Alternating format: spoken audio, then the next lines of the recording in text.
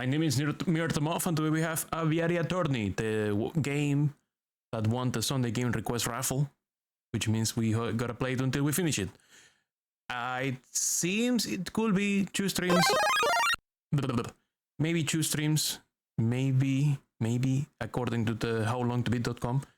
That said, you know, that's assuming that the fact that I have to read everything out loud, which means I'm gonna probably take longer than the projected time in that website. So let's get to it. You wanted to wake the Moth up with explosives? Oh wait, am I cool? Yep. Let's see. Let's go to the corner. Let's get the game running. Let's get the game running. You're currently suffering via watching Watch Moyo, but thank God you're here. Why are you watching Watch Moyo? That sounds like problems. Okay, here we go. Is the game capturing properly? It looks like it is. Camille Science. Oh, that's my mouse. Camille Science. Do you know what Watch Moyo is? Yes, which is why I'm asking. Why are you watching my Watch Moyo? Classic music, yeah. That's like Carnival des Animaux. The Animal Carnival. El Carnival de los Animales. Aviary Attorney. Click to begin. New game.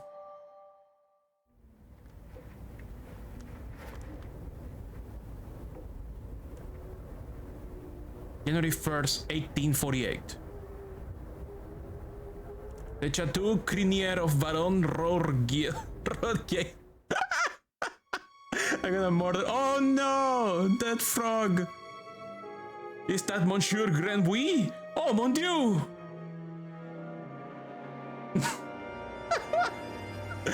Dame Caterlin, what have you done? Oh no, let me guess, she's being framed. Act 1. A cat with claws. Is that me? Is that my character? Sparrow's son? No. It's midday already. Where on earth is that featherhead? Okay, I guess that's me. Sparrow's son says, well, look who finally decided to get up. Haven't you heard what they say about the early bird, Falcon? Falcon says, too early for worms. Pass the Cabernet Sauvignon. Sparrowson says, there will be time for that later. We've got some business to handle first. Business, says Falcon. Sparrowson says, a letter arrived while you were sleeping. I haven't opened it yet. Falcon says, it's probably just more junk mail. Go ahead, Sparrowson. You may have the honors. Oh no, there's gonna be a lot of bird puns, aren't there? I hope so. You make a game like this, there better be. Sparrowson says, alright. Dear Monsieur Falcon, I'm writing to you today because my daughter, Dame Caroline, has been arrested for a crime she did not commit. She is being held at La Conciergerie prison on the charge of murder. Conciergeria. In Spanish is conserjería, so is it conciergerie? Prison on the charge of murder, no less. Her trial is in 3 days' time. I will be greatly in your debt if you will offer her your legal aid. Yours sincerely, Signor Pourtoir the Meow of the Meow State. Let me guess, that's a cat. Pourtoir the Meow. Pourtoir the Meow. Signor Pourtoir the Meow of the Meow State. You think that might be a cat, some kind of feline creature is writing that letter. Falcon says, well, this is quite something. Sparrowson says, I know, your first serious client in months. Falcon says, not just that. The Meow State is well known for its exuberant wealth. Even if we cannot do much for Dame Caroline, his lordship will still reward us handsomely for our efforts. Sparrowson says, wow, so I suppose you intend on defending Dame Caterlin in court. Why is this a choice? Why is this a choice? This reminds you that you don't miss French class. Of course, money. Of course, it would be foolish to let such a good opportunity slip through our feathers. This might go off the rails quickly. Grab your coat, Sparrowson. We're going to go find our kitty client at La Conciergerie. Sparrowson says, excellent. My derriere was getting tired from all this sitting around. What is a derriere? His ass? Explain. Yes, that's the ass. Okay. Oh, but I better file away Signor de Meow's letter first. One moment, Falcon. Okay. My main language is Spanish, so I know some Giolde Spanish words. I don't know too much about Giolde English or French English or French English French. That's the fancy word for ass. Your family is from outside the USA. The familiar one is cool. Culo. Mother is Puerto Rican, father is Ecuadorian. I'm Venezuelan. Birdman, attorney at law. Oh my god, that's a completely different game. You gotta learn how to say ass in every language. Trasero means, behind in Spanish. It also means back. If you wanna be rude, you say culo. If you wanna be if you wanna be, you wanna not be rude, you say trasero. You were the first to be born into USA, but you don't like the USA. Me neither. Portuar's letter says has been added to your evidence. Portuar's letter has been added to your evidence folder. Ooh, evidencia. Portuar's letter. Signor Portuar de Meow has requested legal aid for his daughter, Catherine. She is being held at the conciergerie. Hey, it's a funny welcome. His ass at the moment.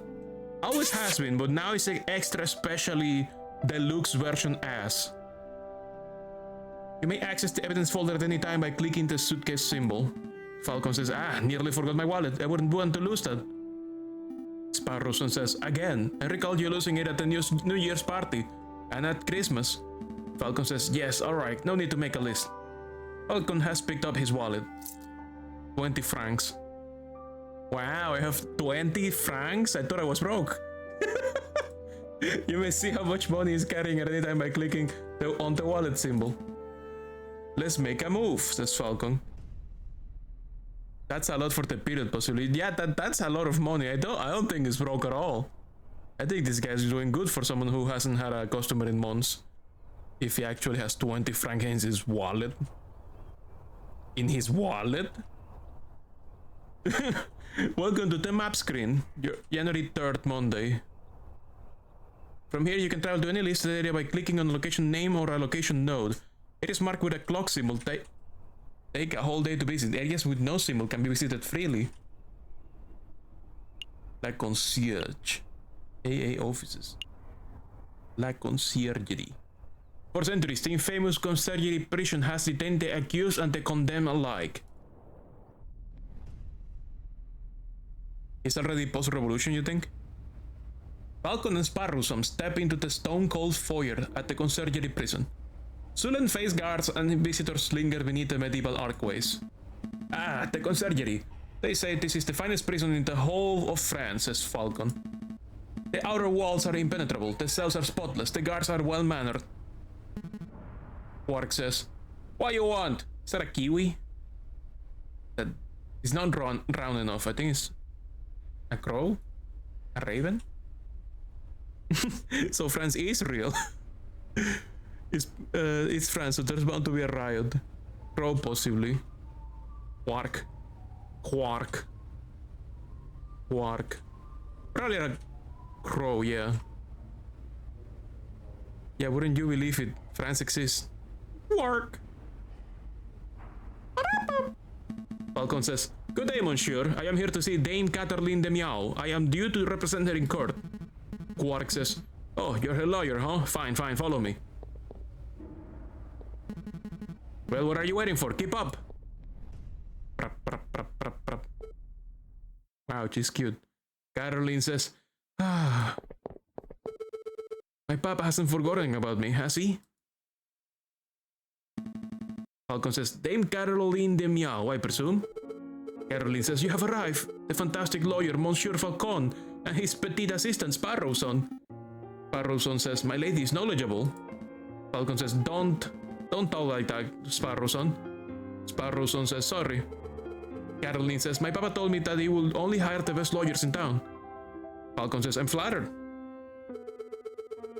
Caroline says, but they weren't available at such short notice, so he hired the first person in the address directory.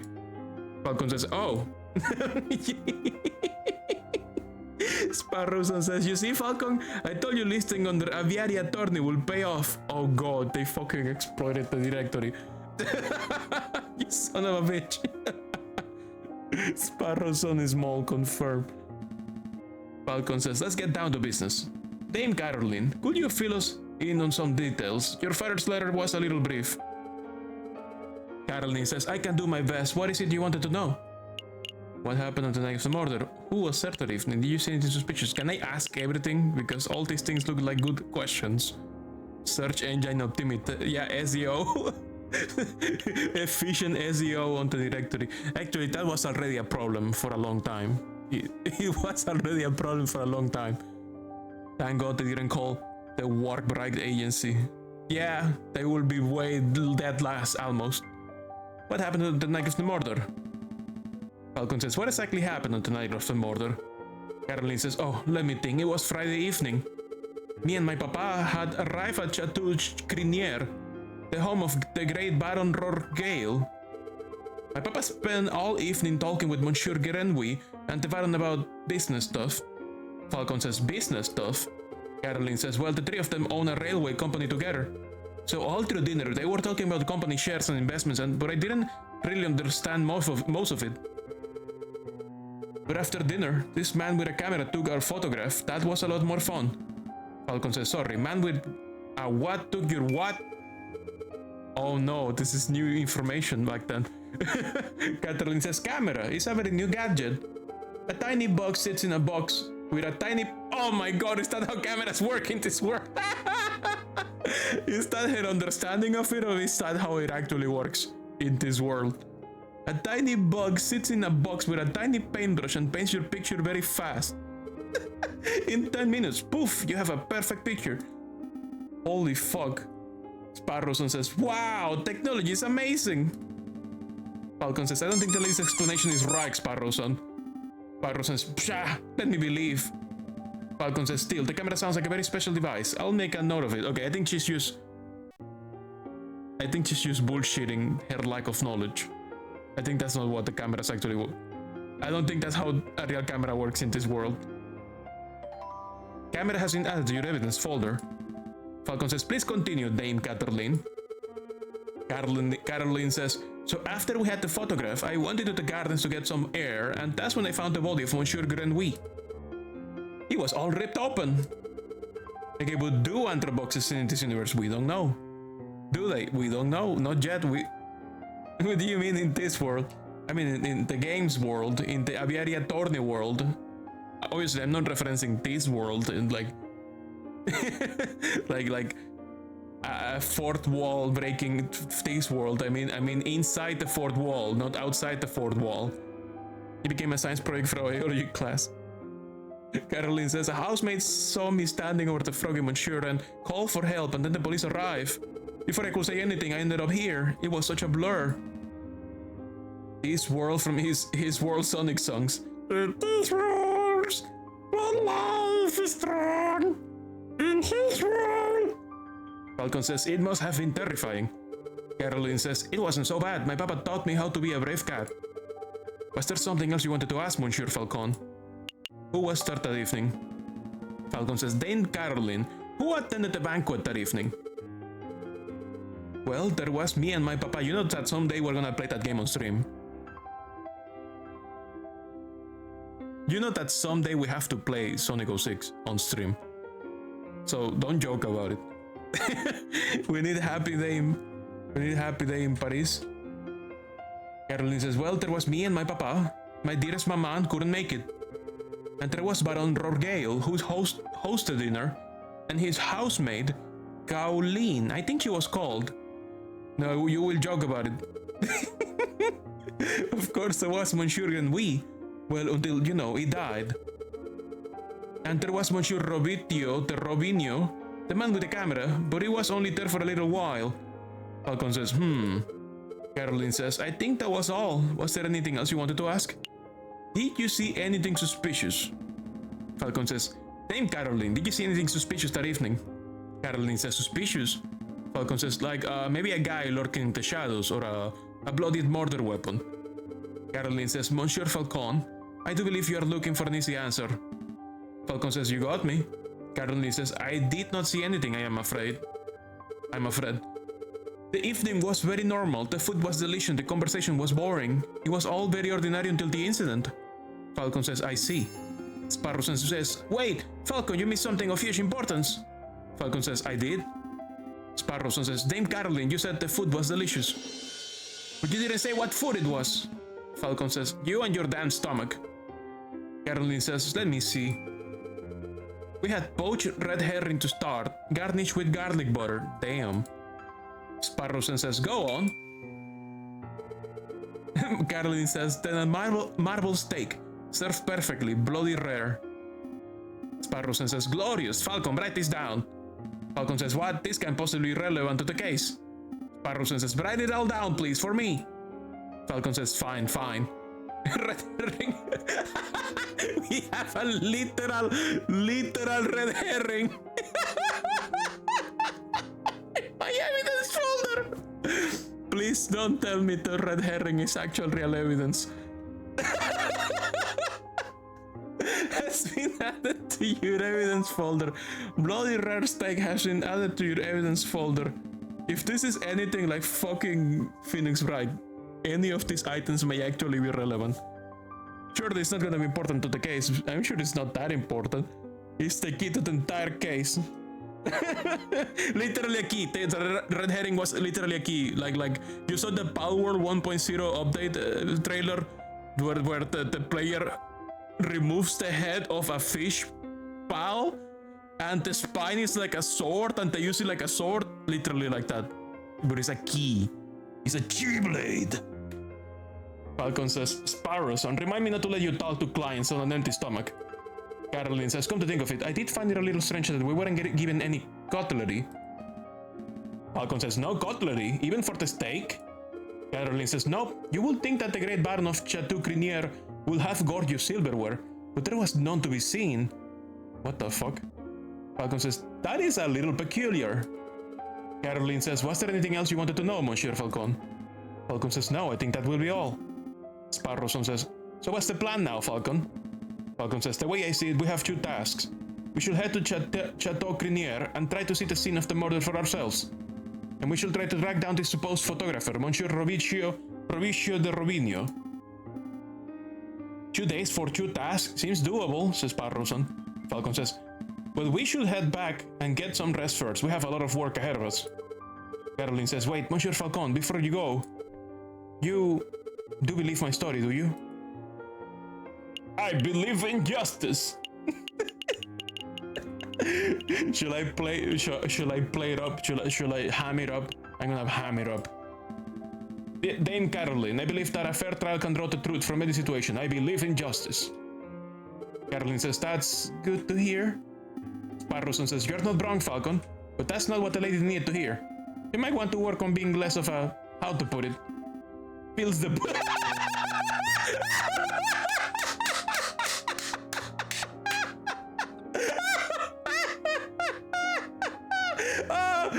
Oh, yes. Yes.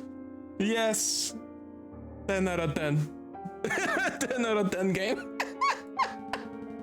Falcon says, if serving justice makes me a feels the put, then I will wear that title proudly. Sparrowson says, Dame Caroline, Monsieur Granby, Baron Rorgale. These names are all getting a bit confusing, aren't they? See why you wanted me to play this? This is amazing so far. Falcon says, not particularly. Sparrowson says, well, it is for me. I'm going to start compiling a Facebook so that we can so that I can keep track of who everyone is. Falcon says, a what? Sparrow says, a face book. It's a collection of people's names, pictures, and descriptions in one easy-to-carry catalog. Falcon says, I think I understand. The name could use a little work, though. Sparrowson has started compiling a Facebook. You can access a list of people you have met at any time by clicking the book symbol. Falcon says, let's make a move. A new day. January 4th, Tuesday.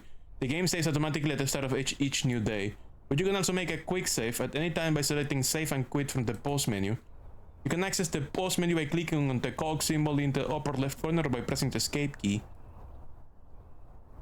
Congrats, Falcon signed up for Facebook.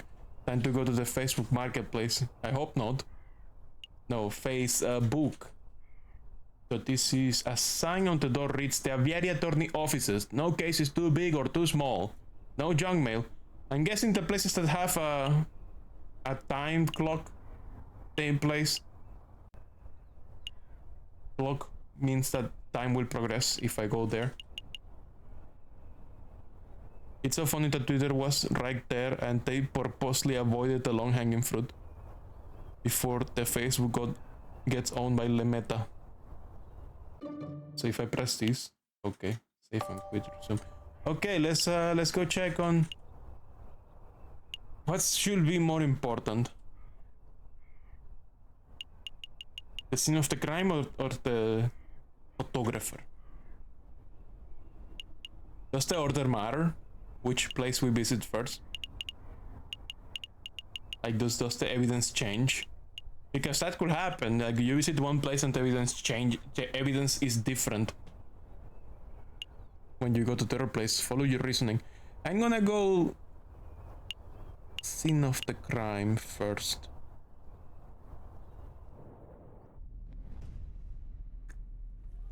Falcon and Sparrowson enter the courtyard outside Chateau Crinier.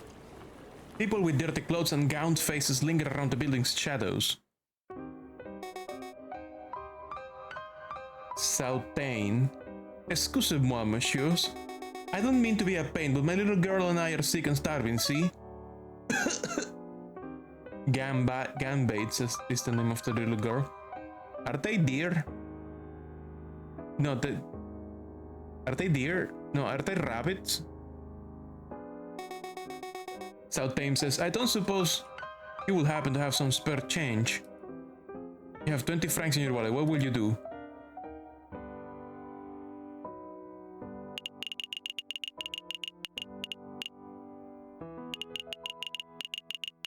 How much is 1 franc in 1878? It is a lot, right? How much is 1 franc back then? Like, this is half his wallet. Like, this is like, this guy's actually 1.25 as of now.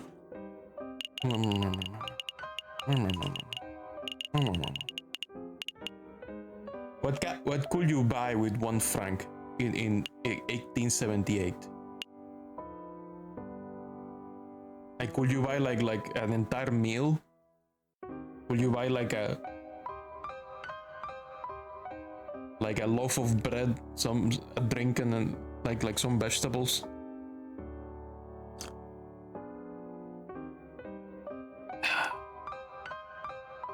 The little girl looks at you expectantly.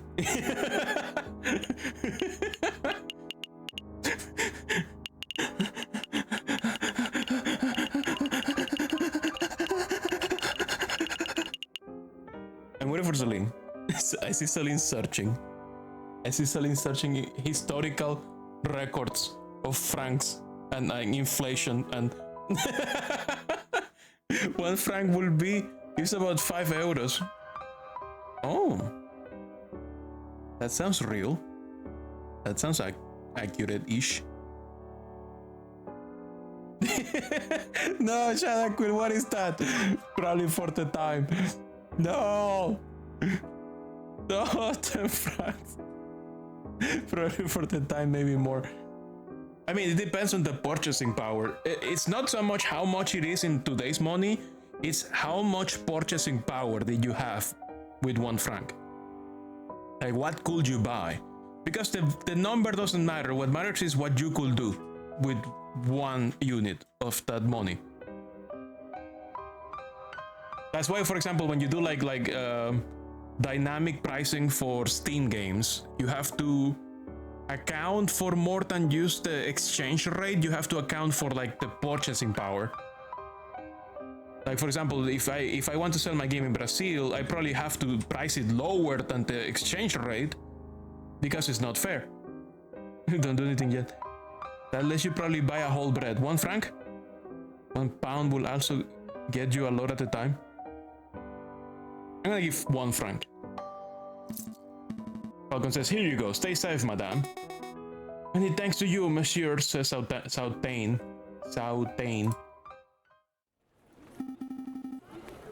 Why is her name, why does her name sound delicious? What is she? Is she a rabbit? Wait, Soutain, like she got sauted. What? Is it a joke about a species? What species was she? I wasn't sure. Was she a deer? I think she was a deer, but then the hands look not very deer-ish. No, Sautane. Sautane with double N. Sautain. Sautain. Ne. Yeah, Sautane. Sautane. Exactly like that. I don't know. I wasn't sure what species she was. Probably a pun on the French word for jumping. Like saltar, like so she may have been a rabbit. She did look rabbit-ish, but the ears didn't look that long, so I wasn't sure. I was like, is it a deer or a rabbit? Parroson says, that was pretty generous of you, Falcon. Falcon says, times are tough. Making sure a mother and child have something to eat is the least I can do. But what am I doing, standing here moralizing? Come on, Sparrowson, we've got business to attend to. Falcon and Sparrowson step into the pristine wood-paneled foyer of Chateau Crinier. Sparrowson says, wow, look at this place. Baron Rorgale must be loaded. Falcon says, more than loaded. When it comes to lucrative investments, the Baron is a legend. Factories, chocolate shops, hotels, railroads. The Baron owns a little bit of everything this side of the Seine. Is Seine a river? The 2 subjects in school that I was very bad at was history and geography, so you have to help me out. Well, you heard this game has multiple endings. Oh dear, oh my, oh fuck, oh shit. So it might be more than 2 streams, actually.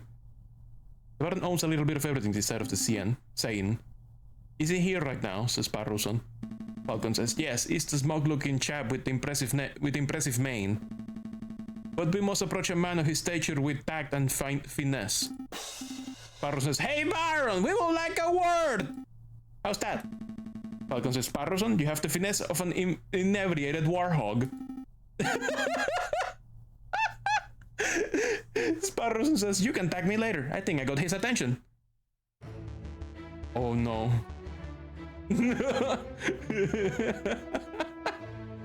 He looks amazing. Oh my god. Rorgale says, did I hear my name? Great Baron Rorgale, property owner extraordinaire, at your service. And who might you fellows be? More investigators? No, we're attorneys. Should I lie? I could lie. But no, that could backfire. Let's not lie. What the hell is this damn lie? I mean, you already know. It's Baron Rorgale. Not quite. I'm a private attorney, J.A. Falcon, and this is my associate, Sparrowson. Rorgale says, lawyers, eh? You know, you aren't the first to have passed through here today. Falcon says, oh? Rorgale says, yes, this jumpy, twitchy fellow came by this morning.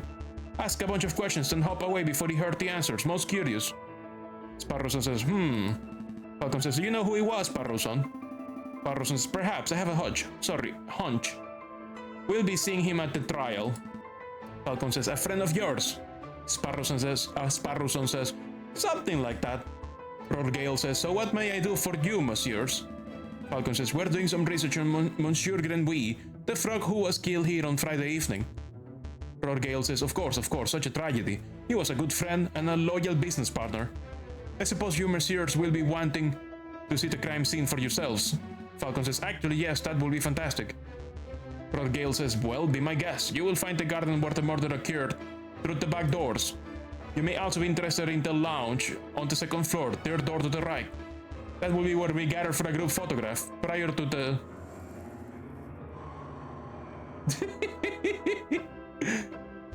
unfortunate incident. Sparrowson says, oh, can we see the finished photograph? Gale says, I'm afraid not. It is my understanding that a photograph must be developed before it can be viewed. It's a slow process. My own copy of the photograph is to be delivered in 3 days' time. Sparrowson says, that's not good to us. The trail may be over by then. Falcon says, nonetheless, we appreciate your hospitality. Thank you, Baron. Gale says, that's no trouble at all. I'll be here to see you out when you are done with your investigations. Sparrowson says, so where shall we go first? Let's go garden.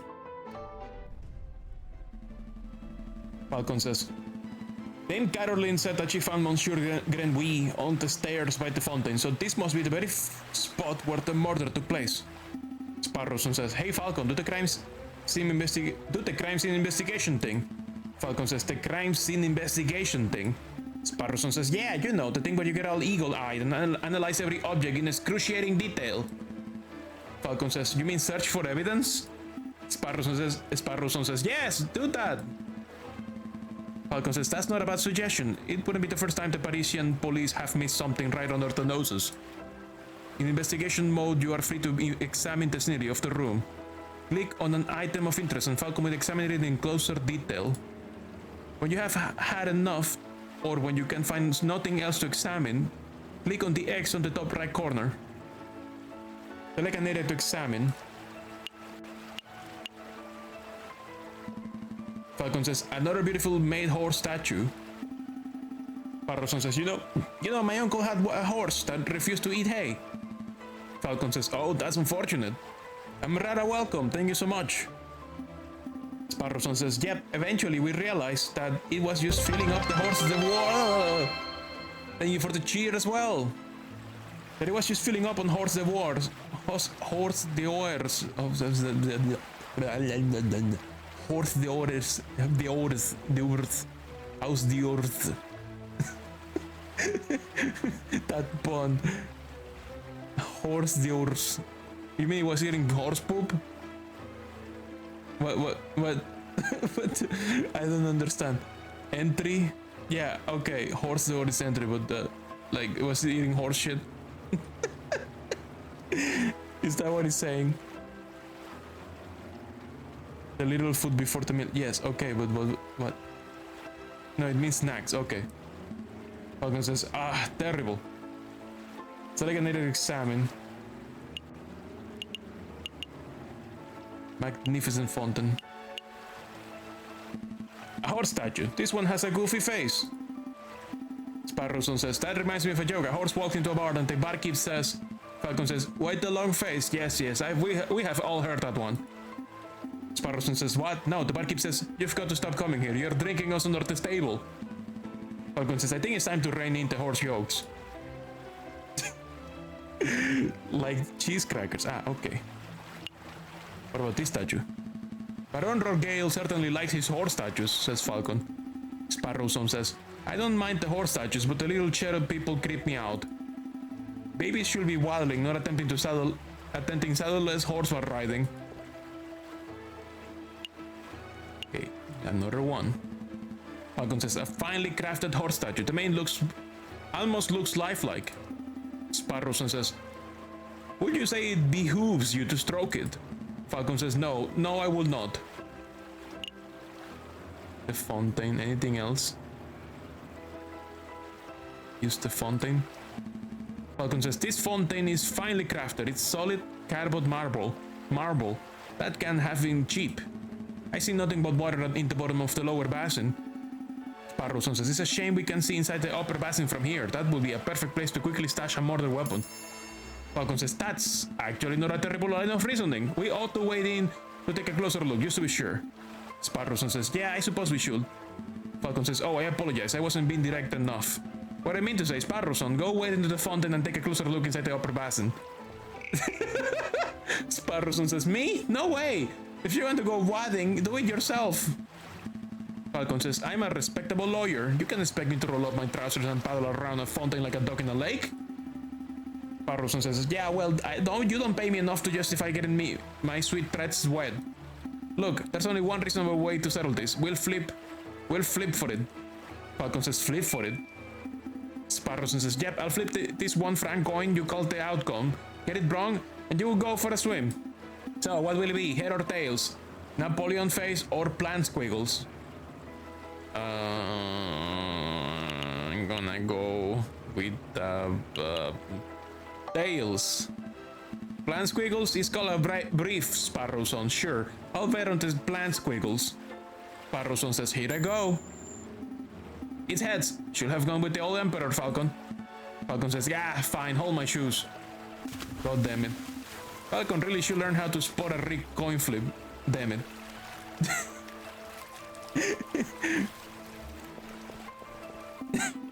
I almost feel bad for cheating. The coin is rigged. Who liked that dumb Emperor anyway? Sparrowson says, almost. You're back. Had a good swim, says Sparrowson.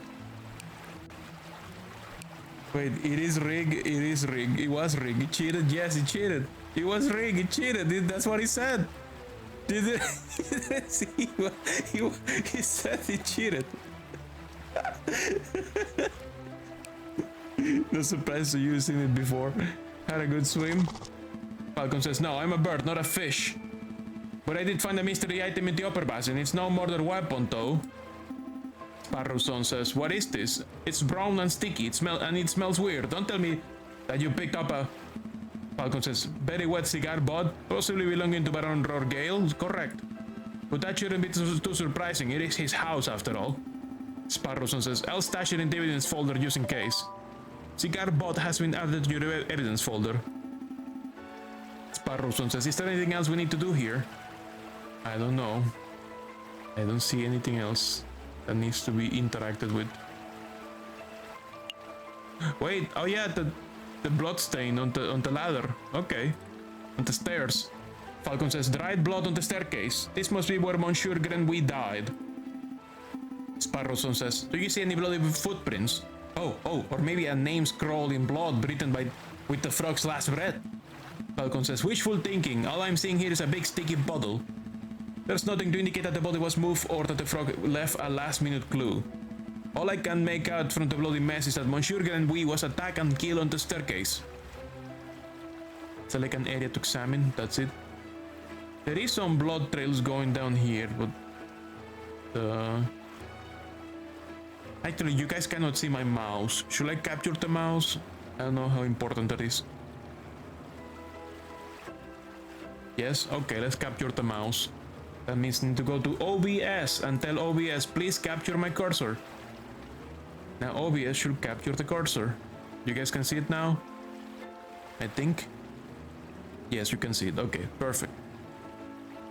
I don't think there's anything else here. Moving all over the place just in case I miss something.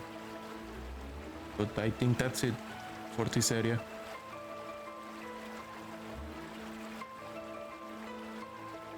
I think that's it. Falcon says, I think we're done here.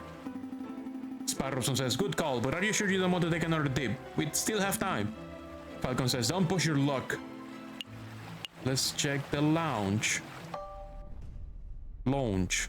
Wow, we got a giraffe person. Is that the maid? Falcon says, second floor, third door on the right. This must be the room where the photograph was taken.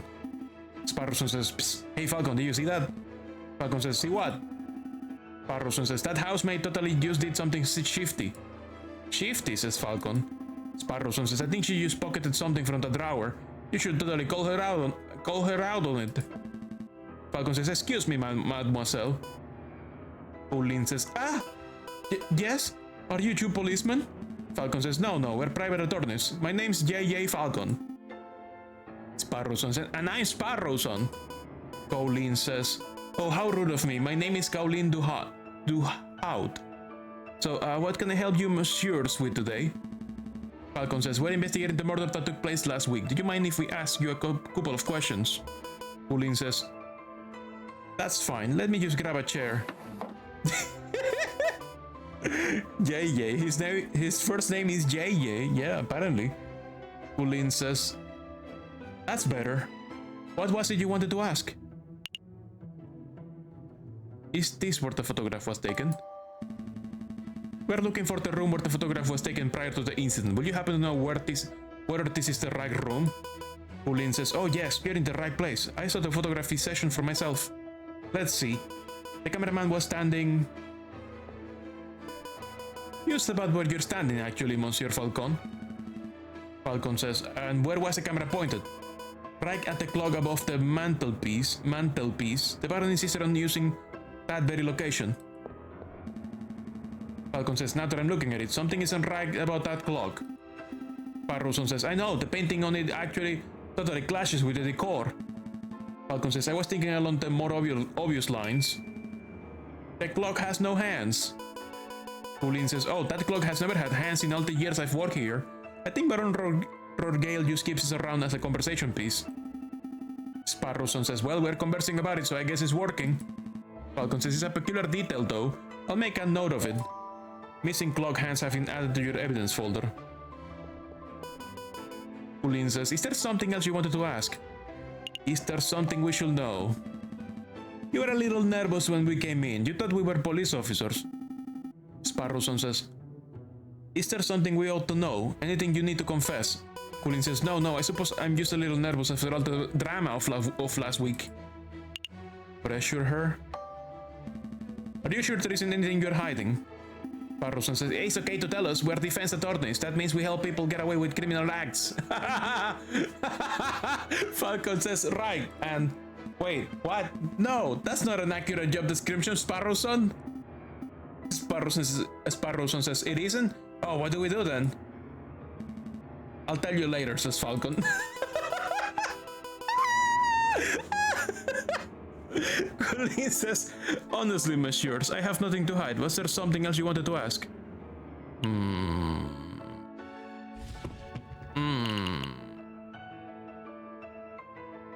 A cigar was found at the bottom of the fountain in Rorgale's garden. It could only be reached with a little wadding. Missing clock hands. The clock in Baron Rorgale's lounge has no hands. Camera. Photographer named Rovicchio attended the banquet.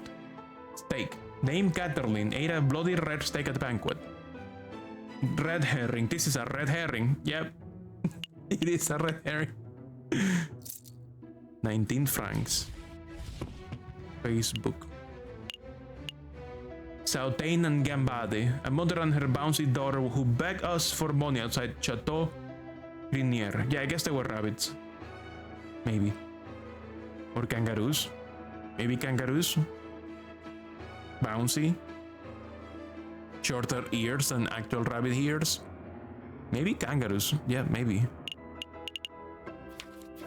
Wow, that's a lot of faces. That's all. Falcon says, no further questions. Thank you, mademoiselle. You have been a huge help. Pauline says, it's no problem, messieurs. Actually, there is something. I know you two saw me stealing as you came in. I appreciate that you didn't give me the third degree about it.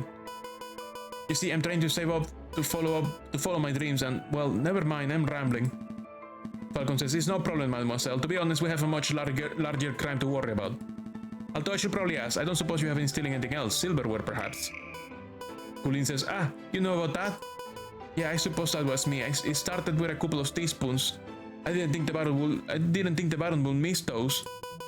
But, well, yeah, I suppose the habit got a little away from me. Sparrowson says, that's one mystery solved at least. Missing silverware has been added to your evidence folder. Uh-oh. I think Colleen is gonna get in trouble during the court.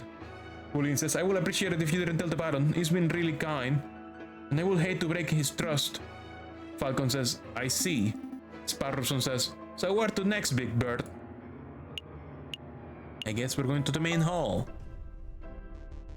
Rorgale says, did you messieurs have a good look around? I trust everything was in order.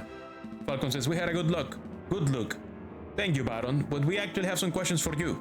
Rorgale says, please ask away, I have nothing to hide. What happened on the night of the murder? About your housemaid. We met your housemaid, Colleen Duhauf. Rorgale says, she's a gorgeous young lady, isn't she? Yes, she was quite helpful. Falcon says, yes, she was more than willing to help us with our investigation. Rorgale says, I'm glad to hear it. Did you two want to ask something else? What happened on the night of the murder? Falcon says, Baron Rorgale, I would like to ask about your activities on the night of the murder. Rorgale says, oh, am I in trouble? Not at all. No, nothing like that. We're just gathering the full picture. Rorgale says, I see. Well, let me think. The guests arrived at 5 o'clock and we all sat down for dinner in this very hall at 6.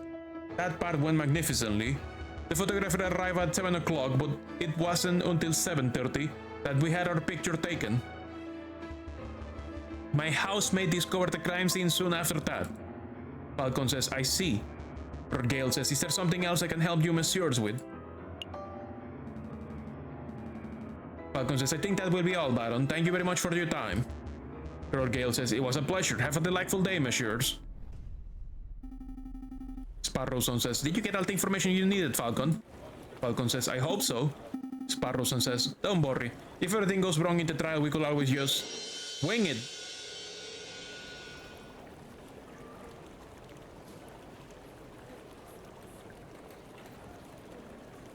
I think we need a new assistant. He already scanned me once. Falcon says, terrible, just terrible. Let's head back to the office and get some rest. A new day. January 5th, Wednesday. Okay, let's check on the photographer. An impressive man outside house with an immaculate garden. Here lies the home of Rovicio de Robinho, up-and-coming photographer. Sparrowson and Freddy will get along. Which Freddy are we talking about? Which Freddy are we talking about? Is there someone in Phoenix Wright called Freddy? I haven't played Phoenix Wright besides the original Turnabout series. Freddy Frederson. I don't know who this is. I have no idea who that is. Falcon says, so this is the studio of the famous photographer. Shall we knock? Sparrowson says, wait, there's another. Oh, Freddy, fuck! Never mind, yes, I know who that is, sorry. Freddy the Crocodile from Dog Detective, yes. Oh my god, I forgot the full name.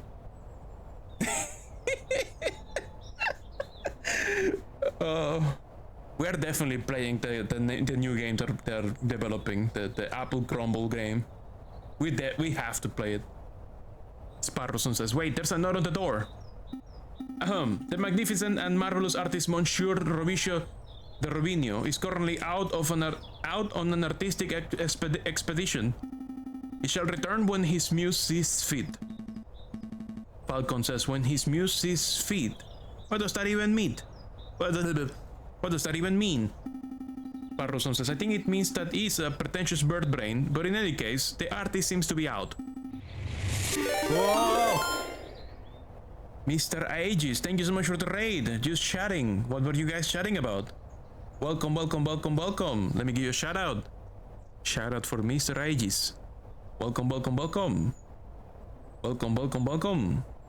Bienvenidos a todos a la transmisión de Mir La Polilla. Today we have some Aviary attorney, courtesy of Noob Jr. who won the Sunday game request raffle. Now let's see. Sparrowson says, what shall we do now? Falcon says, we should knock anyway.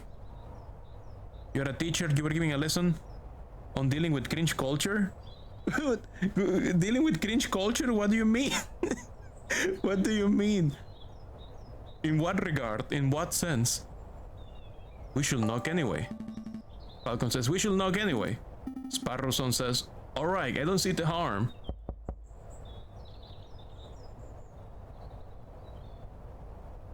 No response. Sparrowson says, nope, it doesn't look like it's in, Falcon. We should break in, yeah, let's go. Falcon says, we should break in. Sparrowson says, what? Are you serious? On how everyone is calling everything cringe lately and that it holds people back from being authentic and enjoying things. Okay, that is a very good lesson, actually. That is exactly right. That is correct. That's exactly what's happening. I mean, that's just because the word cringe is the current word, it doesn't mean that it hasn't been happening forever.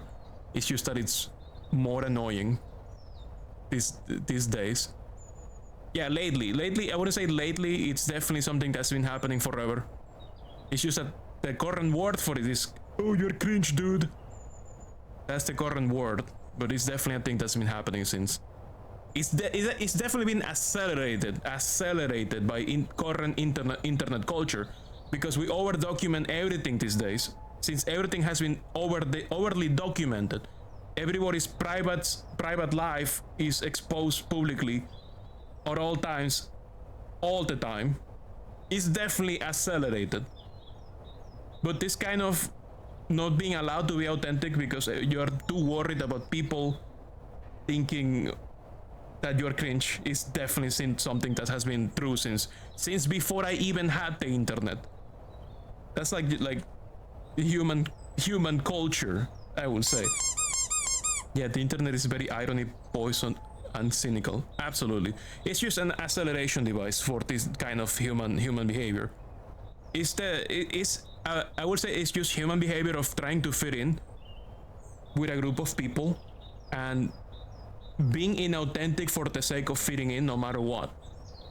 And then, the people who don't do the necessary inauthentic behavior will be called cringe in today's vocabulary. But in yesterday's vocabulary, it will just be, any other word like nerd or loser or etc. It's been true since forever. It's been true since like I don't know, caveman days. It's been true since medieval days. There's like documentation of human behavior like this since forever. But it's definitely true that today is like accelerated to horrible degree, childish. I don't know. It's something that evolves. The vocabulary changes, but the human behavior will continue. And internet makes it worse. Sparrowson says, "What? Are you serious?" Falcon says, "Maybe." Sparrowson says, "Monsieur JJ Falcon, I would have thought that a man of justice like yourself would be against such reckless displays of unlawful barbarism." Falcon says, "You're right. I'm sorry. I don't know what came over." Sparrowson says, "It's a brilliant suggestion. Stand back. I'm barking the door down."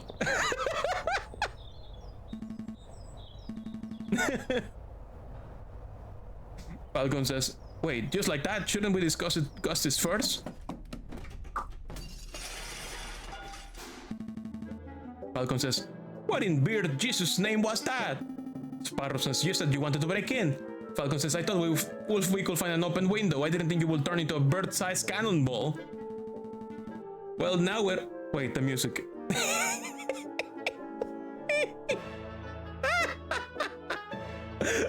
The music. Perfect. Perfect time for this song. This place is quite something. It's very... Well, now we're here. Now we're here. We ought to make the most of it. This place is quite something. It's very... Swanky, says Sparrowson. We have an ad break. Be right back.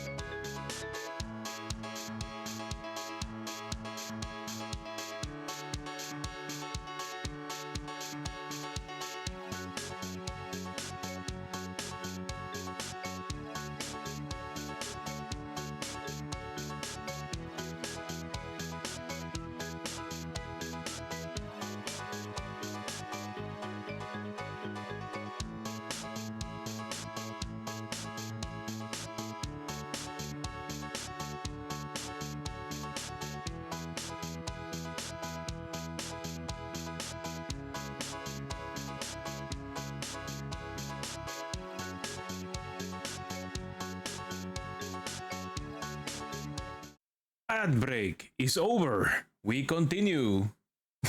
An ad break right after a break-in, yes. Falcon says, I was going to say ostentatious. Sparrowson says, that's just swanky talk for swanky. Falcon says, we don't have time for this. The sound of a door being smashed in could be drawing unwanted attention. We should find anything that may help our case and get out. Select an area to examine. Okay, time to check everything. Falcon says, I see a bourgeois tigress in profile. I see a finely dressed, dandy fellow upon a horse. This appears to be a photograph of a ladder, symbolic of climbing towards success, perhaps. Sparrowson says, it looks more like a step ladder to me. Falcon says, oh no, we're not getting to that old argument. Thank you so much for the follow, Just West 85.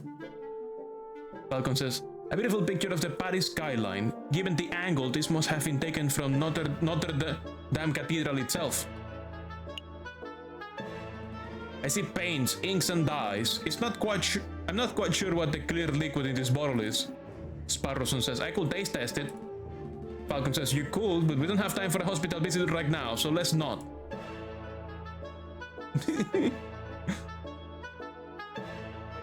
Anything of interest here?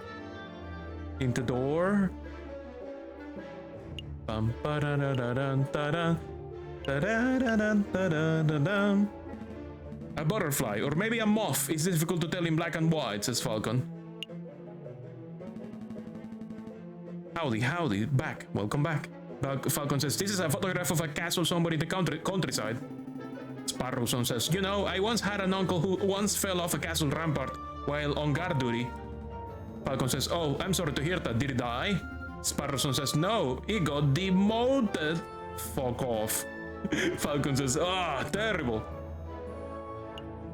You need a new assistant, my guy. Falcon says, a lighthouse. No, wait. It's a man in a top hat. Actually, if I squint and turn my head sideways. Sparrowson says, it's a black smudge, Falcon. Falcon says, this is a tiny photograph of what appears to be a jail cell. Sparrowson says, that reminds me, how illegal is this? You know, breaking and entering, rifling through a person's belongings. Falcon says, it's cool, we're lawyers. It's okay. A recently passed amendment allows for a proportionate amounts of property damage in the pursuit of criminal evidence. Sparrowson says, I don't think that's correct, but your use of legal jargon makes me have faith in your credentials. Falcon says, it sounds like you're starting to learn the finer points of the French justice system, Sparrowson.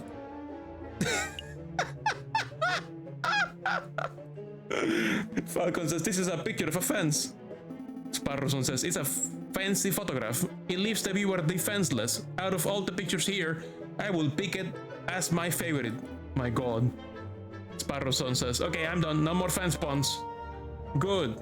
Never again, please. Falcon says, ah yes, the famous answer. Trust me, bro. Falcon says, a picture of a sailing ship on a windy day.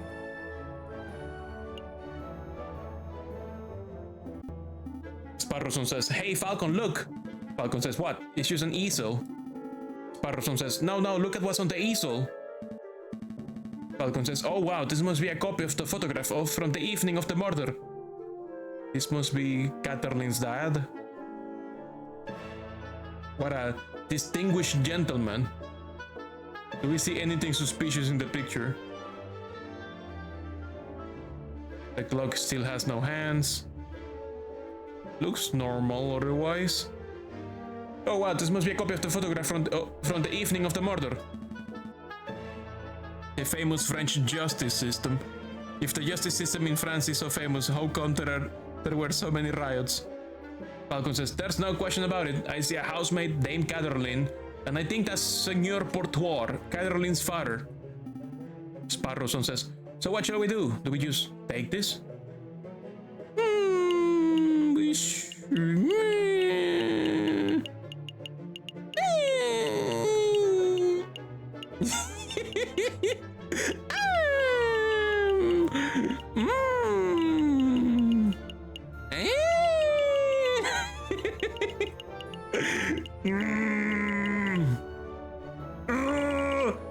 I'm gonna flip a coin. Flip a coin, please. Exclamation coin flip right now. Heads, I take it. Tails, I leave it. Heads, I'll take it. We should take it. Where are you taking the painting? The photograph? Falcon says, we have come this far. We may as well borrow it. Studio photograph has been added to your evidence folder. Sparrowson says, is there anything else we need to do here? It's the lake and area to examine. I don't know, I think we got everything that seems to be of import. Oh, wait, chandelier, we didn't check that. Sparrowson says, a chandelier! You should get one of those for the office. Falcon says, I don't have the money for that sort of luxury. Okay, it was just a commentary. Use some commentary. I don't think we need to check anything else in this place. How dare you delegate the moral choices to RNG?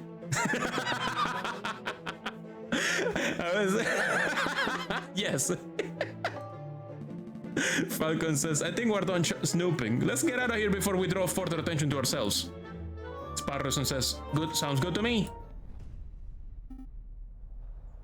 Uh-oh. Says Sparrowson. Robinho says, oh mon dieu, what happened to my door?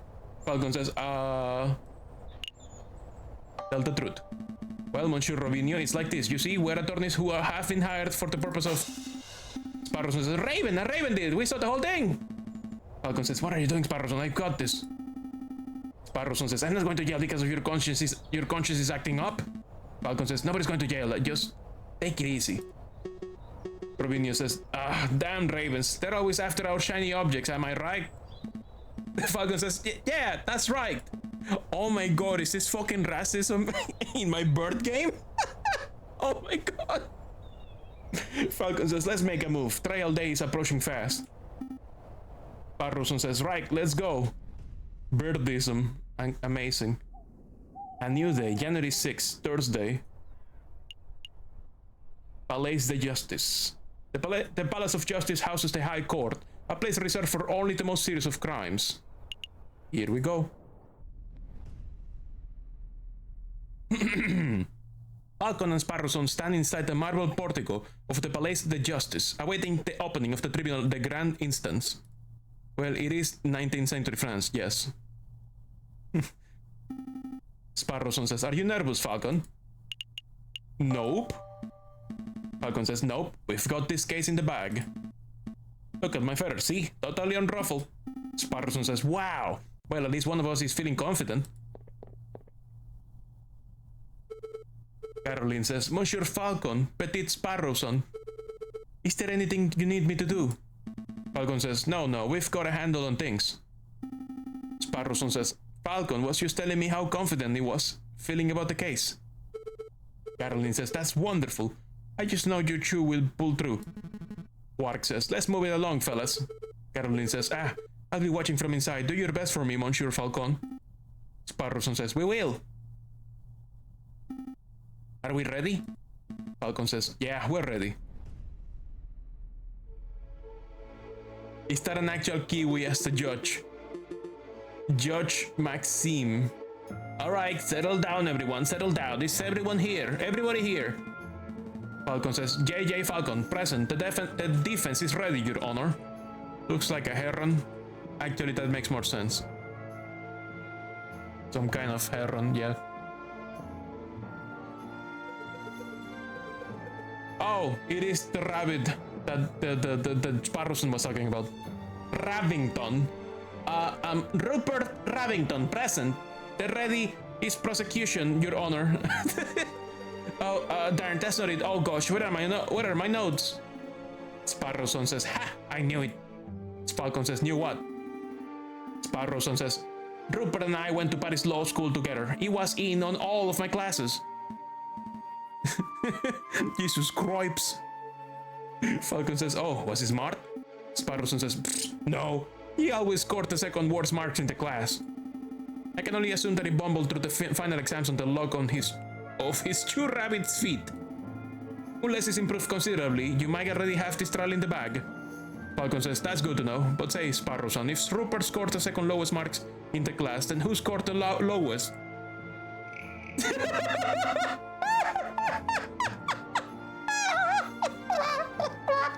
Sparrowson says, I choose to exercise my right not to self-incriminate.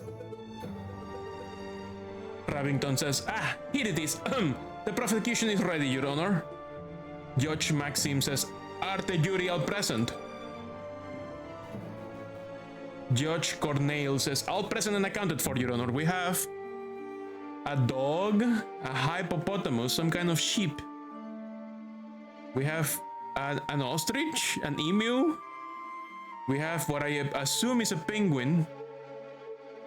And then what I assume is a toucan. Then what I assume is a sea lion. Then I think a vulture. It's a corneal. It's a bird. It's a bird. It's not a penguin. Okay. A type of crow, you think? Where are my biologist friends when I need them? All present and accounted for, Your Honor. Sparrowson says, hey Falcon, I thought there were only 6 members of the jury for the cases like this. Why do I count 8? Falcon says, oh, those 2 birds in the funny hats are assessors, the associate judges. Assessores. Assessores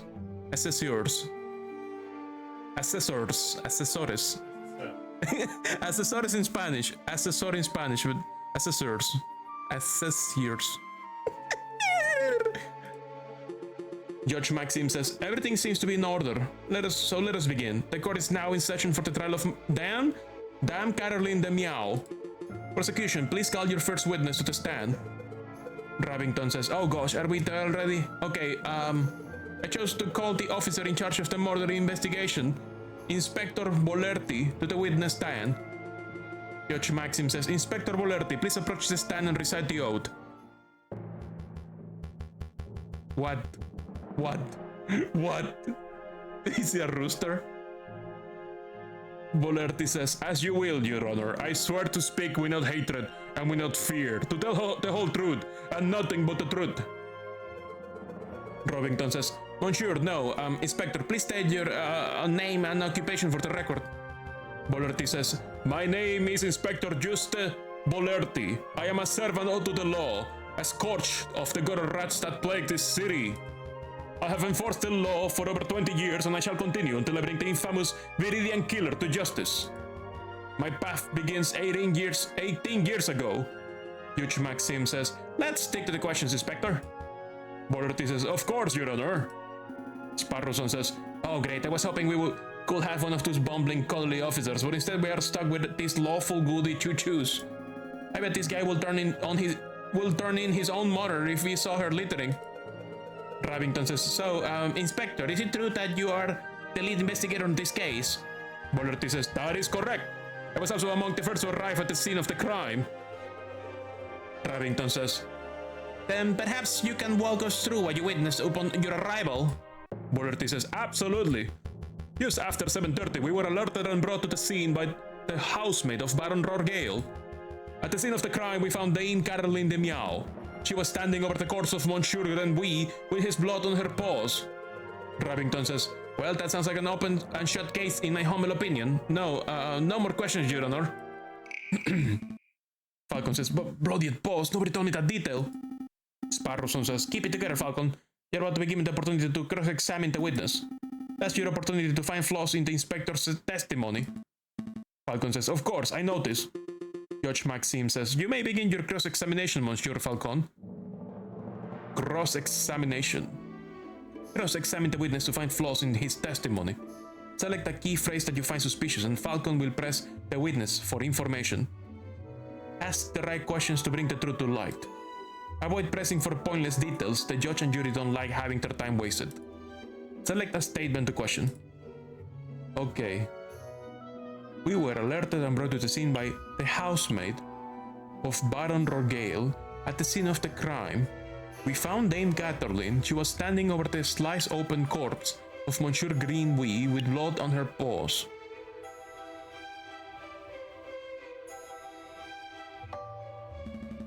Falcon says, Inspector, you say Dame Caroline had blood on her paws. Had blood on her paws.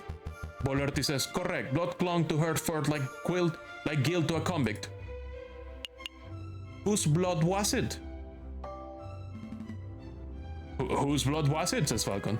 Bolerty says, ha, what a question. It was Monsieur Grenouille's, of course. Falcon says, how can you be so sure?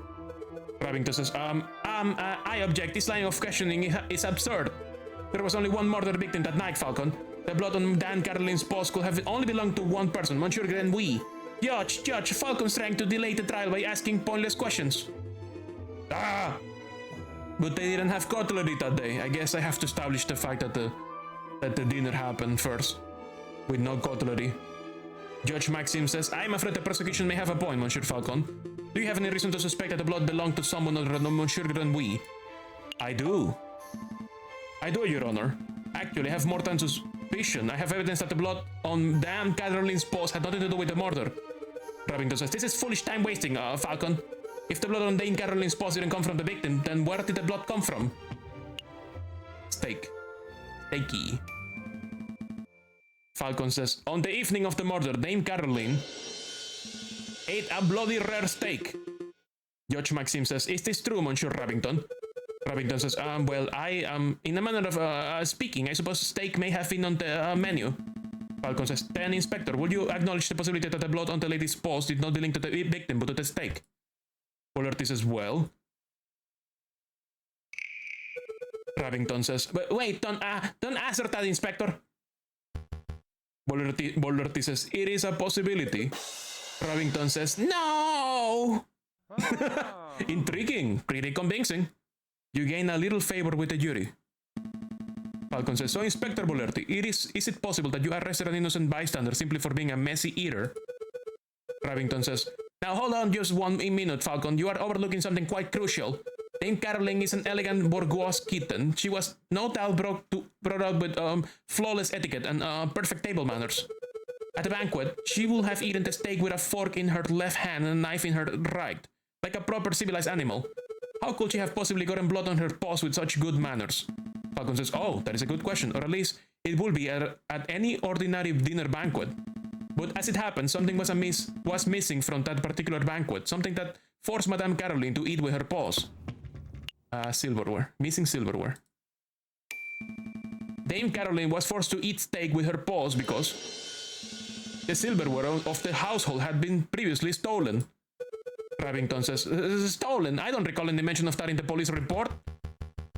Bolerty says, we weren't aware of anything missing from the Rorgale residence when we performed the initial investigation. But as it happened, Baron Rorgale approached us about this very subject last night. Rabington says, innocent perhaps, what a twist. You gain a little favor with the jury. Judge Maxime says, what is the meaning of all this? bloody steak, misplaced silverware. Inspector, was your investigation so lax that you overlooked these basic facts in your initial report? Bolerty says, lax? My investigation, Judge. I assure you that I am the most thorough investigative officer on the force. Judge Maxim says, then it is amazing that the Parisian police managed to solve any crimes at all. Sparrowson says, hey. Remington says, oh dear. Judge Maxim says, be on your way, Inspector. Perhaps do a little inspecting for your next case. Holy fuck. Bolerty says, fine. So be it, messieurs. Until next time. Judge Maxim says, Prosecutor, I trust your next witness is ready. Remington says, yes, of course, Your Honor. I call upon, let's see, Monsieur Rovicio Robinho, the photographer who attended the banquet on the night of the murder. Monsieur Rovicio Robinho, please approach the stand and recite the oath. Robinho says, how does it go? I swear to speak without hatred and without fear, to tell her the whole truth and nothing but the truth. It's a little cliché, to be perfectly honest. Remington says, could the witness please introduce himself to the court record? Robinho says, as if anybody in this courtroom does not immediately recognize me. I am the great Monsieur Rovicio Robinho, cutting-edge photographer and visionary. I don't just take people's pictures, I capture the very essence. Je suis l'artiste. Tu es un pip. What does that mean? What does the last part mean? You are what? What is pipe? What is pipe? Cigar? No? You're a pipe? Like an actual smoking pipe. What does this mean? Like in context. I'm an artist, you're a pipe? Magritte joke? It's flying over my head. Please help. Please help. What does it mean? It's a spasm pipe. There was a famous painting of a pipe with the text, "This is not a pipe" under it. Oh! I see. It's the title of a drawing of what looks like a pipe by him, yes. Which was a joke about how, yes, it was a pipe, but not a pipe, just a drawing. Indeed. Okie dokie. Okay, it's a meta joke. Or artist meta joke. Robinho says, you may have seen my works in hip magazines, Le Branche or C'est Chouette. I can send you tweets if you like. Oh my god. Falcon says, what on earth is a tweet? Sparrowson says, bird communication. Come on, Falcon, it's the 19th century. Get with the times already. Remington says, yes, your works are very impressive, Monsieur Robinho, but let's get down to business. Oh shit, there is Twitter in the 1840s. Remington says, could you tell us your activities were on the night of the murder? Robinho says, very well. I was hired by Baron Rogale to capture the evening's events. I arrived at 7 in the evening. I pointed my camera and captured the beauty of the banquet in one fantastic photograph. Oh no, the people of Tours is gonna be the French. No wonder they ride in France. Robinho says, then I billed Baron Rogale and left. Sparrowson says, like a true artist. Remington says, and with regard to the photograph itself, who did you photograph? Robinho says, I thought you might ask. I brought a copy so that you could all see for yourselves. Remington says, oh, very good. Let's take a closer look. Wait a minute.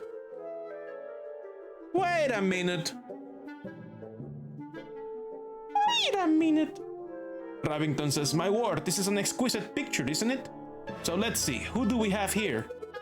In the middle, we see Baron Rogale, the lion who hosted the event. On the left, we see Seigneur Portoir de Miao, the father of the defendant, Dame Caroline. And finally, we see the housemaid, Colleen Duhaud, who I suspect may have snuck into the picture uninvited. Wait a minute. Remington says, as you can see, two people are clearly absent from the photograph. The first is the victim, Monsieur Grenouille. The second is the defendant, Dame Caroline de Miao. Quite suspicious, when you agree? Falcon says, just a moment, Monsieur Remington. This proves nothing. So the defendant and the victim were not photographed with the others. That doesn't mean that they were in the garden together at that point. Rabington says, hold your horses, Falcon, I'm not done yet. Judge Maxim says, the prosecution may continue. Rabington says, behind the photograph subjects, we see a wall. Wait, the clock has hands. Oh, that's how I'm going to prove that this was adulterated. This is how I'm going to prove that the picture has been modified. Behind the photograph subjects, we see a wall clock with the time set at 7:30. Now, why is that time significant? Well, as Inspector Bolerti told us earlier, that was the exact time the murder took place. Oh my god, they even fabricated the time. So was the murderer the Baron, the lion? Rabington says, do you see, Falcon? Every suspect has an alibi at the time of the murder, save for Dan Caroline herself. Sparrowson says, hey Falcon, the photograph doesn't seem right. It looks different to the one we borrowed from Robinho's studio. Falcon says, I see it too. Our photograph shows Colleen Duhout, Dame Caroline, and Seigneur Portois. But Monsieur Robinho's photograph shows Baron Rodgale where Dame Caroline should be standing. If we assume that only one photograph was taken, then this demonstrates that one of the photographs must have been edited in some way. Sparrowson says, you should just slam that evidence down, be like, bam, inconsistency. This whole courtroom is out of order, case closed. Falcon says, I can't do that. Sparrowson says, well, I suppose you could be a little more delicate with your words. Falcon says, no, I mean, I can't do that because our evidence was illegally obtained. If I were to present it, Monsieur Robinho will ask how we acquired it, and then the whole trial could derail. In a worst case scenario, I could lose my legal license and we will be arrested for theft.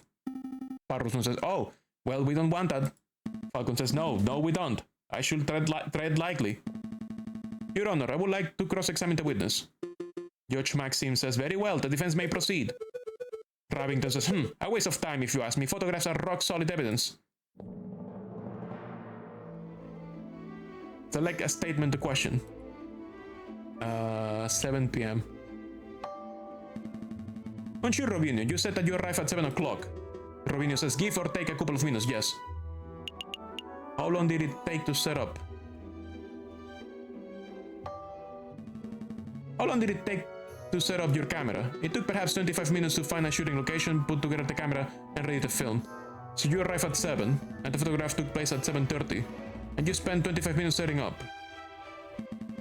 At least 5 minutes unaccounted for. Rabington says, Falcon, surely you aren't suggesting that Monsieur Robinho did something nefarious in this small window of time? No, I'm not. Not at all. I'm just trying to piece together the evening's events. Rabington says, Robinho says, I spent a little time talking with Baron Rodgale when I arrived. That's probably where the rest of the time went. Do you have another question? Yes. How do you know what time it was? How do you know that you arrived at 7?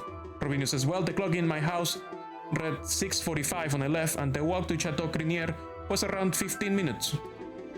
I don't claim to be a flawless timekeeper, but I'm a professional. I always stick to an appointment. Do you have another question about Robinho's time of arrival? I guess this is not how we're gonna poke at the fact that the clock has hands. Okay. Beauty of the evening events in one magnificent photograph. Then I build Baron Rodgale and left. I guess let's talk directly about the photograph. Let's take a closer look at this photograph.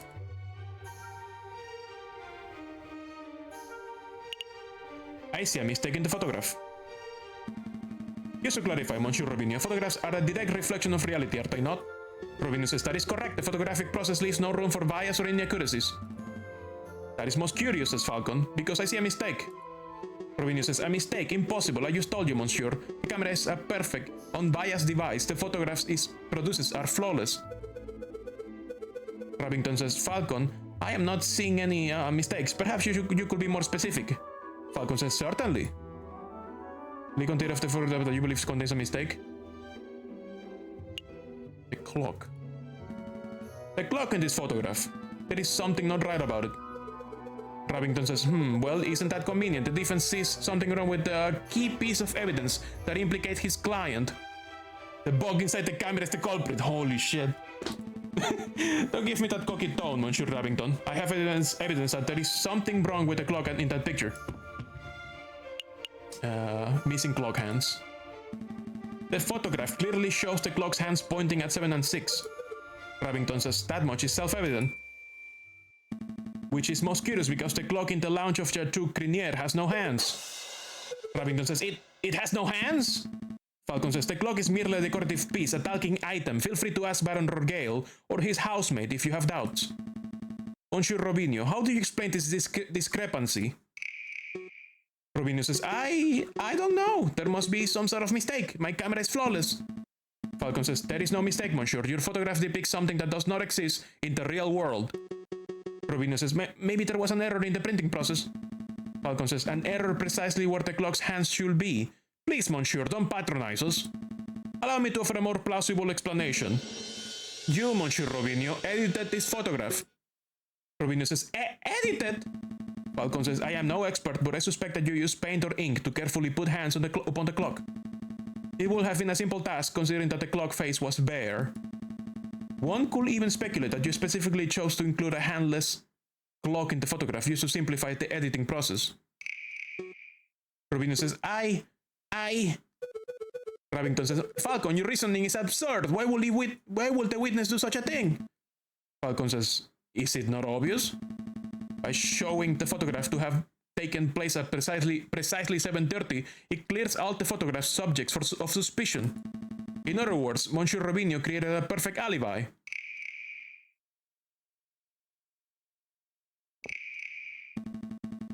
Of course, this raises further questions. Who is the witness protecting? And why was Monsieur Robinho coerced, bribed, threatened? Enough silence. Let's hear some answers, Monsieur Robinho. Robinho says, fine, you got me. I'm guilty. I did it all. Judge Maxim says, you did it? You're confessing to the murder of Monsieur Grenouille? Robinho says, what? No. I have no idea who killed the frog. I'm just admitting that I'm guilty of producing fraudulent photograph. I was ordered to make changes to the printed photograph. And yes, that included adding hands to the clock. Falcon says, you were ordered. By whom? Robinho says, I dare not say. Judge Maxim says, Monsieur Robinho, I strongly advise you to answer the defense's question. You have pledged to speak without fear, after all. Robinho says, with respect, Judge, I fear his claws more than I fear the punishment of the justice system. I shall name no names. Sparrowson says, his claws. Did you hear that, Falcon? Judge Maxim says, that is most unfortunate. Monsieur Robinho, we cannot and shall not torture names out of you. We don't live under the ancient regime, after all. But since you have admitted to falsifying evidence, then we cannot keep you on the stand as a witness. Take your leave. You shall be charged with perjury in due course. Robinho says, I can't protest. That's the least I deserve for my failure as an artist. Good day, messieurs. Intriguing. Really convincing. You gain a little favor with the jury. Rabington says, so the clock's hands were painted on. So what? It doesn't matter. The photograph still depicts Dame Caroline is as absent close to the time of the murder. That's significant. Falcon says, don't be dense, Monsieur Rabington. If the photograph is not completely genuine, then it cannot be considered reliable evidence. Rabington says, why not? It's still a portrayal of the night's events. Falcon says, because if we accept that one part of the picture was edited, then we must accept the possibility that other parts were too. It is possible that Dame Caroline was painted out. Even worse, it is possible that another person was painted in.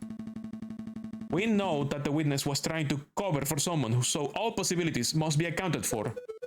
Rabington says, so what are you saying, Falcon? That the housemaid paid off the photographer? Or was it Seigneur Portoir de Miao, perhaps?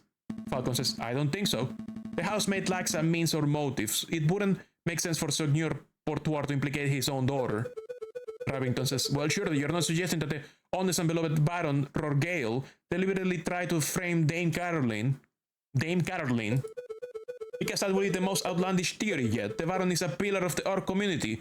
He will never do such a thing. Falcon says, Monsieur Rabington, I'm not here to throw accusations. That's the job of you, the prosecutor, however. Rorgale says, mayhaps I should offer my opinion. Rabington says, but Baron, it's not, time for your witness testimony yet. Rorgale says, so you will think, prosecutor, and yet I see my good reputation getting tarnished by your incompetence. Rabington says, incompetence? Rorgale says, indeed. Let us proceed with the witness questioning. Is that fine with you, Judge? Judge Maxim says, yes, I suppose that's fine. Rorgale says, very good, and I trust that the defense has no objections. Falcon says, no objections here. Rorgale says, fantastic. Oh, but before I forget, I pledge to speak without fear and prejudice, etc, etc, etc. Now, prosecutor, ask me about what I witnessed over the course of the evening. Ravington says, okay, Baron Rorgale. The night of the... Rorgale says, the initial dinner went magnificently. When the photographer arrived, Monsieur Grenouille left to visit the garden. Dame Caroline followed behind him moments later. Seigneur Portoir, Monsieur Robinho and myself were engaged in conversation, so we paid her no mind. After the photographer had left, my housemaid left to go find Monsieur Grenouille and Dame Caroline. That will be when I heard her cry for help. Ravington says, thank you, Baron. I think we all know the story from there. Falcon says, I would like to cross-examine the witness. Rorgale says, do you doubt my integrity, Garçon? What does the Garçon mean again? It was like my guy? Child? Isn't it child? Isn't Garçon child? Boy. Okay. Boy. Do you doubt my integrity, Garçon? Falcon says, I'm just here to uncover the truth, Baron. Rorgale says, very well then, hit me with your best shot. Let us establish with absolute certainty that I, Baron Rorgale, am an honest man. Judge Maxime says, the defense may proceed with the cross-examination. Garchon is boy, and also a way to refer to people under you. Okay. Cross-examination, select a statement to question. Okay. Dinner went magnificently. When the photographer arrived, Monsieur Grenouille left to visit the garden. Dame Caroline followed behind a few moments later. My housemaid discovered the pair first used after the photographer left and I called for help. I have a problem here. The objective is to disprove Caroline's... It's not to incriminate him directly, it's to disprove Caroline's direct situation.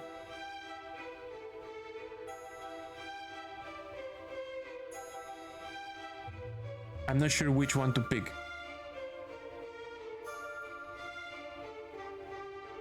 I'm actually not sure which one to pick. There is a cigar, but we don't have evidence that it was new. It could have been there for a long time.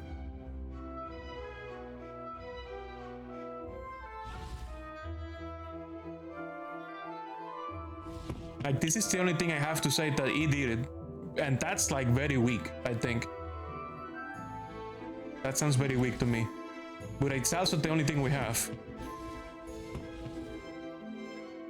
Think, Moth, think. I'm thinking, but it sounds so weak. I guess we should interrogate. That means you need to find how to bring it up, yeah. The dinner was magnificent. I don't think the dinner has anything to do with it. You're not you win out a Snickers bar. Let's talk about Monsieur Grenouille. We don't know much about this guy. Baron Rorgale, I have some questions about Monsieur Grenouille. God rest his soul, says Rorgale. What was your relation to Monsieur Grenouille? What was your relation to Monsieur Grenouille prior to his demise? But the dinner had a red herring. We were business partners, Monsieur Grenouille. Seigneur Portoir de Miao and myself all own a third share in an up-and-coming railway company. Falcon says, excuse the crassness of this question, but that means that you and Seigneur Portoir will now own half of the company each, correct? Rorgale says, correct. I suppose a slight glimmer of benefit that arose from this foul situation. But Monsieur, you must understand that Monsieur Grenouille and I were friends as much as we were business associates. I mourn the man's passing. Falcon says, of course. Do you have any questions? Yes. Why did Monsieur Grenouille visit the garden? Why did Monsieur Grenouille leave to visit the garden? Rorgale says, I believe he wanted some fresh air. The steak did not sit well with him, I fear. Falcon says, oh, I see. But that is quite a coincidental timing, isn't it? Rorgale says, how so? Well, Monsieur Grenouille felt sick and left the room just after the photographer arrived, and just before the murder occurred. One might draw a link between the food and the sickness. Rabington says, hold on, Falcon. Surely you aren't suggesting that Monsieur Grenouille's food was poisoned in some way.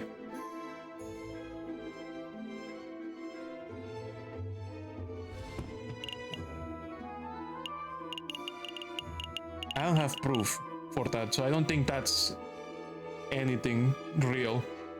That's more fantasy than not. They may have gone to the garden for another reason.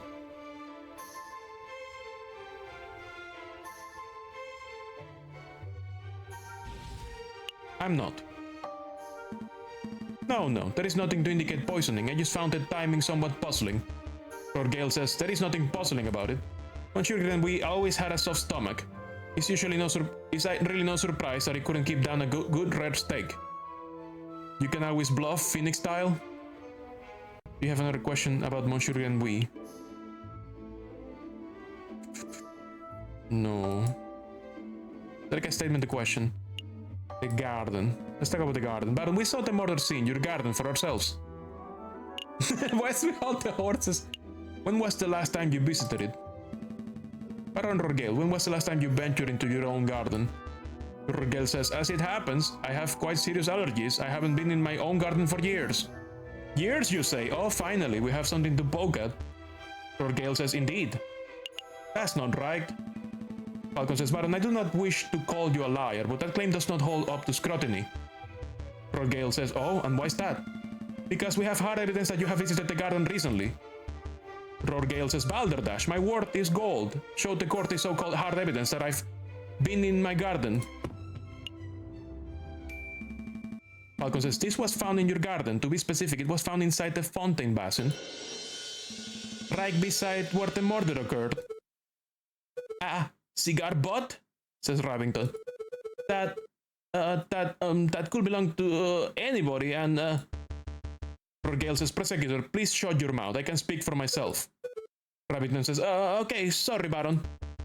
Rorgale says, that is indeed the remnants of one of my cigars, but I must apologize, Monsieur Falcon, for I misunderstood your initial question. You see, prior to the banquet, I hadn't visited my own garden in years. But naturally, after hearing the housemates cry for help on the evening of the murder, I rushed outside. I was shocked and disgusted by what I saw. That must have been when I dropped my half-smoked cigar in the fountain basin. Rabington says, you see, Falcon, that's a perfectly reasonable explanation. Falcon says, I will find that believable if the cigar were casually discarded. But as it happened, the cigar butt was found in the fountain's upper basin, a location that could only be accessed with great inconvenience. Sparrowson says, and a little paddling. Falcon says, the cigar butt was not dropped, it was deliberately hidden. Rorgale says, there are any number of possible explanations. Falcon says, are there? Because I can only think of one. That is, that you, Baron Rorgale, deliberately hid your cigar butt to disguise your own illicit activities. Rorgale says, did I now? And what illicit activities will those be? Falcon says, you want me to spell it out? Fine, let's put everything on the table. You, Baron Rorgale, murdered Monsieur Grenouille. That is what you were trying to keep hidden. Rorgale says, directly accusing me of murder. How shamelessly brazen. Rabington says, this is a ludicrous accusation, Falcon. The Baron is an upstanding citizen of the highest order. Your allegation is baseless. You have no evidence, no means, motive, or opportunity. I have all of those. Falcon says, no evidence. Think harder, Monsieur Rabington. Every piece of evidence points to Baron Rorgale as the prime suspect. You want the means? The Baron certainly had the means. His lion's claws are as sharp as a surgeon's blade. Gutting a frog belly will be trivial to him. Even Monsieur Robinho confessed just moments ago that he feared his claws. Dude, the rabbit is on some drugs or something. He's a prosecutor. He has to win, you know. Rorgale says, ridiculous. I will never threaten a man with violence. Falcon says, you want a motive? The Baron had at least 10,000 francs worth of motive. By removing a business partner, the Baron's share of his railway company increased from 1/3 to 1/2. Rorgale says, this is preposterous. Falcon says, and finally, the Baron had an opportunity. No, he crafted the perfect opportunity. He arranged a small banquet with a very select number of guests. He was aware of the missing silverware, and yet he served steak, a food item that necessitates good cutlery. Why? To bloody the hands of his guests, of course. Then he hired an easily influenced photographer and staged a very specific picture in order to build a perfect alibi for himself. Photographing the guest in front of a handleless clock to make for easy editing is quite an ingenious plan, it must be said. Rorgale says, Prosecutor, are you going to let this slanderous yarn go uncontested? Say something. Object! Rabington says, Rorgale says, oh, you're pitifully useless. Falcon says, after executing the murder, the Baron found himself still holding a single piece of incriminatory evidence, his finished cigar.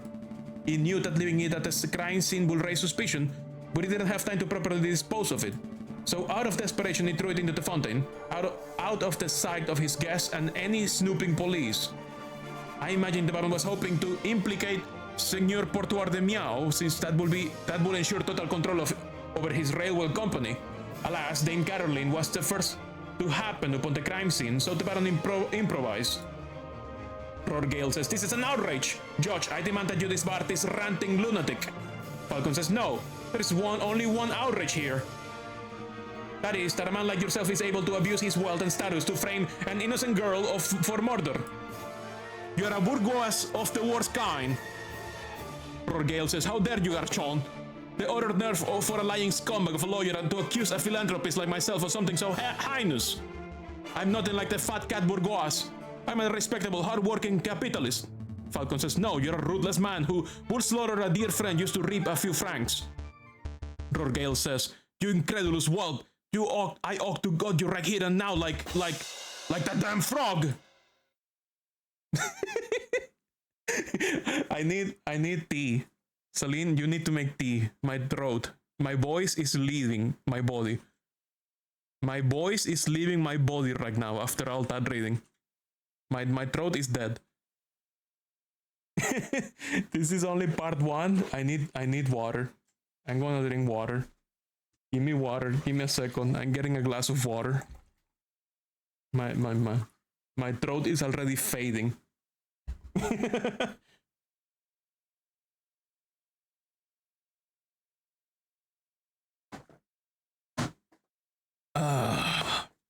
Give me a second.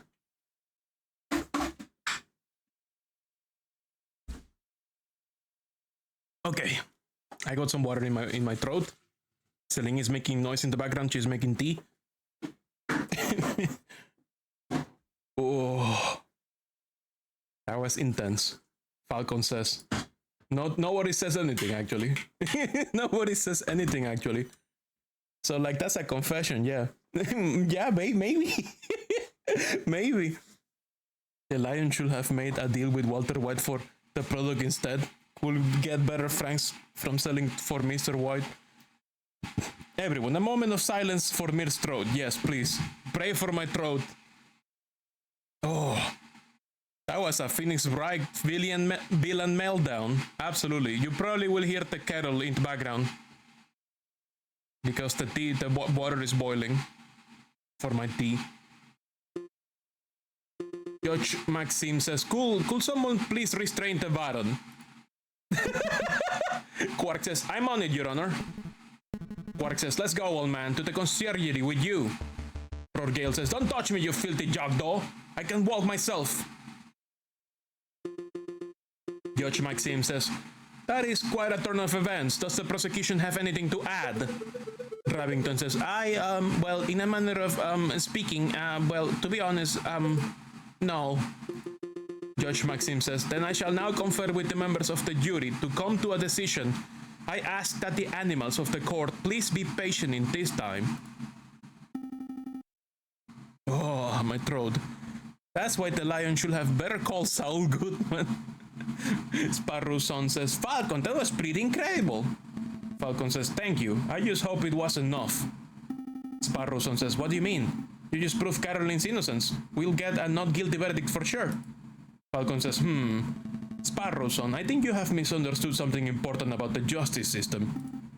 Sparrow's son says, what's that? Falcon says, I haven't proved anything. As lawyers, we cannot deal in proofs. It's just not possible. All we can do is organize the evidence and convincingly explain what it suggests. I haven't proved damn Caroline's innocence. All I have done is demonstrate that there is a significant possibility that she is not guilty. Sparrow's son says, I'm not sure that I understand the difference. If this was Phoenix Bright, that would have been enough.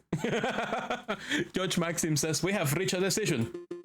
In light of the recent revelations, it is clear that an error of judgment was made with the initial arrest. On that note, we unanimously find the defendant named Caroline DeMiao to be not guilty. Wait, what the fuck? It was enough. Caroline says, Monsieur Falcon, Petit Sparrowson, you did it. Falcon says, yeah, I suppose we did, didn't we? Sparrowson says, we should head back to the office so we can celebrate properly. Oh, my throat. My poor throat. Sparrowson says, you did it, Falcon. Falcon says, I can take all the credit. This was a group achievement. Caroline says, I'm so proud of you both. Sparrowson says, I'll go get 1 bottle of wine and 3 of our least dirty glasses. Caroline says, you were amazing, Monsieur Falcon. Falcon says, oh, it was nothing. Caroline says, I very much like the way you pinned the murder on the Baron. That was an act of sheer genius. Falcon says, well, I didn't pin anything. Sparrowson and I just work up at unveiling the truth, given the facts of the case. Caroline says, Monsieur Falcon, there is no need to play coy. The case is over. Falcon says, play coy? Caroline says, don't tell me you're actually being sincere. Falcon says, I'm completely lost. Oh, fuck. Oh, fuck. Oh, fuck. Oh, shit. Oh, fuck. Oh, shit. Oh, fuck. Oh, shit. Oh, fuck. Oh, shit. Oh, fuck. Oh, shit. Oh, shit. Oh, fuck. Oh, shit. Oh, fuck. Oh, fuck. Oh, shit. Oh, fuck. Oh, shit. Oh, fuck. Oh, shit. Oh, fuck.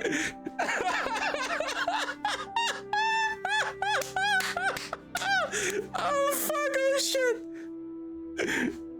Oh, Mr. Falcon hasn't been on Twitter much. Falcon says, I'm completely lost. Caroline says, oh wow, I thought the goody thing was an act, but you actually don't know. Alright, I'll spell it out for you. She actually fucking did it. Oh my fucking god. I murdered Monsieur Grenouille.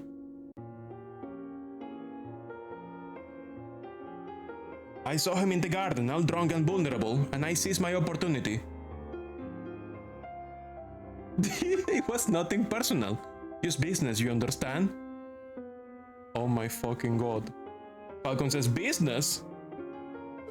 Caroline says, to increase my papa's share of the train in the train company, of course. My papa always said that the drunk old frog was the weakest link. Falcon says, your confession doesn't make any sense at all. I found Baron Rorgale's cigar butt hidden in the garden. Caroline says, oh, I put that there.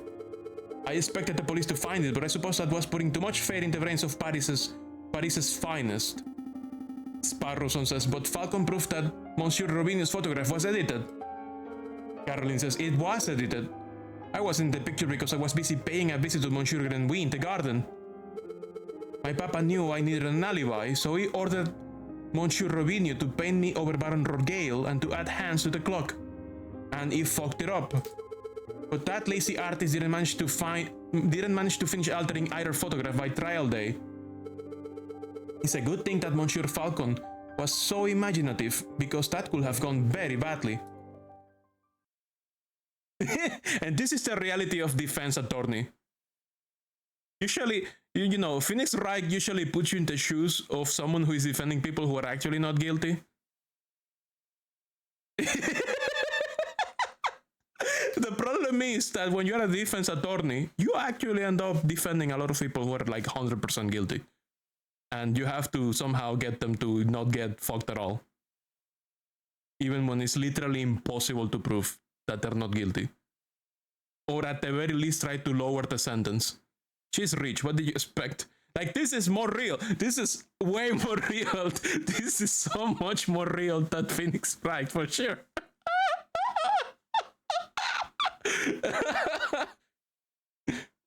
That's it. I have never played the newer Phoenix Wright games. I think there's a case where he actually defends someone who is guilty.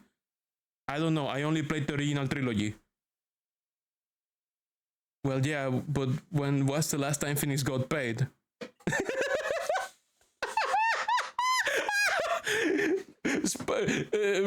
Falcon does have a lot of money in his wallet. You think you forgot about one case in the original trilogy? Did I? I don't think anybody was guilty in the original trilogy that you defended. I don't think anyone I defended in the original trilogy was guilty. When I say trilogy, which games are we talking about? I think actually I don't mean trilogy. I mean the 4 cases in the Nintendo DS game. That's not the trilogy, isn't it? Because I think the trilogy is the 2 games that came after that.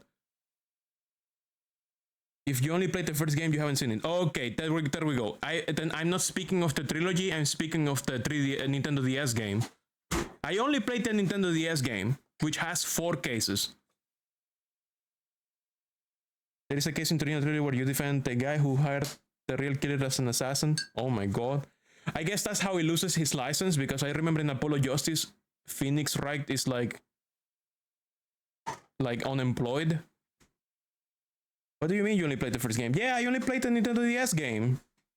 I only played the Nintendo DS game. You thought I knew? I didn't know. Did you spoil? Maybe. I mean, I still don't know the details. There was 3 DS games. I only played the first one. I didn't play any of the games where he has like soul powers to see like the chains of lies in the hearts of people. I only played the original game, the first one, which I think was like a re-release because it was actually like several Game Boy games. So I think of that game as a trilogy because there's supposed to be like 3 different Game Boy games, right? Game Boy Advance games, and then they release a compilation game on Nintendo DS. Is that correct? Or am I mistaken? He loses his license for reasons that only exist in Apollo Justice. Oh, it's nothing to do with defending someone who is actually guilty? For editing evidence or something like that, yeah. Okay, maybe. So that probably happened between his last game and Apollo Justice then. Anyways, Sparrow Son is speechless. Caroline says, what's with the silence? You should both be proud. There aren't many lawyers in the whole of France who could have won a case like this, even for a bourgeois kitty like me. Sparrow Son says, I think you should leave. Caroline says, fine. So much for the celebrations. Here's the payment for your services, straight from my papa's pockets. Well, adieu, monsieur. Cute Ball Productions, thank you so much for the raid. Right at the same time as an ad break is about to happen. Welcome, welcome, welcome. You are playing Far Far West. How was Far Far West? Let me give you a shout out. There we go. Welcome, welcome, welcome. Welcome, Benne. Welcome, Askir. Welcome, welcome, welcome. Caroline says, how much money do I have now? 59 francs. That's my entire payment? Welcome, welcome, Chasero. Happy field anniversary. Thank you, thank you, thank you. That's it? 30 francs? That's my payment? So basically you pardon a killer? Yes. They paid me 30 francs. Ad break, no. Be right back.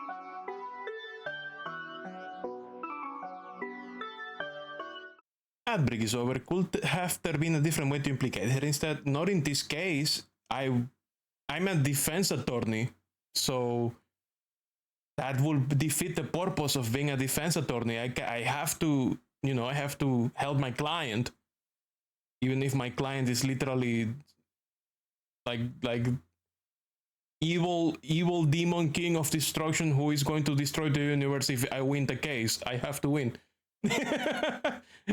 That's how it works. That's how it works. That's what they're paying. That's your customer. You have to defend them, and that's kind of part of your job. You have to defend people who might or might not be horrible people. That's the reality of a defense attorney. Okay, she left. So I got paid 30 francs to get this family 100% of the monorail, of the railway. Holy shit. But there is no way to essentially implicate her instead. Unless, it could happen. How funny will it be if Baron Rorgale hires me to defend him? How funny will that be? That would be fucking hilarious. Well, 40 francs. Oh yeah, sorry, 40 francs. I got paid 40 francs for that. Sparrowson says, Falcon, what do we do now? Falcon? Did her father make her do it? Maybe. End of Act 1. Do you wish to continue? Yes. It sounds like they're both in on it, so January 7, 1848. That would be an interesting premise. You keep getting hired by the next person you accuse. Wouldn't that be insane? The Palais de Louvre. Let us be reasonable, senors. I am sure that this is a simple misunderstanding.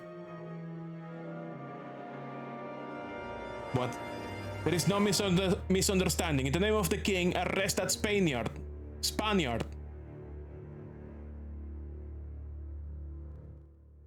Spanish fox is getting implicated in something.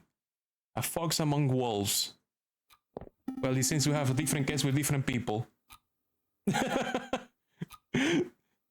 That will be so fucked up that you keep defending. You're so good at defending people that you keep accusing the wrong people, and the real bad people are the ones who are getting away with it because thanks to you, and then you try to defend the other person who you accuse. Imagine this bullshit. and then you go back to proving that the person that hired you the first time was the real culprit. But then guess what? The person that you accused and you defended is also the culprit. And then you have to go back to defend the person you accused the first time, that you defended the first time. Fucking bullshit will this be? How fucking stupid will this be? I wonder if anybody has written something that ridiculous. I wonder if something that ridiculous has happened in real life, because the history of justice systems across the world is quite something. So we should have let the work right agency take the case instead. The dumb chocos will deal with the aftermath instead. I mean, this is just business. You are still a lawyer. You are still getting paid. You are still abiding by your profession. This is what happens. You might believe even if you know your customer is guilty, you have to defend them and make them get either a not guilty or a lower sentence. Like that's your job. That is your job, but you don't have to feel guilty about pardoning a murder. The chocos will. I mean, that's your job. You're a lawyer. You're a defense attorney. And if as a prosecutor you are not any better, you are also like trying to get anyone to get guilty. You're getting guilty no matter what, even if the person is innocent. That's the fuckery of the justice system. Even if the truth is not real, you have to get a verdict. Imagine if she gets karma. Well, I don't think she's gonna be involved in anything anymore. We're in case 2, a fox in the lure. Sparrowson says, I knew Falcon wouldn't feel like turning up to the office on Friday. Do I still have my 59 francs? But now it's midday on Monday and there's still no sign of him. This is becoming a little concerning. I should go look for him. I should probably go find him. His home will be a good place to start. But the bird brain never gave me his address. I just have to find him the hard way.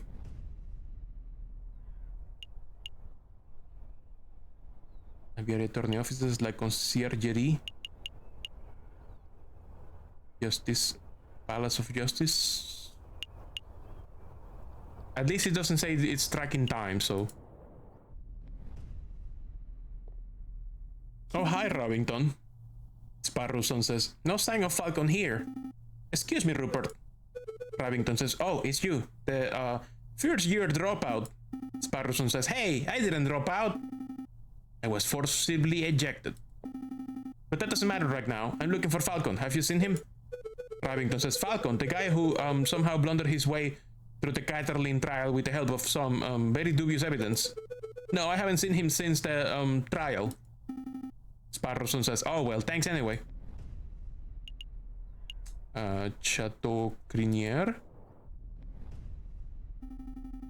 Sparrowson says, excuse me, Mademoiselle Duhaut. Down here. Caroline says, oh, there you are, it's Sparrowson, right? Sparrowson says, that's right. Caroline says, I heard about the case you were involved in. I never would have thought that the Baron was a murderer. They always treated me with the utmost respect. But then I suppose it makes sense that the most ruthless killers are the ones who can put up the best facade. Sparrowson says, yeah, I suppose so. Colin says, say, how's your friend doing? You seemed a little down last night. Sparrowson says, oh, you have seen him? Colin says, yes, he was brooding in the corner of Le Canard Yoyugs. What does that mean? I think this means happiness. The happy canary? Is that what it means? Mumbling and drinking. It was a little depressing, to be perfectly honest. How many francs do we have left? I have legally 59. But I think I think when we catch up with our friend, we are gonna have less than 59. I don't think we have 59 anymore. If we spent the night drinking. Mumbling and drinking was a little depressing, to be perfectly honest. Le Canard Yoyugs. Selling help. That's the dingy student bar on Rue Jaune, right? Colin says, it's not dingy, it's a little rustic. Sparrowson says, in any case, that's an enormous help. Thanks, mademoiselle. Colin says, anytime, Sparrowson.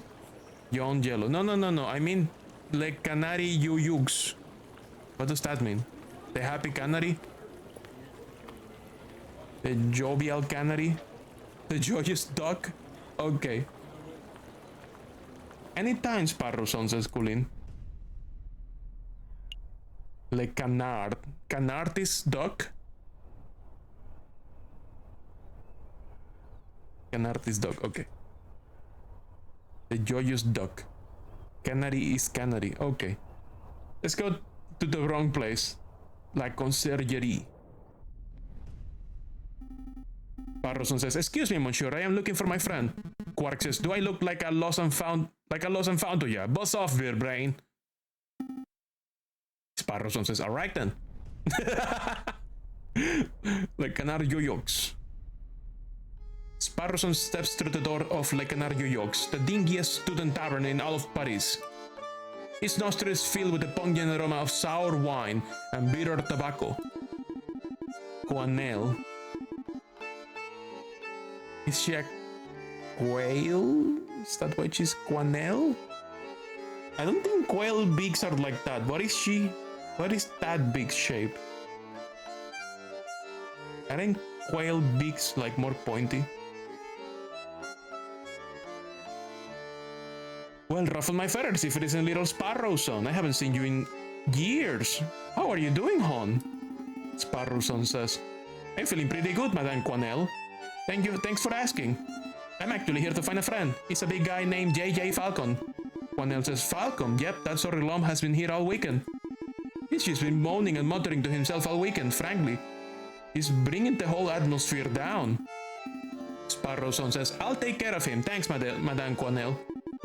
Quanel says, it's no problem, home. He's probably still in the corner of the drinking room upstairs. Drinking room, car room? I'm gonna check the car room. Rufus says, here to play some Jacques Noir. Are you, monsieur? Sparrowson says, not right now. I'm looking for my friend, JJ Falcon. Rufus says, the big drunk fellow. I think I spotted him downstairs. Sparrowson says, thank you. Sparrowson says, no sign of him. Mon Dieu! I almost stepped on the big fellow.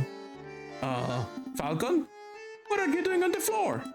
Hey, Falcon, wake up! Wow, the bird's completely out cold. He must have drunk this place dry. Let's see how you wake a drunk person. How do you wake a drunk person? Kick him, yell at him, put a ring on his head.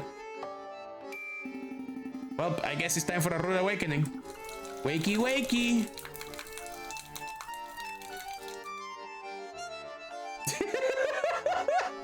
They're getting good use of the wet Falcon sprite. Sparrowson says, good, you're up. Are you with us, Falcon? Falcon says, yeah. How much money do we have? 59?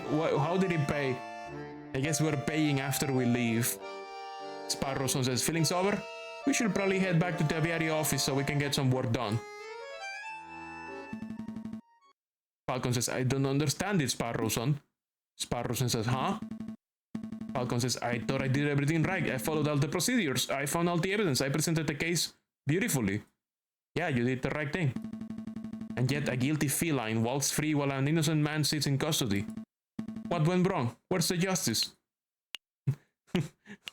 I mean, you did it. You did your job. That's how it works. Like, I think it's illegal for a defense attorney to turn on his customer, right? Like, I think there's like some heavy penalties or something, no? Depending on the justice system. Like, I think most justice systems will like fucking destroy you if you turn on your customer and you're a defense attorney. If I recall. Like, there's some heavy bullshit that will happen to you. Well, you're not supposed to be representing them, so makes sense.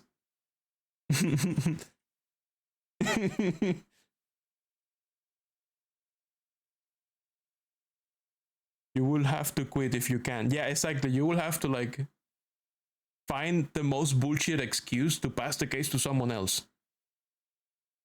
Like I don't know, getting an accident or something. getting an accident so that someone else takes the problem from you. We need to try harder. I don't know. I don't know, Falcon. Sometimes the system just doesn't work, I guess. It should work, says Falcon. Sparrowson says, well, yeah, it probably should. Sorry, Falcon. I don't have the answers, but what I do have is freshly baked croissants from Pierre's Boulangerie. Falcon says, croissants. Sparrowson says, yep, they're waiting for you back at the Aviary. Falcon says, I'm sitting here moping about justice and you offer me croissants. Sparrowson says, well, it's not just croissants. I got some pains au chocolat too. I could go for some pains au chocolat. I read my mind. Falcon says, I could go for pains au chocolat. Sparrowson says, fantastic, let's make a move. Falcon says, alright, I admit it. These croissants are amazing. Buy us some pains au chocolates for next week, won't you? This week the cart is at 60 pounds. I don't want to put anything else in that grocery cart. Prescient line reading. I didn't mean to know what he was going to say. I just said out loud what I wanted. I wanted. pain and chocolate. You'll settle for croissants. Parroson says, I told you, Pierre's boulangerie on Rue Verde is something else. Oh, that reminds me, the baker told me something interesting. Do you know what they call pains with chocolate in America? Falcon says, they don't call them pains with chocolate. Sparrowson says, no, pronunciation difficulties. American is a whole nother language. Falcon says, so what do they call them?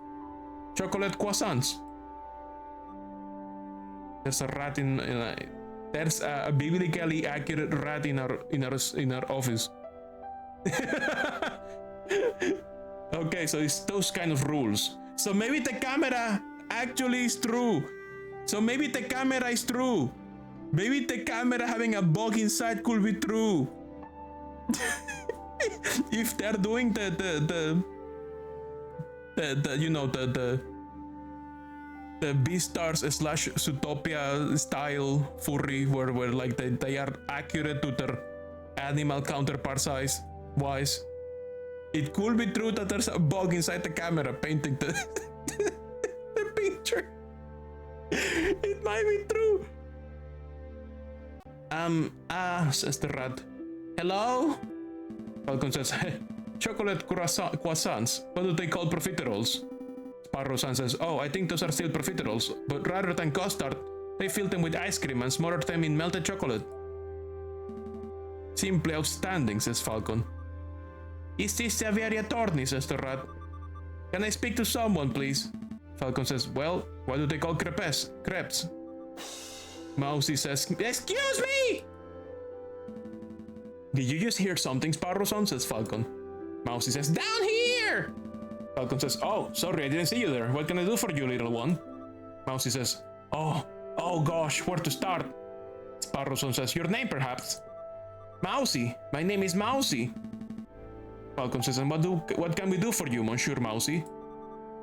Mousy says, I have this friend, and he has fallen under some legal turbulence. Falcon says, legal turbulence? You mean he's been arrested? Mousy says, yes, I suppose so. They're saying he's a murderer, but he didn't do it. Falcon says, that's quite a problem. Mousy says, I know. Oh, but I forgot to mention, he's the Prince of Spain. Falcon says, the Prince of Spain? And you didn't think that was worth mentioning from the start? Mousy says, I forgot. Falcon says, I must ask, Mousy, why did you come to us? I would have thought that the Spanish royal family would hire legal counsel with a little more... Sparrowson says, not terribleness? Falcon says, expertise. Mousy says, the prince has great faith in your lawyering skills, Monsieur Falcon. He said that your reputation as a lawyer was renowned. Falcon says, really? The prince said that? Sparrowson says, this is a great opportunity, Falcon. Surely you wouldn't deny a request from the Prince of Spain? Of course not. We'll take the case. Maybe we'll get paid 100 francs. At the very least. Falcon says, of course we'll take the case. Grab your coat, Sparrowson. We have royalty to defend. Sparrowson says, that's the spirit. Mousy says, good luck to you, messieurs. Sparrowson says, you're in coming with us, Mousy? Mousy says, I have a remarks to attend to. But Prince Juan is being held in the conciergerie. I'm sure he will fill in all the details. Falcon says, right, let's make a move then. Okay, la conciergerie. Falcon says, good day, monsieur. Quark says, oh, it's you two again. Hey, nice work on Lady Kitten's trial. Baron Rogale is pacing around a cell right now, ranting about wringing your neck. Falcon says, yeah, I'm not surprised. Quark says, he's super mad, but hey, a criminal's a criminal, right? If the lion didn't want a death sentence, he probably shouldn't have killed a guy. Oh, you're not here to defend him, are ya? That will be hilarious. It's exactly what I said. It will be so fucking funny.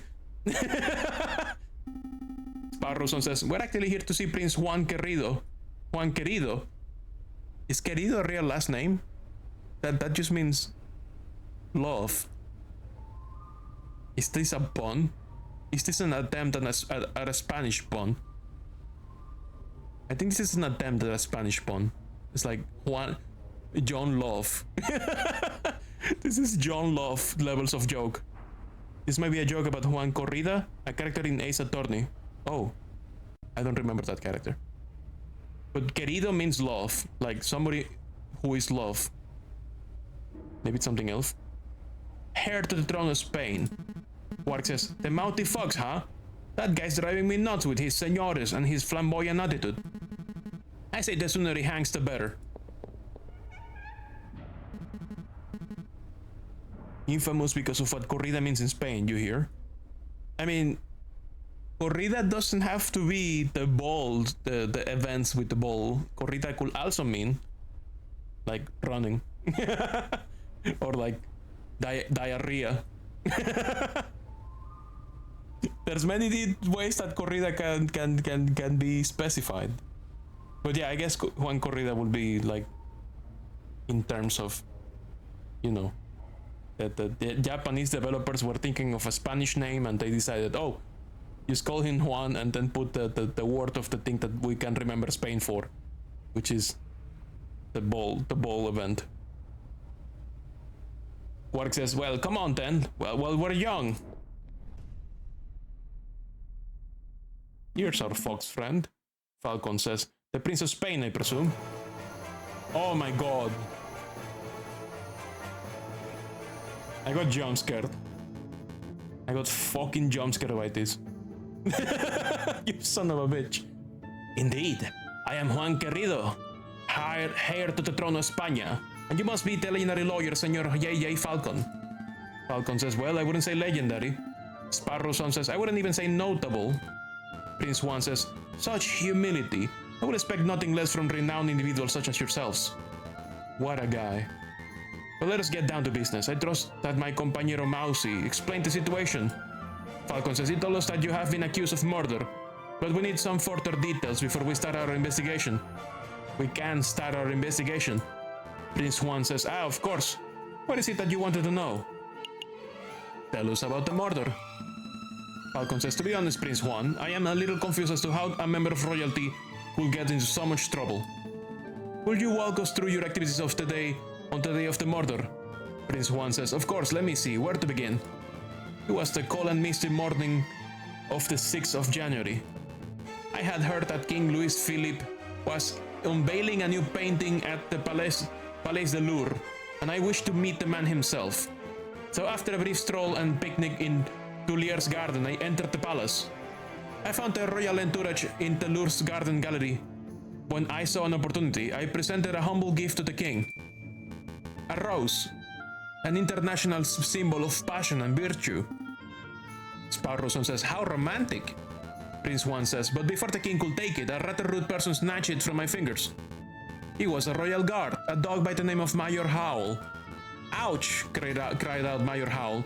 I have pricked myself upon the thorns of this dastardly flower. And then the mayor slumped on the floor, his face turned blue, his mouth frothed, and he died.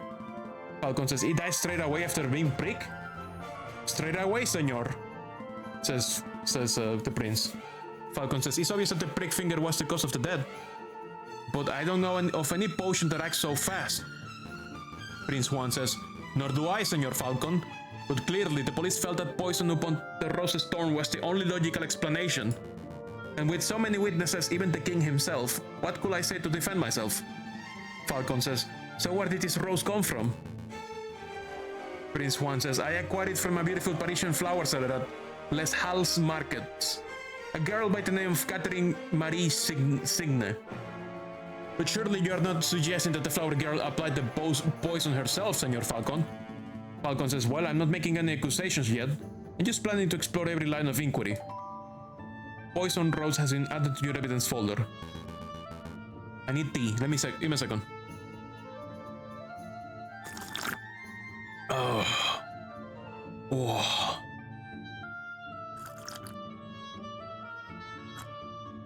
Oh. My throat. We're gonna need to start a donation drive so that I can get like a cyber throat. I'm gonna get cyborg surgery so I can get a new throat. Prince Juan says, do you want to ask me something else, Senor Falcon?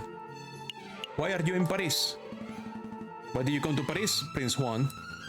Prince Juan says, I was on a diplomatic mission. I do not know whether you're familiar with current events, but you may have heard that my country is in a state of turmoil. Contenders for the Spanish throne are slandering, plotting, backstabbing. It's chaos, and the people are suffering.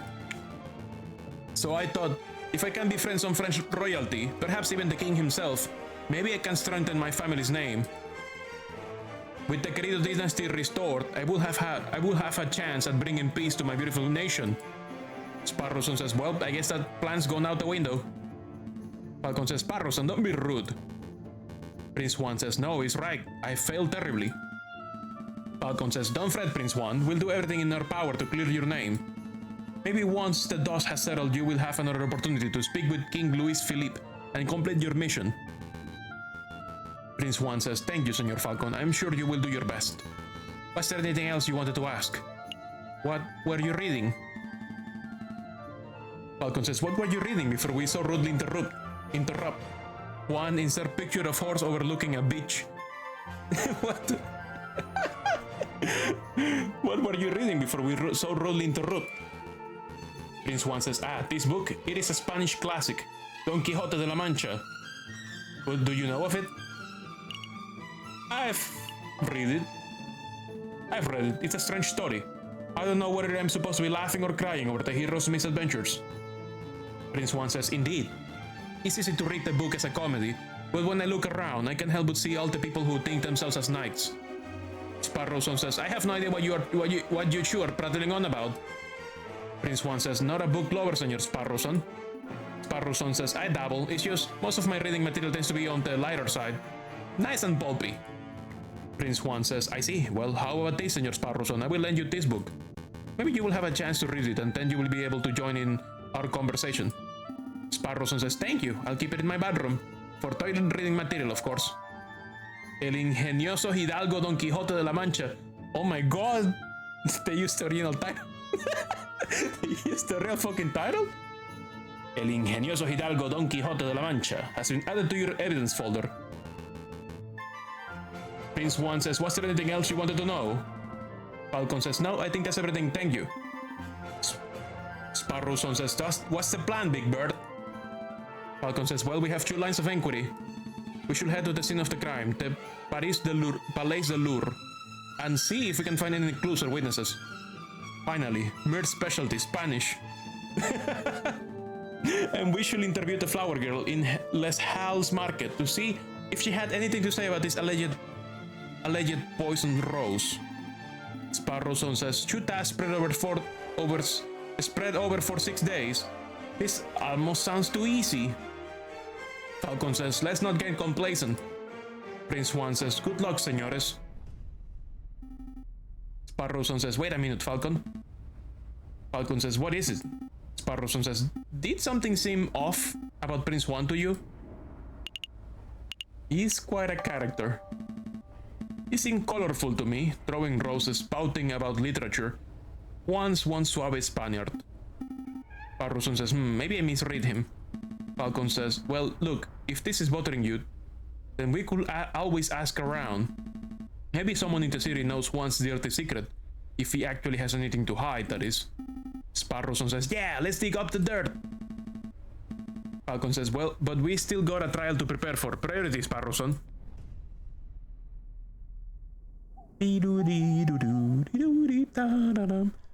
Oh, so we may have to go to the tavern to get some gossip about the guy. Okay, let's go to the scene of the crime first, I will say. Do I still have 59 francs? Yeah! Who paid for the alcohol then? Who paid for the alcohol? Was it on a tab? I think this guy used to put it on a tab.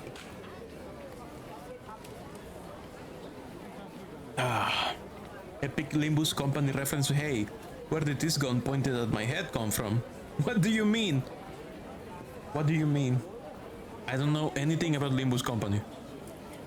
Is there a Don Quixote de la Mancha in Limbus Company? Falcon and Sparrowson says, make their way to the Place du Carrousel, the courtyard used north of Louvre's Grand Gallery. Sparrowson says, that's the Arc de Triomphe over there, right? I swear it's smaller than how I remember it. Falcon says, that's the Arc de Triomphe Du carousel, you doofus. The big Arc de Triomphe is up the road. Sparrowson says, what? No way, why are there two? Falcon says, because when a man like Napoleon invades half of Europe, he gets to build as many triumphal arcs as he damn well pleases. Cocorico says, well. I never expected to see you here, JJ. Falcon says, that arrogant voice. Ah, good day, Severin. Cocorico says, let's be civil, JJ. Why don't you introduce me to your new assistant? We were a rooster. A very refined and dignified rooster, man. Don't mention Russia. Cocorico wink. The noise a rooster is said to make in French. We do say cucurucu in Spanish, so that sounds very similar. Cocorico, cucurucu. Cocorico, cucurucu. That's a very similar onomatopoeia, it seems. Falcon says, fine. Severin, this is Sparrowson, my assistant. Sparrowson, this is Severin Cocorico, the most pompous prosecutor in Paris. Sparrowson says, oh, are you two old school friends or something? Falcon says, more like arch rivals. Cocorico says, please, yeah, I think arch rival implies some sort of competition.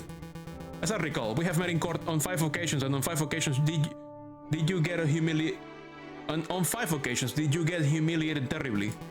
I am amazed a failing bird brain like you is still able to get clients. Falcon says, actually, Severin, business has never been better. I'll have you know that I am currently being employed by the Prince of Spain, no less. Cocorico says, the Prince of Spain, Juan Querido? Well, this is quite an amusing coincidence. Falcon says, don't tell me. Cocorico says, correct, I am the prosecutor for the very same case. Oh my god, we have our own Edgeworth. We have our own fucking Edgeworth. We're fucked. Correct, I am the prosecutor for the very same case. Cocorico says, it is a pity that the Spanish prince will indubitably hang, but I suppose that is what he gets for hiring a bird brain to represent him. Chicken Hedgeworths, let's go. Falcon says, don't call me a bird brain. Don't call me bird brain, you're the only bird brain here, Severin. Cocorico says, psst, one always speaks badly when one has nothing to say, Voltaire. Sparrowson says, uh-oh, he's giving you the verbal smackdown. Quick, Falcon, make a witty retort. Falcon says, huh? Oh, yeah, We have fucking Monkey Island!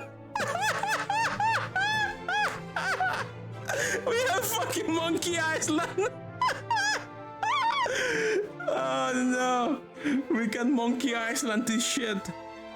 Oh no! Oh fuck!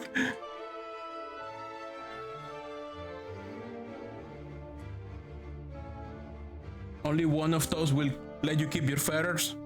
Where's your sword? Yeah, where's my sword? A witty saying proves nothing.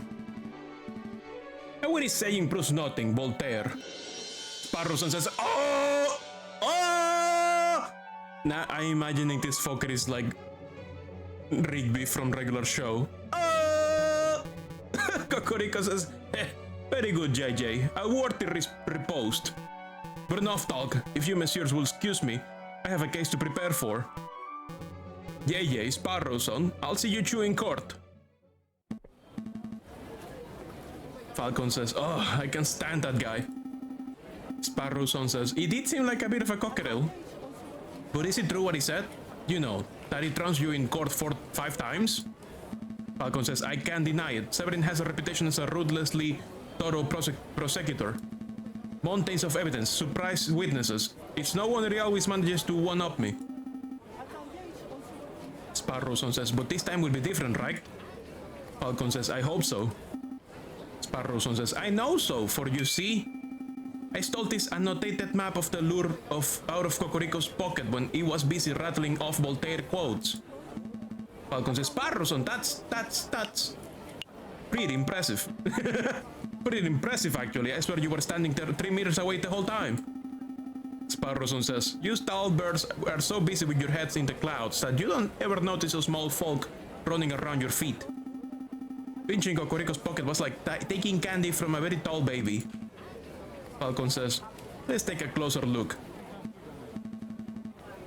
I see. This map shows the entire Louvre area.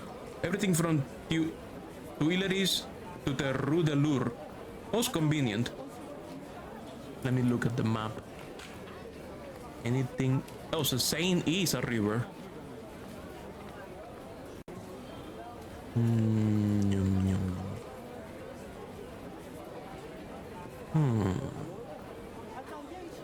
Jardín des Tuileries.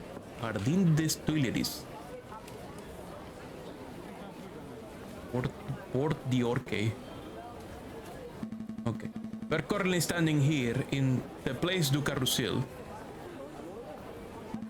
And those bending arrows seem to show the route taken by the king's entourage, which means that the king first went here through the Celle du Tibre. You should get beer to visit the place. We could. And then here into the Grand Gallery where the murder occurred. Parrouson says, didn't Prince Juan say that he spent the morning in the Tuileries Gardens? Falcon says, that's right. So that means Prince Juan approached the Louvre from the west side, somewhere over here. Parrouson says, sounds like we have a lot of places to visit. Where should we go first? I guess let's go to the first place. Falcon says, so this is the Celle du Tibre. Is it Salle or Celle? Salle du Tibre. If I understand... Huh? Salle du Tibre. Like that? Did I say it right? Okay, Celine says that I said it right. Falcon says, if I understand Cocorico's notes correctly, this is the room the king and his entourage stop in before heading to the Grand Gallery. This room doesn't seem to be very popular. I don't see anybody around to interrogate. Sparrowson says, interview. Falcon says, right, interview. Sparrowson says, well, since it's quiet, maybe we should take the opportunity to do a little snooping. Falcon says, what will be the point? Surely all the interesting evidence will be in the Grand Gallery where the murder took place. Sparrowson says, think about it, Falcon. The police will have already gone over to the Grand Gallery with a fine-tooth comb. But I bet that numbskull Inspector Bolerti didn't even think to check this room for clues. There might be a murder weapon used under our beaks. Falcon says, your logic seems a little questionable, but it couldn't hurt to have a look, I suppose. Select an area to examine. Beep. Falcon says, a shiny copper urn. I guess it was used for carrying water or for cremated remains. Probably not both at the same time. Sparrowson says, it smells good. Falcon says, don't sniff the exhibits, Sparrowson.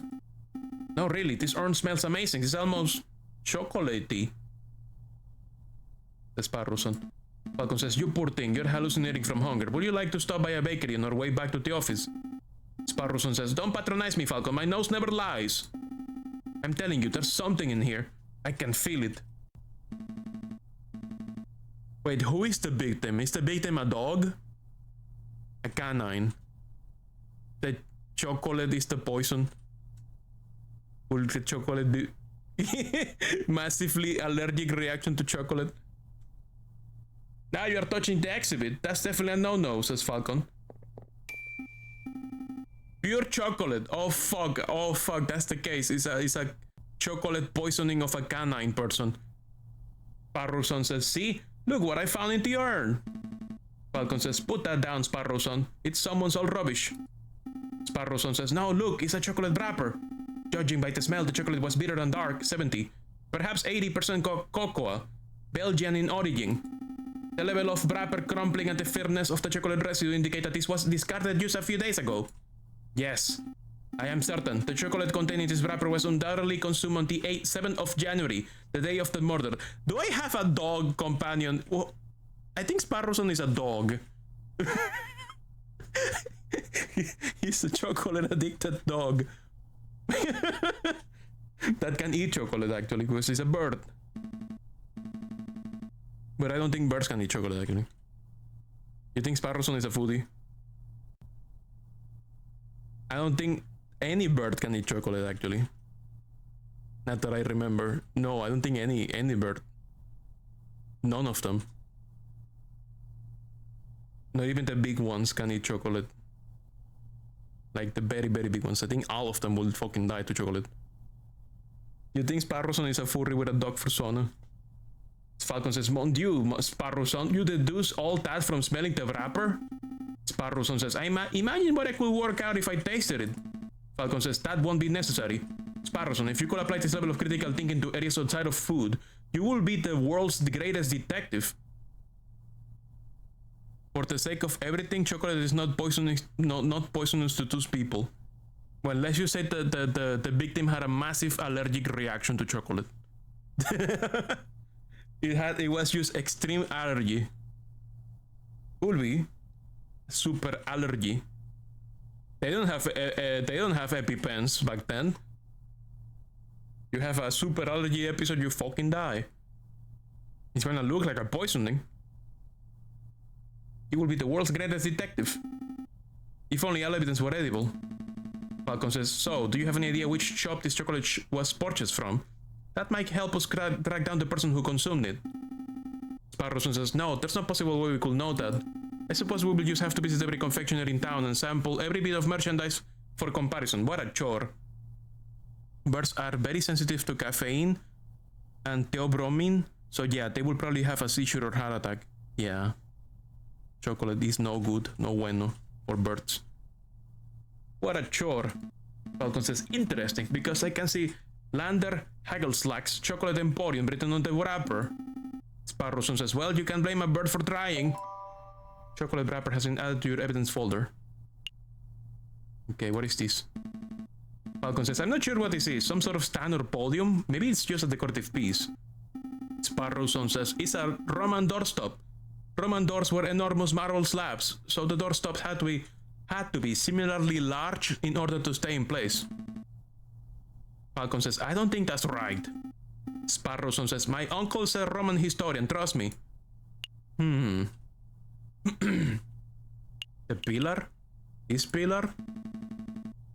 Falcon says, these columns have been designed to look Roman. I think the style is Ionic. Sparrowson says, it's not Ionic, Falcon. Irony is when a character says something, but the reader knows it means something completely different. You mean irony? Falcon says, that's not... Never mind. Oh my god. Another column. Falcon says, a supporting column is holding the roof up. Sparrowson says, if the column were truly supportive, it wouldn't hold the roof up. It will encourage the roof to get to its location on time. Falcon says,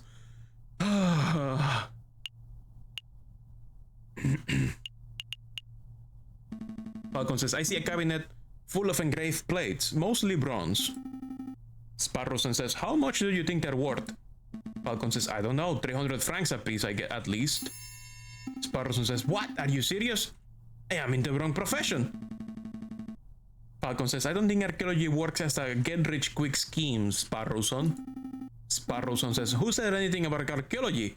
I'm going to become a museum robber. Falcon says, oh, well, that's one way to get rich quick. Falcon says, this is some sort of ceremonial container. It's beautifully crafted. But what did it contain? Maybe it's an arcane wine cabinet.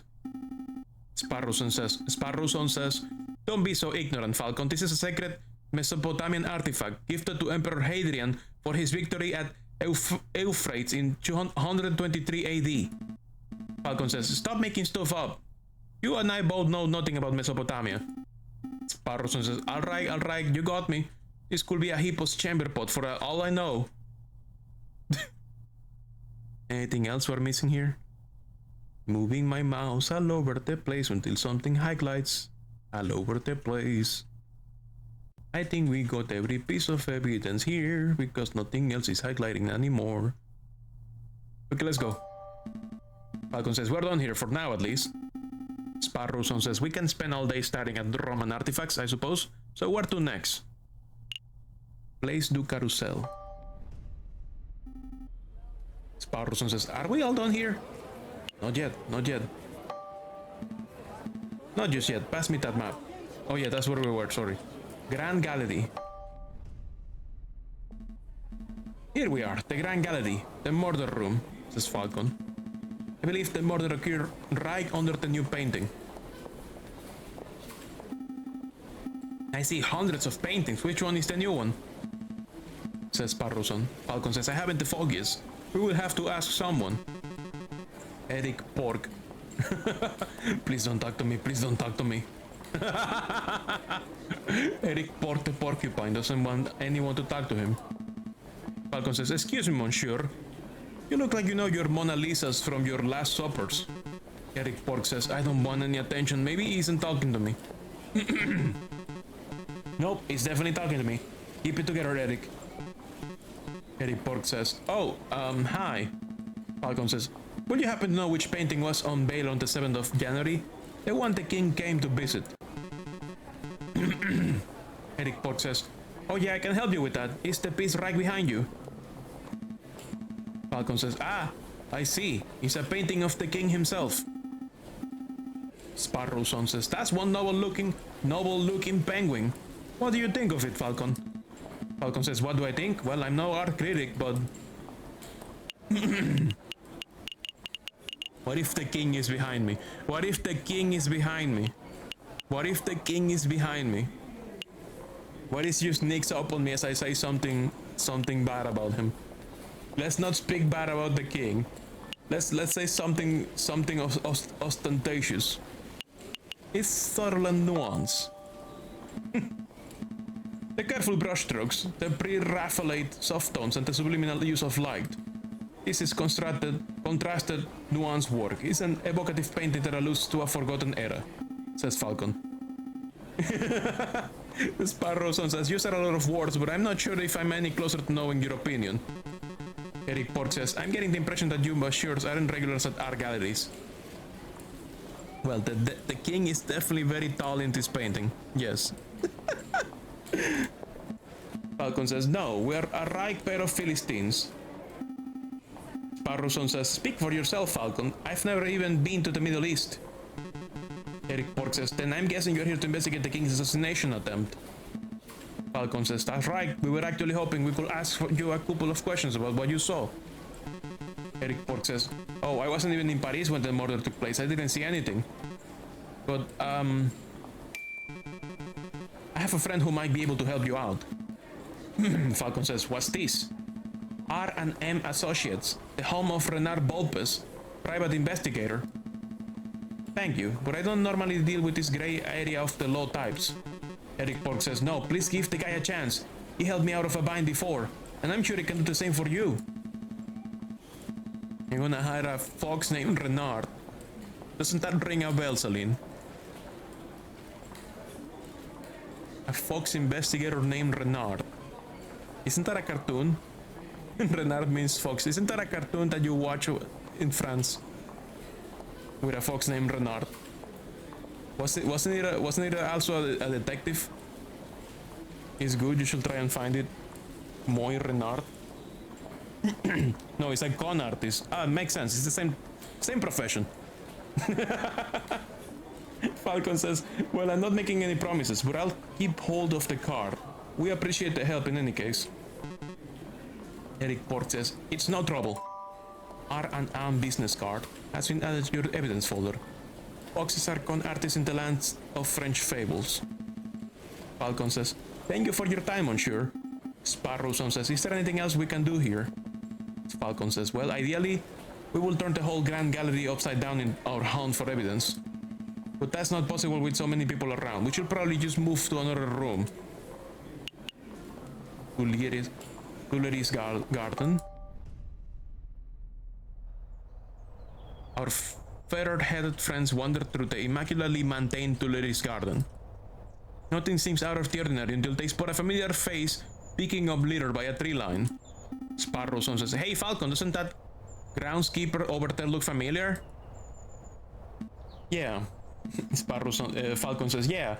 Not that I'm looking at him, he does look a lot like that photographer. What's his name? Robinio. Robinio Robinio. Robinio says, huh? Did someone call me? Oh, it's you. The lawyers who don't appreciate a masterful photograph when they see it. Sparrowson says, it's good to see that you gave up your artsy dream to pursue the more grounded career of groundskeeping. Robinho says, hey, I'm not doing this willingly. I was given community service for committing perjury. Can you believe that they gave me, an esteemed photographer, community service? Me! Sparrowson says, yeah, I can believe that. Falcon says, perjury is somewhat serious. You should be thankful that you got off with no jail time. Robinho says, you sound like just like that self-righteous Judge Maxime. So, did you two want to ask me something? Or are you just here to gawp? Sparrowson says, personally, I'm just gawping. Falcon says, actually, I do have a couple of questions, if you don't mind, Monsieur Robinho. Have you met Prince Juan? I don't suppose you have bumped into a Spanish fox who goes by the name of Prince Juan, have you? A Spanish fox? No, I've never met anyone like that, says Robinho. If this is about that assassination attempt on the king, then you're asking the wrong person. I only started working here today. Falcon says, I see. Robinho says, was there anything else you wanted? How's that groundskeeping going? So how's that new groundskeeping job working out? Robinho says, terrible. Tourists are pigs. Sometimes literally. Look at all this rubbish I found. Beer bottles, tin cans, apple cores. And look what I could pick up by this west entrance, a book page. A whole book that I could understand, but a single page? What kind of glittering moron loses just one page? Falcon says, wait a moment, may I take a closer look at that, monsieur? Don Quixote. That's a page from Don Quixote. May I take it off your hands, monsieur? Robinho says, sure, but what's it worth to you? What's it worth? It's trash. It's literally worthless. Robinho says, then I suppose I'll be destroying it as per my duties. Falcon says, alright, I suppose you deserve a little compensation for your trouble. How about you give me the page and I'll pay you...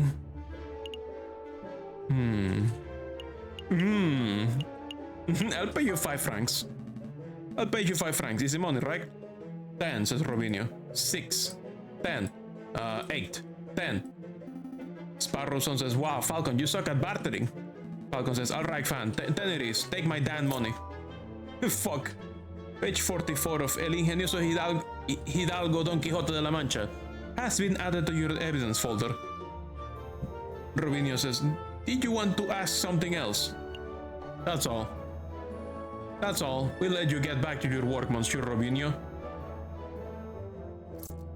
No, my money.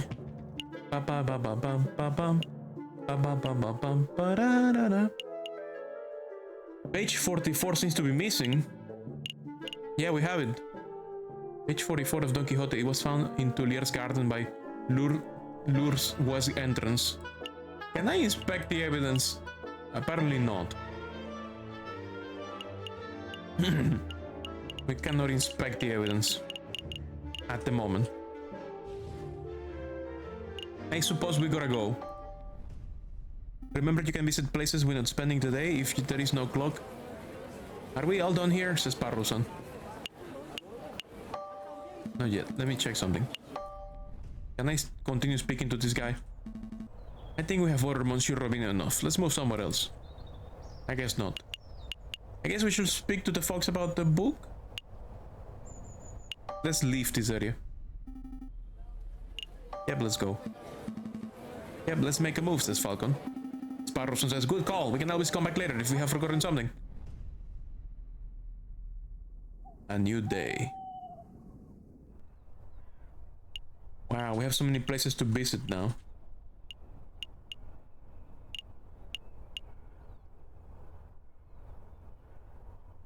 Wait, why is the lure again asking for time? Huh? We already visited the lure. Why is he asking for time again? Because visiting again will take time. Fuck.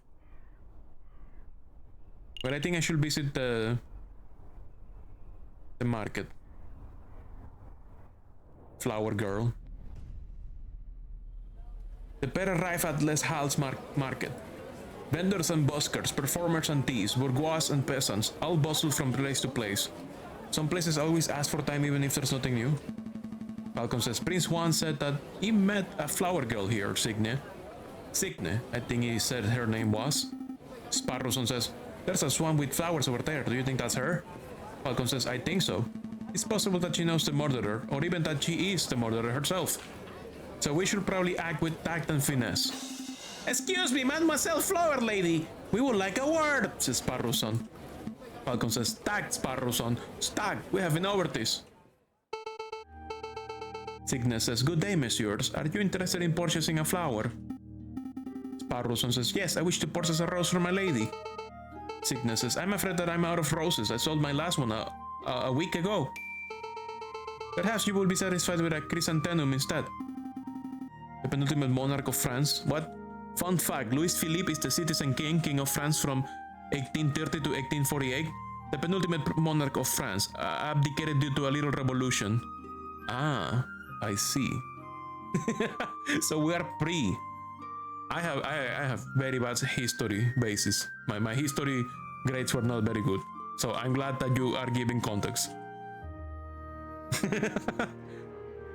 Sparrowson says, this is a beautiful flower from a fair maiden.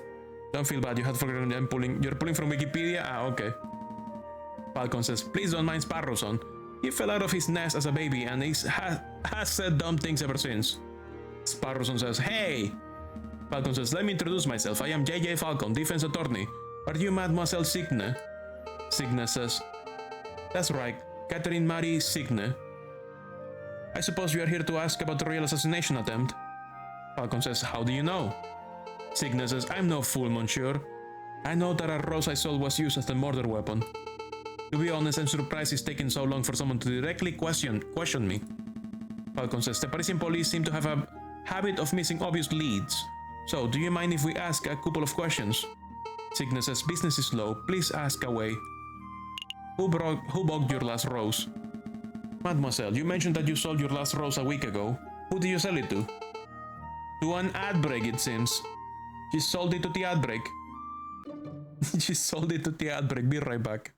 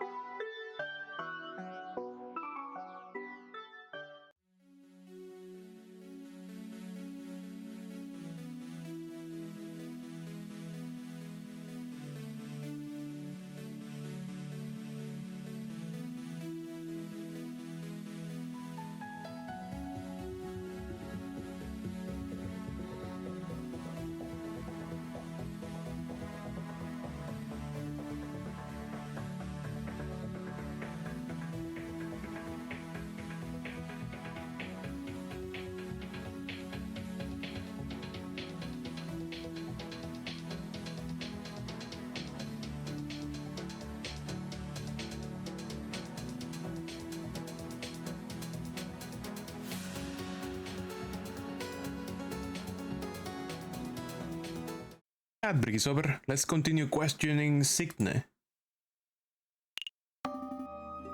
Fuck, this dialogue skip. Can I go back?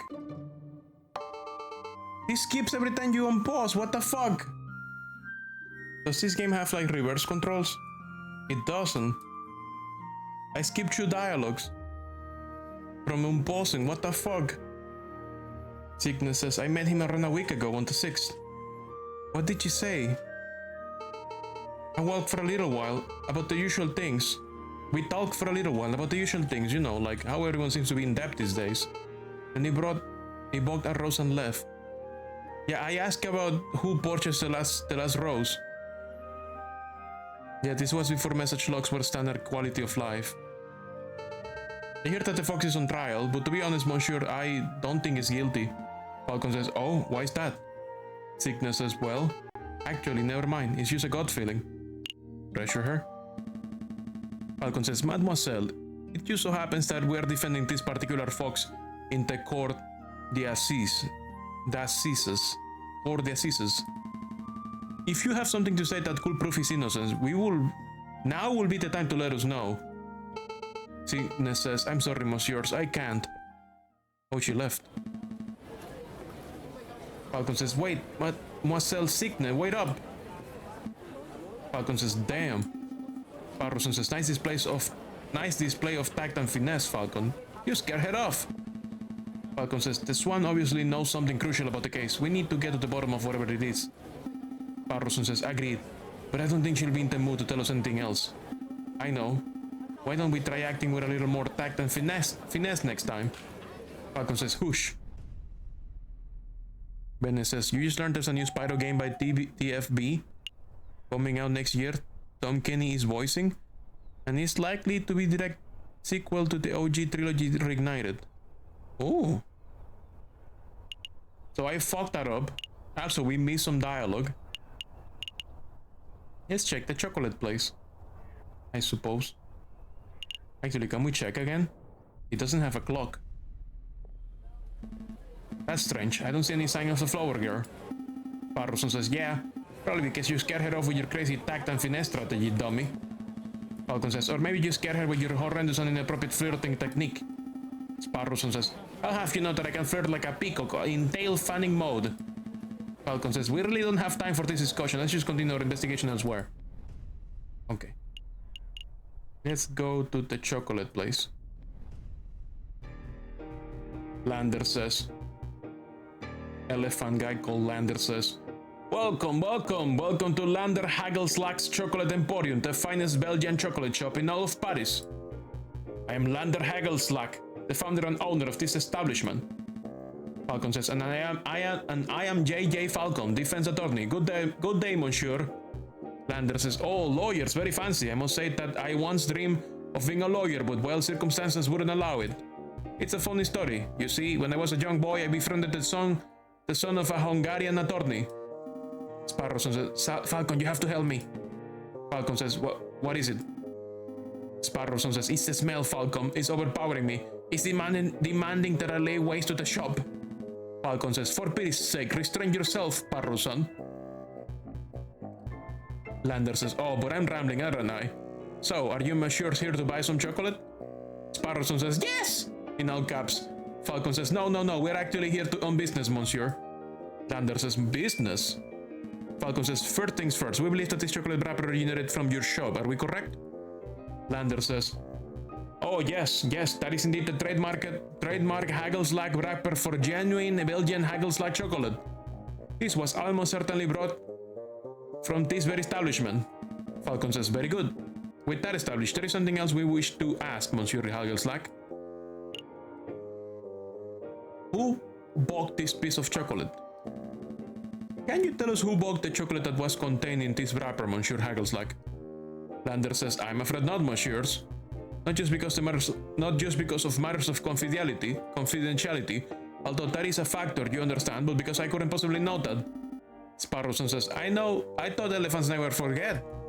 Lander says, my memory is impeccable, monsieur, but you must understand that I have dozens of customers a day. There are hundreds of people who could have potentially bought this particular item. Falcon says, so your memory is good, but you need further information. If we were to give you the description and name of a person, would you be able to tell us whether they purchased something from you? Lander says, oh, yes, that I could probably do, monsieur. Falcon says, let me think. Who to ask about?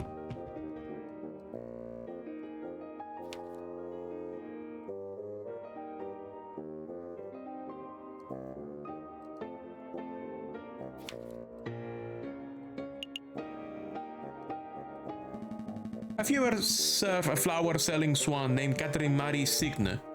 Lander says, no, monsieur. Falcon says, Sparrowson says, what are you thinking, Falcon? Falcon says, I'm not sure, to be perfectly honest. If you were the chocolate fiend, then our investigation would have become much simpler. But since she's not, let me think. Who to ask about?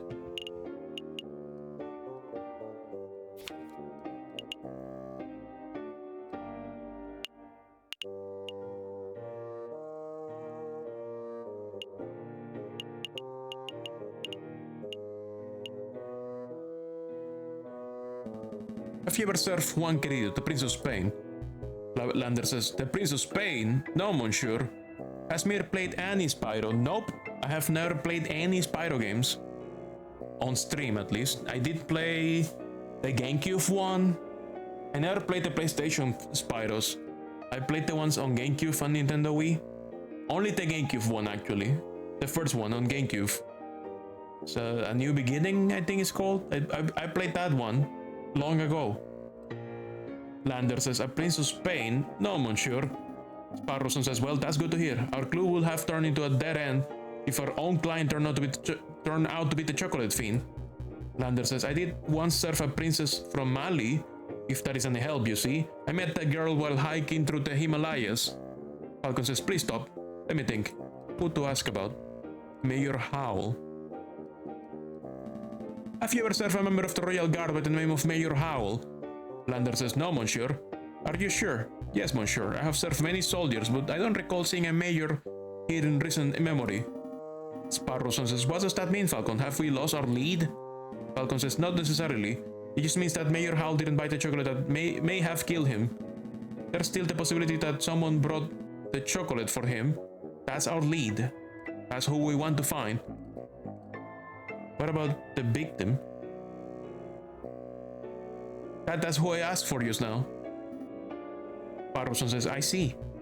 Lander says, I did once serve a high-ranking officer of the British Army who was on his way to Zimbabwe, if you want to hear that story. You wrote that right before? Oh, okay.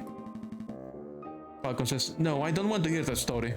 Lander says, messieurs, I am growing tired of these endless inquiries. Perhaps you should come back another day. Sparrowson says, you know, Falcon, it's possible that we just haven't encountered the chocolate fiend yet. Rather than coming back here every day and making aimless guesses, we should wait until we have someone specific in mind. Falcon says, you might have a point, Sparrowson. Thank you for your time, Monsieur Hagelslack. We shall return when our investigation has progressed a little. Lander says, any time, messieurs. I'm sweating now. We have fucked up 2 different days. Sweat. Sweating all over the place. Sweat. I guess we're gonna go check on the gossip at the tavern. Sparrowson says, really, Falcon? I thought you were done with your mopey drinking. Falcon says, I'm here to drink, Sparrowson, or mope, for that matter. Taverns are a fantastic hub of information. If we wish to get to learn more about this Prince Juan, then this should be an ideal place to start asking questions. And you can play cards here? Sparrowson says, oh, that's pretty good thinking. Quanell says, you two are back. Are you feeling any better, Falcon? Falcon says, much better. Thank you for asking, Madame Quanell. Quanell says, that's great to hear, hon. Will it be the usual? Falcon says, no, I'm back to investigative work today, so I've got to keep sharp. Sparrowson says, we wanted to know if you have seen a Prince of Spain around here recently. Quanell says, a Prince of Spain? I don't know if you have noticed, hon, but this isn't exactly the classiest pub in Paris. I'm lucky to serve the occasional bourgeois, but you can't forget about seeing a member of royalty. Falcon says, that's a pity. Maybe I should ask some of your patrons. Feel free. The old regulars, Rufus and Paul, are playing cards in the attic, same as always, says Quanell.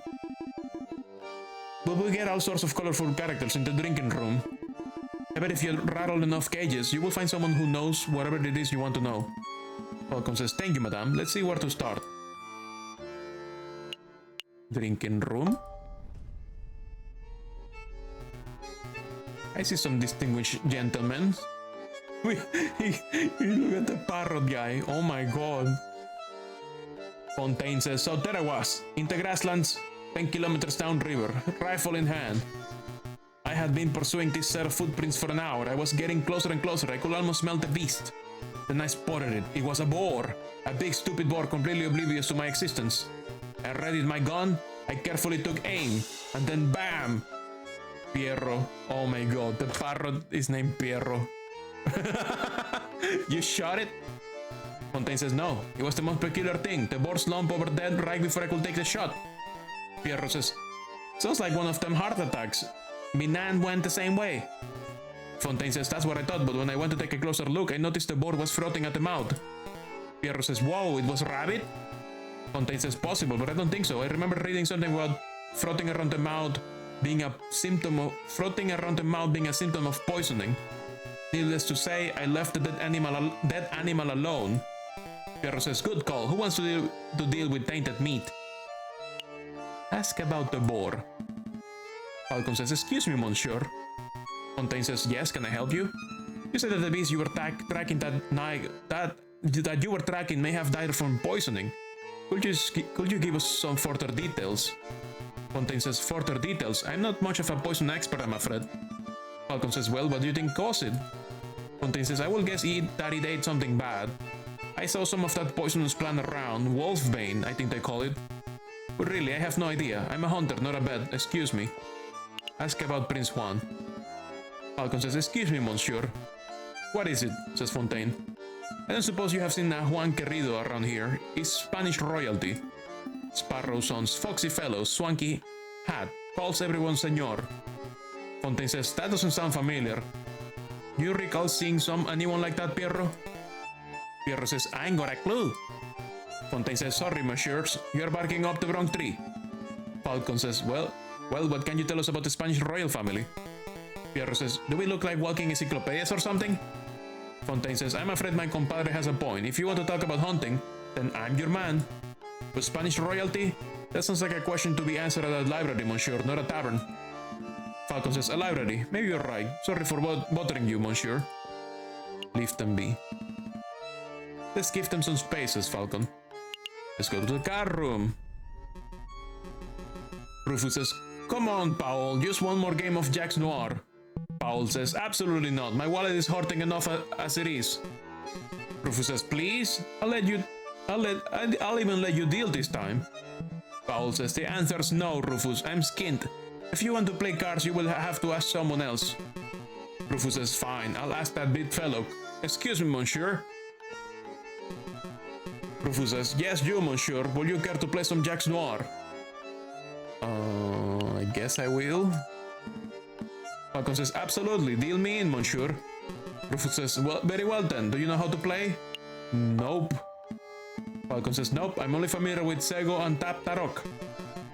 Rufus says, oh, this is much better than two silly games. Let me tell you how it works. I have a deck of cards with values between 1 and 11. I deal you one card at a time. If you hit 21, you win. I give you 5 francs. Falcon says, 5 francs? That seems a little steep.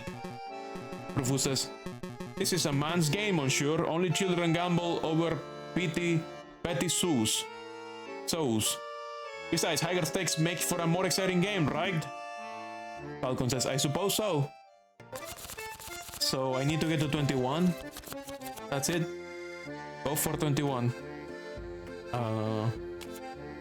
So I have to get to 21 closer than him.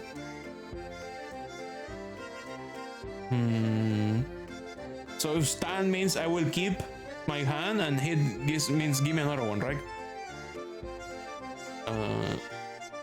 Hit me. 11. Hit me. 20. Stand. Dealer's turn. Oh, you son of a bitch! What the fuck? He's cheating! He's cheating! We have to find out how he's cheating, isn't he? He's fucking cheating. He got 21 exactly. What the fuck? What are the chances? Shut the fuck up. He's fucking cheating, isn't he? You won once and you lost 2 times. You quit then. Did you gamble? Yes, I have less money. Wow, you always won? Unlucky, monsieur, most unfortunate. Shall we have another round? Okay, fine. One more. And then we get the fuck out of here before I lose all my money. Okay, gimme, gimme. Gimme, hit me. 10, hit me. 18, ooh. Hit me. Ah, yeah, fuck you! Rufus says, well played, monsieur. Here's your payout. Shall we have another round? No, I'm done. Falcon says, no, I think we're done. Maybe another day, monsieur. This game is fucking rigged. Gambling away all of your accidentally ill-gotten gains from defending the murderer. Falcon says, no, I think we're done. Maybe another day, monsieur. Rufus says, I understand. Feel free to come back anytime. I was thinking this was gonna be a place to ask for questions. Anyone else in the drinking room? Different people, maybe? Falcon and Sparrowson return to the drinking floor, but nobody appears to be interested in conversation. Entrance. Sparrowson says, are we ready to hit the road? Yep, let's go. This was a waste of time. I fucked up again. I'm very scared now. Occasionally, special cinematic scenes marked by an exclamation mark will pop up on the map screen. These cinematic scenes are only available for 1 day before disappearing, but they take no time to visit. Their viewing is entirely optional. Okay. Less loops.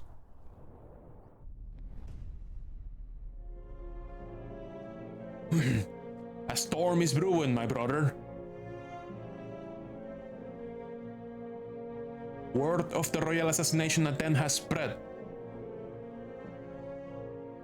The proletariats grow confident. The bourgeoisie are cowering. It won't be long before we have rioting. And then a revolution.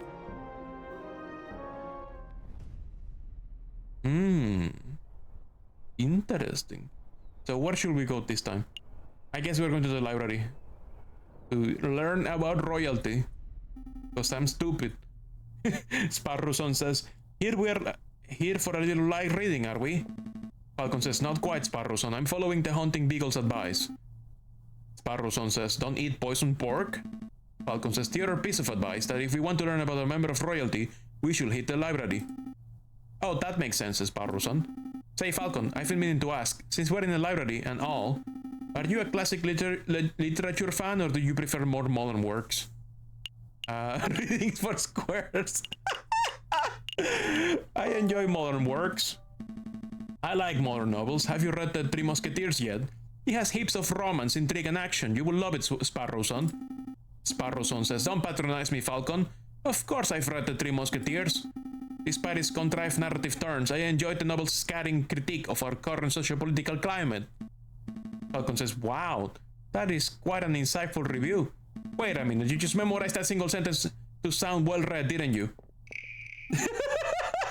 Sparrowson says, maybe. Nathan the donkey, or the horse, Nathan the horse. Would you monsieurs mind lowering your voices? I can hear you squawking from the other side of the building. Falcon says, my apologies, monsieur. We'll keep it down. Sparrowson says, wait, you're a librarian, aren't you? Nighthand says, an astute observation. Yes, monsieur. As the only quiet person in the library, I am most assuredly the librarian. Sparrowson says, well, not that we haven't your attention, my friend wants to ask you something. Falcon says, I do? All right, I do. Can you tell us about Don Quixote? I borrowed this book from a friend. What can you tell us about it? Don Quixote de la Mancha, says Nightan. It's a classic. Everybody has read it. Sparrowson says, yeah, everybody. But for those who haven't, Nightan says, I'm not going to sit here and summarize a great work of literature for two imbeciles who are too lazy to read. Falcon says, nor will I expect you to, monsieur. But what can you tell us about the physical book itself? Nathan says, this particular book didn't come from my library. From any library, if that's what you're asking, see? There's no library stamp or card. I assume it was acquired from a bookshop, a French bookshop, if the French translation and publishing information wasn't a giveaway. Mir might be able to end Act 2 if she extends a little. Falcon says, I see, thank you.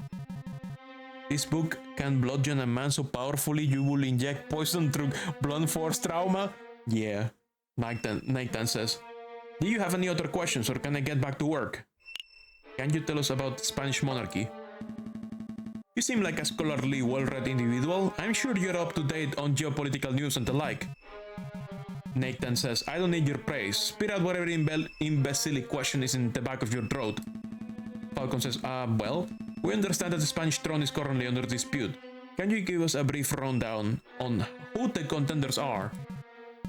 Nathan says, what a trivial question. Even an elementary school child can name the immediate heirs to every throne in Europe. Falcon says, yeah, but for the sake of those children who slept through that class, can you refresh our memories? Nathan says, very well. Pay attention because I'm not repeating myself. The current reigning monarch of Spain is Queen Regnan Isabella II of the House of Bourbon, daughter of King Ferdinand VII. Upon her death, the crown will likely fall to her husband, King Consort Francis, Duke of Cadiz. Although it is certainly possible that an immediate family member could stake a claim. However, the Queen's position is currently being disputed by the Carlists, headed by the Count of Montemolina, I think is the real name. I hope that answers your question. Falcon says, did you catch all that, Sparrowson? Sparrowson says, not a word. Falcon says, Monsieur, we are actually interested in a Prince Juan Querido of Spain. I don't think I heard that name in your explanation. Nathan says, a Prince Juan Querido? Is that what you said? Monsieur, I think you have been misinformed. There is no current Prince of Spain. And I'm not even sure Querido is a real name. It is certainly no line of any Spanish monarchy. Uh-oh. Falcon says, how strange. Sparrowson says, what does this mean, Falcon? Falcon says, well, one thing is for sure. Our client is not the Prince of Spain. Maybe he's a delusional lunatic. Or perhaps he's involving us in some sort of con. We don't have long before the trial, but it might be in our interest to confront Prince Juan directly and get some answers. Sparrowson says, right.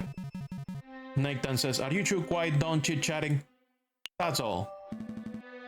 Don't worry, Monsieur, I think we're done here. Thank you for your time. Nathan says, then I bid you good day. A new day.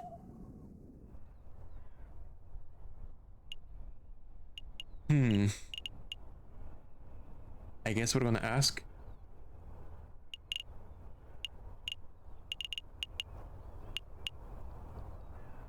How many days are left? I am so fucked. Quark says, you again?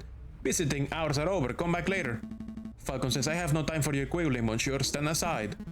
Quark says, you can talk to me like that? Falcon says, I most certainly can. We have reason to believe that you are housing a suspect under false pretenses. That is in direct violation of statutes 204B and 488C of the French Criminal Code of Justice. Failure to comply with a request may result in you, yes you, Monsieur, being held directly responsible for any consequential legal action. Quark says, alright, no need to break out the legalese on me, I'll go open the cell. Sparrowson says, wow, Falcon, how did you memorize those criminal codes? Falcon says, memorize, come on, Sparrowson, learn how to bluff. The music again, my ears, my ears. My fucking jumpscare. He did a phoenix, right? Yes, he did a phoenix, right? Prince Juan says, Senor Falcon, it's so good to see you again. You have some good news about my case, I hope. Confront politely. Falcon says, listen, Juan, in order to maximize our chances of a successful trial, I need to know every bit of information. I can't work with half-truths. If you tell me one thing, the prosecution's evidence tells me another, then we are both in trouble. Prince Juan says, I am afraid I don't quite follow, senor. Do you want me to spell it out? I know that you are not the Prince of Spain. I know that your name is not Juan Querido. Prince Juan says, where is this coming from? I assure you, senor, that I am who I claim to be. Falcon says, if you want your trial to be a farce, then you don't need my help. Come, Sparrowson, we're leaving. Prince Juan says, wait, calm yourself, Monsieur Falcon. I will reveal all. Sparrowson says, did you say Monsieur? What happened to your Spanish accent? Prince Juan says, you are suspicious. Your suspicions are well placed. Juan Querido is not my real name, and I am not a Spanish prince. That was just a persona I concocted for the purpose of getting arrested. So, what is your real name? What is your real name? What's in the name? It's just an empty label, a vapid reflection of who we really are. Today I am Juan Querido, the Prince of Spain. Tomorrow I may be Bruno Reyer, a pauper living under a bridge of the Seine. But that doesn't change who I am or what I do. Falcon says, that didn't really answer my question. Prince Juan says, no, I suppose it didn't. But you're a smart bird, Monsieur Falcon. I suspect that you already know my real name. Are you the motherfucker Renard Bulpus? You are Renard Bulpus, private investigator. Very astute. And you, Monsieur Falcon, private defense attorney, says Prince Juan. But that wasn't always your name, was it, Monsieur Falcon? Just like me, you know how to adopt a new person on a whim. Sparrowson says, you changed your name, Falcon? I didn't know that. Falcon says, this isn't about me, Juan. Renard, Monsieur, we're trying to uncover the truth here. Prince Juan says, of course. So what truth is it that you're attempting to uncover, Monsieur Falcon? Why would you want to get arrested? Why would you want to get arrested? Prince Juan says, you're putting me in a difficult position, Monsieur. If I tell you the full story, I will be putting someone else in danger. How about this? I'll tell you a story. Sparrowson says, I like stories. Prince Juan says, there was a girl, a mademoiselle who was in a great deal of debt. Falcon says, everyone has a debt these days, Monsieur. Prince Juan says, indeed, but this particular mademoiselle was indebted to a very powerful man, and that man wished to collect. The mademoiselle has no means of paying, so the man offered her a deal. Murder this man, and I will forget what you are owed. Refuse, and I will reap what I am owed from your parents. With no alternative options, the mademoiselle accepted. But another man, a gallant knight with foolish archaic notions of chivalry, heard the mademoiselle's story. The knight knew that murder was inevitable, but he saw a way to take the fall into mademoiselle's place. Do you understand what I'm saying, Monsieur? I understand. Falcon says, I understand, Monsieur. To be honest, it wasn't the subtlest of allegories. Prince Juan says, storytelling was never my strong suit. But I'm glad that you're seeing things from my perspective. Hopefully, that sheds some light on the situation. Falcon says, if I might ask, Monsieur, why did you not just go to the police with the information that you had? Prince Juan says, the police are not always an option. What is a man to do when the justice system itself is the problem? I'll let you know when I figure it out, Monsieur, says Falcon. Prince Juan says, dwell on it. Perhaps we should talk about something else in the meantime. That's all. I don't have any more questions for you, Juan. I think we have learned all we can for now. Sparrowson says, really? I don't feel we have learned very much. Prince Juan says, oh, Monsieur Falcon, before I forget, will you find Mousy and ask him whether the birds have successfully flown south for the winter? Whether the birds have flown south? What is that, some sort of code? Prince Juan says, something like that, but rest assured, Monsieur, that this does directly pertain to the case. Falcon says, well, if we have time, I'll be sure to let Mousy know. Let's make a move, Sparrowson. Trial day is approaching. Sparrowson says, right. I'm getting fucked so hard right now. So where is the mouse? In my office? Nothing is asking for time except the Palace of Justice.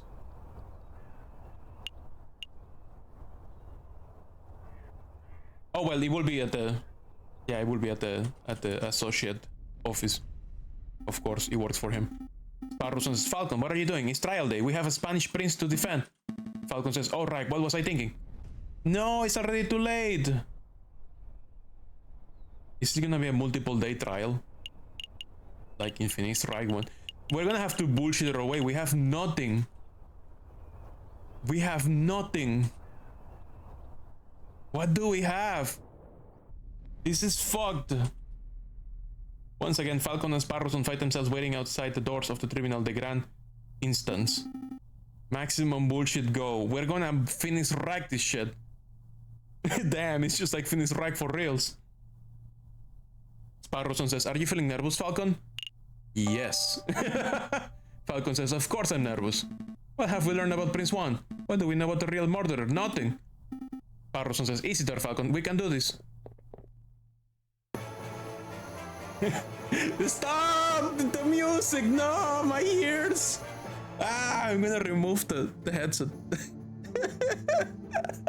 I already lowered the volume. This is insane volume.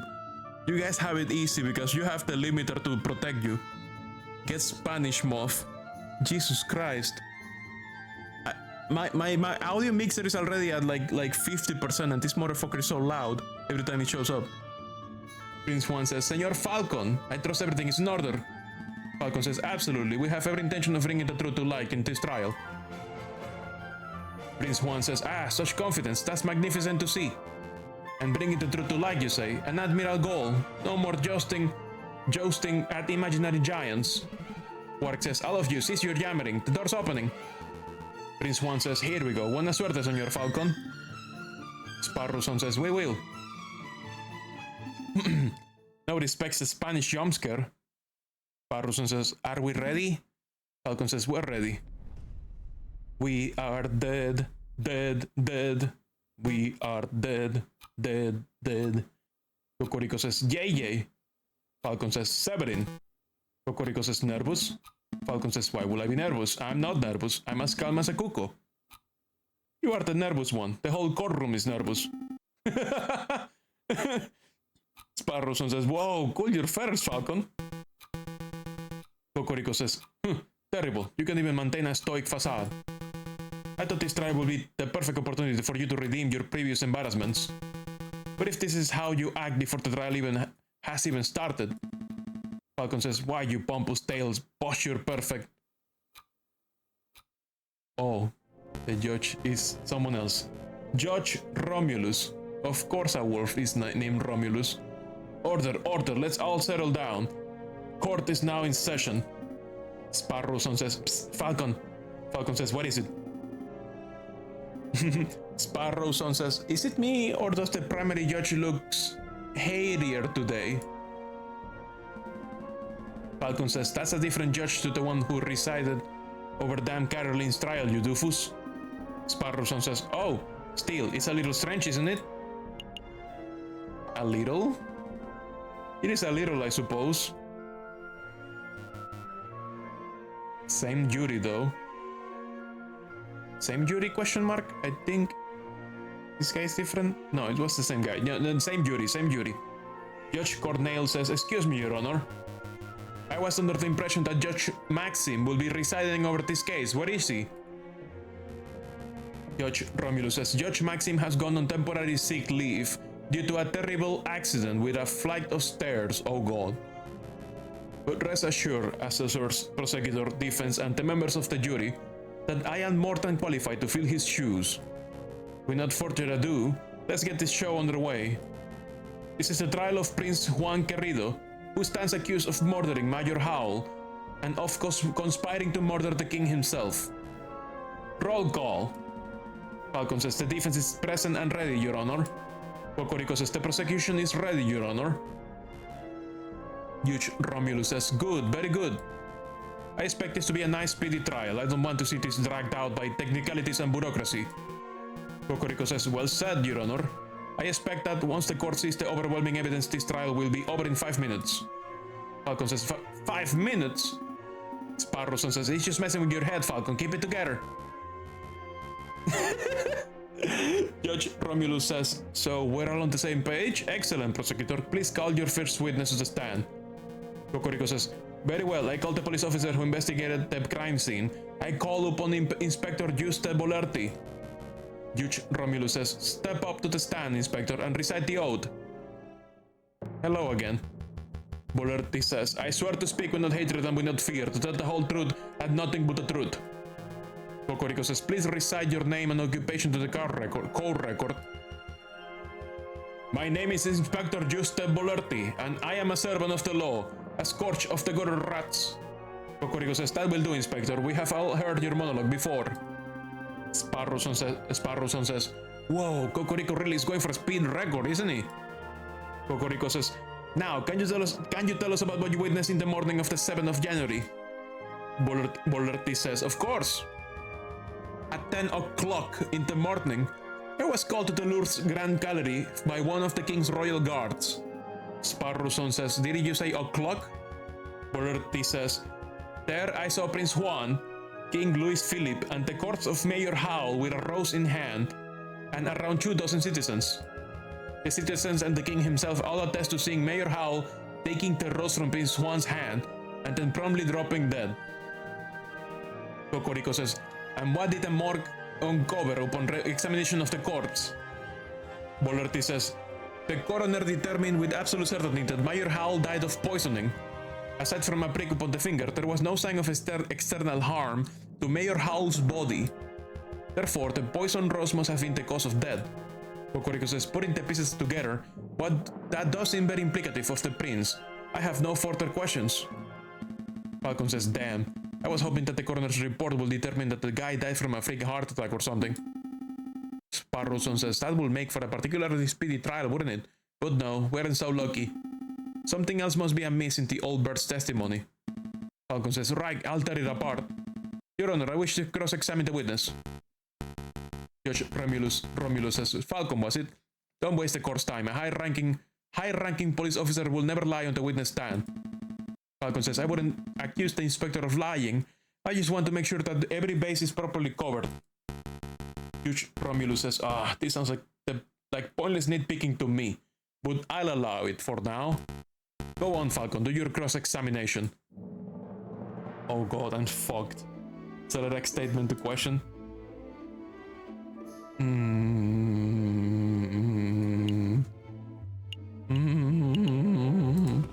What do I even have? I have the potential poison.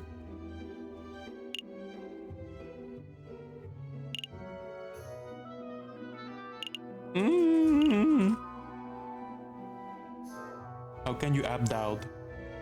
I have no idea how to opt out right now. I can use Mayor Howell, 2,000 citizens, and poisoning. Oh fuck. This case is so fucked.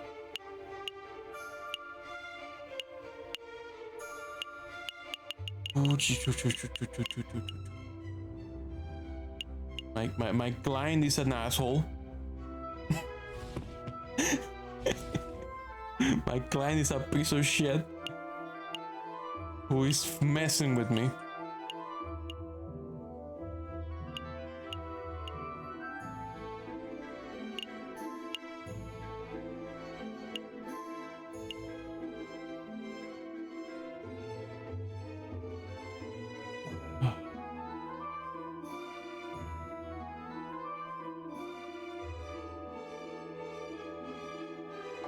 I guess I'll ask about the poisoning. Inspector, you said the coroner determined with certainty that Mayor Howell was killed by poison. Bolerti says correct. He stated the signs and symptoms were textbook. There is no possibility that his death was natural. What kind of poison was it? Did the coroner mention specifically what kind of poison it was? Bolerti says he was not certain. At first the coroner posited that it was a plant-borne poison like that of an aconite flower. But when he learned how fast the poison had taken effect, he noted that this was atypical of aconite. Consequently, he suggested that it may have been some newly engineered concoction. Cocorico says, a newly engineered poison, you say? But that only reaffirms that this was a very deliberate assassination attempt. Bolerti says, indeed. Do you have another question about the poison? Ooh.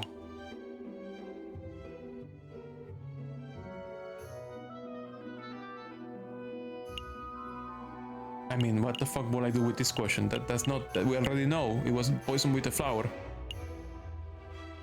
We're less pressed, just in case he says something wrong. How exactly was Mayor Howell poisoned? What was the delivery mechanism? Bolerti says his finger was pricked by the poison rose. He even commented out loud about it seconds before dying. All 22 citizens who witnessed the murder attested to seeing and hearing this. Falcon says, is there any possibility that he was poisoned by something else? Cocorico says, what an absurd thing to ask, JJ. You just heard that 22 people saw the victim prick his finger and die. What are you suggesting, that the prick finger had no relation to the poisoning?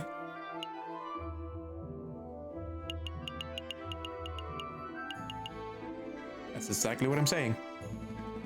That's exactly what I'm saying. I don't doubt that Mayor Howell was poisoned, but I do doubt that the rose was the cause. Cocorico says, unbelievable. Only a total buffoon could fail to draw the blatant link here. JJ, as tempting as it is to sit here and lecture you on the basics of cause and effect, I'll end this discussion painlessly. Inspector, please tell the defense that you found traces of poison on the thorns of the rose itself. That should alleviate all doubt that the rose was in fact a poison delivery mechanism. Bolerti says, actually, I can tell him that. Aha. I dread to ask, but why not? Bolerti says, we didn't check the rose for traces of poison. It just seemed obvious that the rose caused the poisoning, given the timing of the incident. Cocorico says, well then, now will be a good time to make a test. Here's a marvelous thought. We prick the finger of the defendant with the rose. If there is no poison on the rose, then Prince Juan leaves and he is free to go.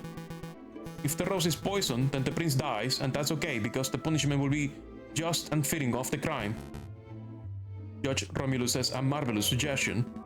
Falcon says, what is this, a witch trial? This is in America, Severing. That's not how we do things here. Cocorico says, calm your feathers, JJ. It was clearly a joke. There are far more humane ways of testing for poison.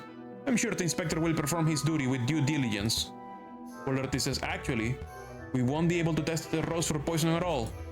Cocorico says, why is that? Bolerti says, given the dangerous nature of the flower, it was destroyed by the police force. We burned it to ashes. Cocorico says, such unprofessionalism. Falcon says, if we have no way to know whether the rose was poisoned, then this whole trial ought to be called into question. Cocorico says, nice try, JJ. But through the process of reasoning by elimination, we can still deduce with absolute certainty that the rose was poisoned. In other words, there was nothing else at the crime scene that could have caused the poisoning.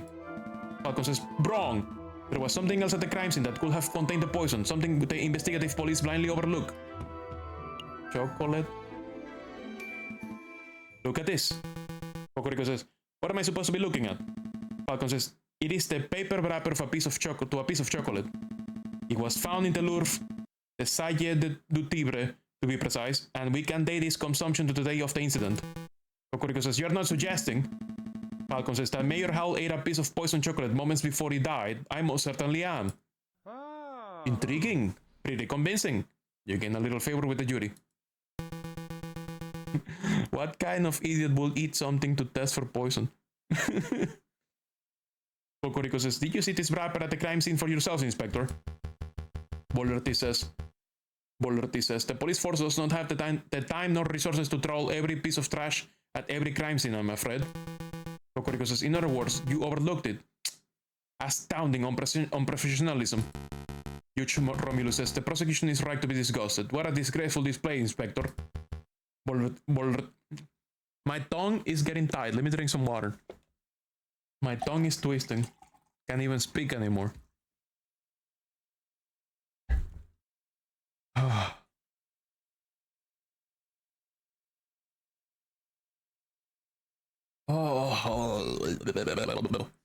You are 75% in? As in the entire game, or use Act 2? The Act 2? Okay. Bolerti says, I offer my apologies, Your Honor. Romulus says, I don't want your apologies. I want you to do your damn job properly. Get off the witness podium before I kick you off myself. Bolerti says, as you wish. I'll take my leave. Until next time, messieurs. Cocorico says, so let me get this straight. This chocolate wrapper was found at the crime scene. Falcon says, correct. Cocorico says, and you have no reason to believe that it was consumed on the day of the incident. Sorry, you have reason to believe. Falcon says, I do. I have an expert food tasting witness who is willing to testify if needed be. Sparrowson says, you have a foodie witness. I don't recall anyone like that. Who on earth are you talking about, Falcon? Oh, I see. Cocorico says, But do you know for certain that Mayor Howell consumed this chocolate? Falcon says, well, that is the fact that we're still investigating. Cocorico says, I see. And do you have evidence that this chocolate was in fact poison? Falcon says, again, this is something that might require a little more time to definitely prove. Cocorico says, so then in actuality, you do not have evidence that Mayor Howell consumed some poison chocolate. Instead, you have a solitary piece of rubbish that you pluck straight out of the gutter. That's weak, even for you, Yay. Cocorico says, let's move things along. I have another witness I would like to summon. He is a man who claims to have an excellent view of the people going in and out of the Louvre at the time of the incident. I call upon Monsieur Toussaint Kingsley. Who the fuck? Judge Romulus says, could the witness please approach the stand and recite the oath? Toussaint says, hello. Alright, the oath.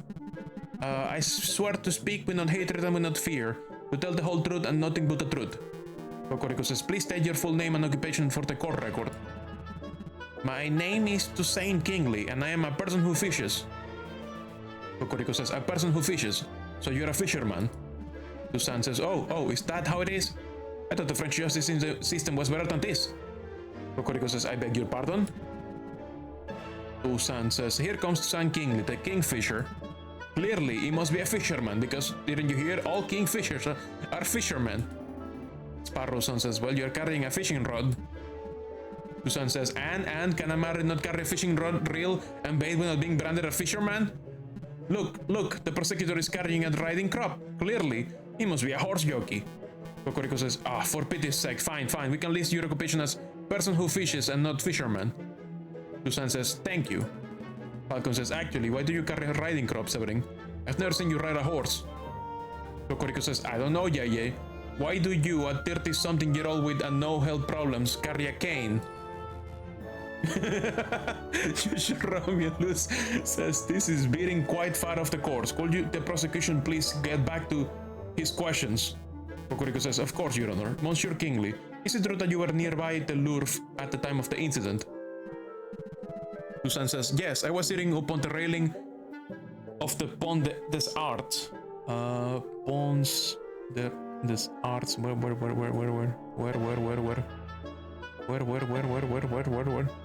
Where is that? I don't see it. I'm blind. I'm fucking blind. Saint Nicolas, Saint Perez. Wow. I can't see. I don't see it. Around there under the scribbles, really?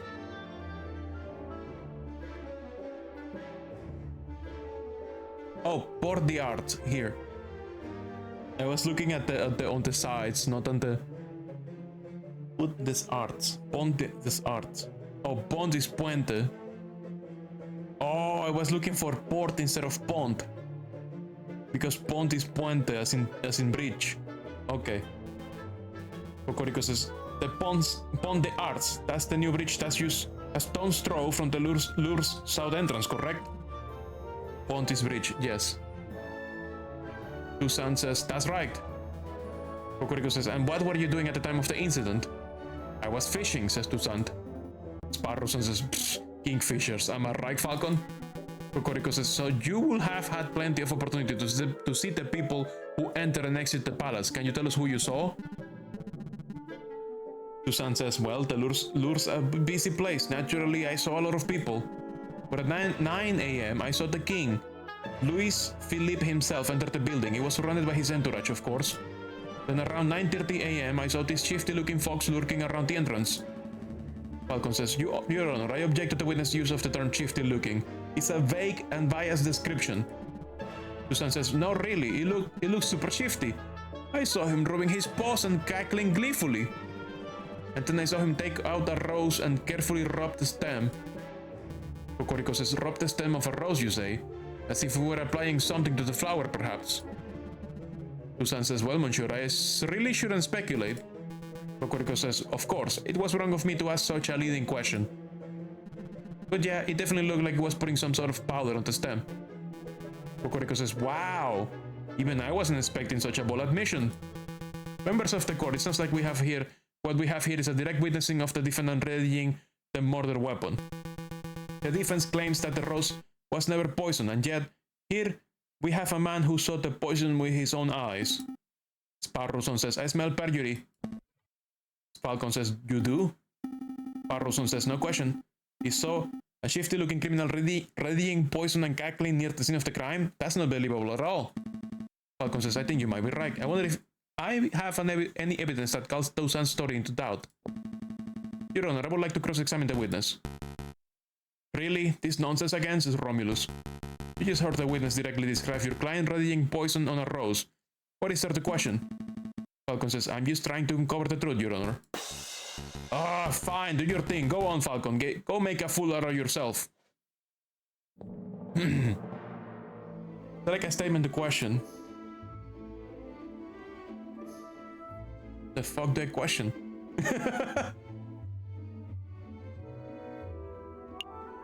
What do I even have?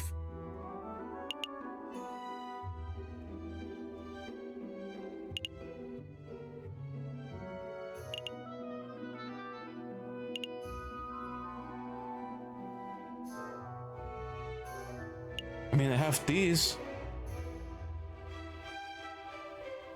Do I have to expose my client?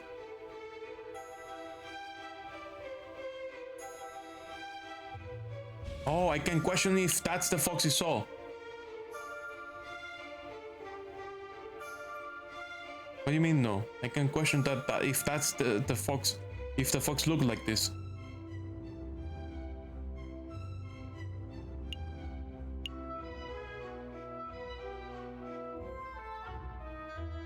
What are you typing? You're not stopping me? Okay. Monsieur Kingsley, you claim you saw a shifty-looking fox. Toussaint says, yep, super mega shifty. Oh my god, I can be racist. Are you sure the fox was Prince Juan? There must be at least 100 foxes in Paris. How do you know that the fox you saw was Prince Juan? Well, he was wearing a suave hat that hung low over his eyes, I swear. I hear that's how they wear them in Spain. And I'm not much of a fashion expert, but the rest of his outfit looked quite out of place for the French winter. Falcon says, is that all you're going by, his fashion sense? Toussaint says, oh, I nearly forgot. I heard him call a passerby senor. I thought that was peculiar. Well, that's him alright. No. Let's not fuck around with that anymore. Well, I can ask him about if he saw the thing happened at 10, but the king stopped in the outer room before 10. The assassination happened at 10. So maybe... Monsieur Kingsley, you said that you were sitting upon the rails of Pons de Arts on the morning of the incident. Yup. What entrances can you see from that bridge? Monsieur Kingsley, you had a good view of the lure's south entrance, didn't you? Would you have seen this part? Where we saw the chocolate? Yup, the Pont de Arts is a great vantage point for seeing the Grand Gallery's south side. What about the other entrances? The other entrances, you mean like if you were entering from Tuilier's Gardens or the Place de Carrousel? No, I couldn't possibly see those areas from the bridge. Cocorico says, but of course, that isn't relevant. Monsieur Kingsley witnessed Prince Juan entering the south entrance with flower in hand, and that's what counts. But if Prince Juan used another entrance? South entrance, flower in hand. That's what counts. I mean, I don't think he used another entrance, probably, right? I don't think the entrance is relevant. I'm asking about the king, is what I'm thinking.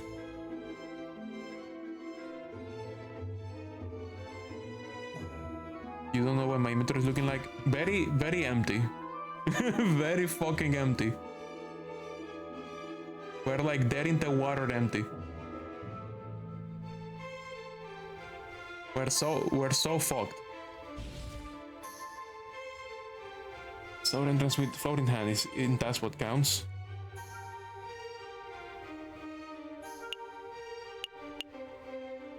I don't want to press this sounds stupid. This sounds stupid. I don't think I should press that.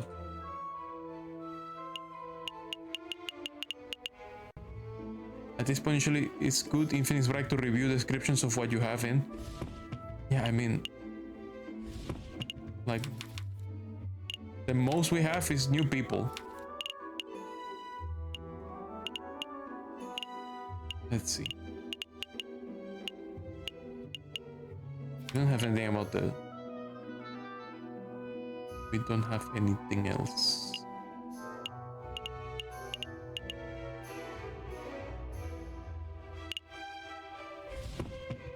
Well, in Tuilier's garden, he was found in the Tuilier's garden.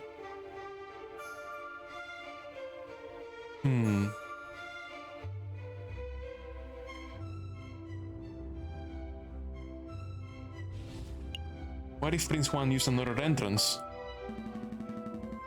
What if Prince Juan didn't enter from the south entrance? What if he approached the Louvre from Tuilier's gardens to the west?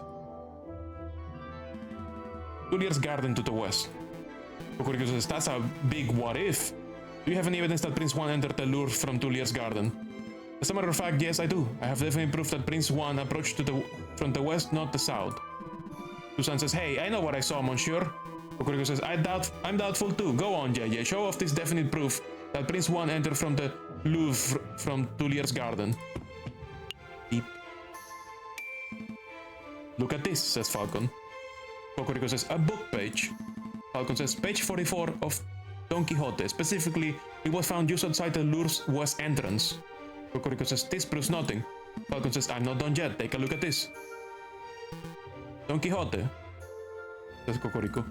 Falcon says, this is the book Prince Juan has been reading in jail since his arrest. I believe he has had it on his person for some time. No, we have an ad break. No! Shit! Okay, ad break.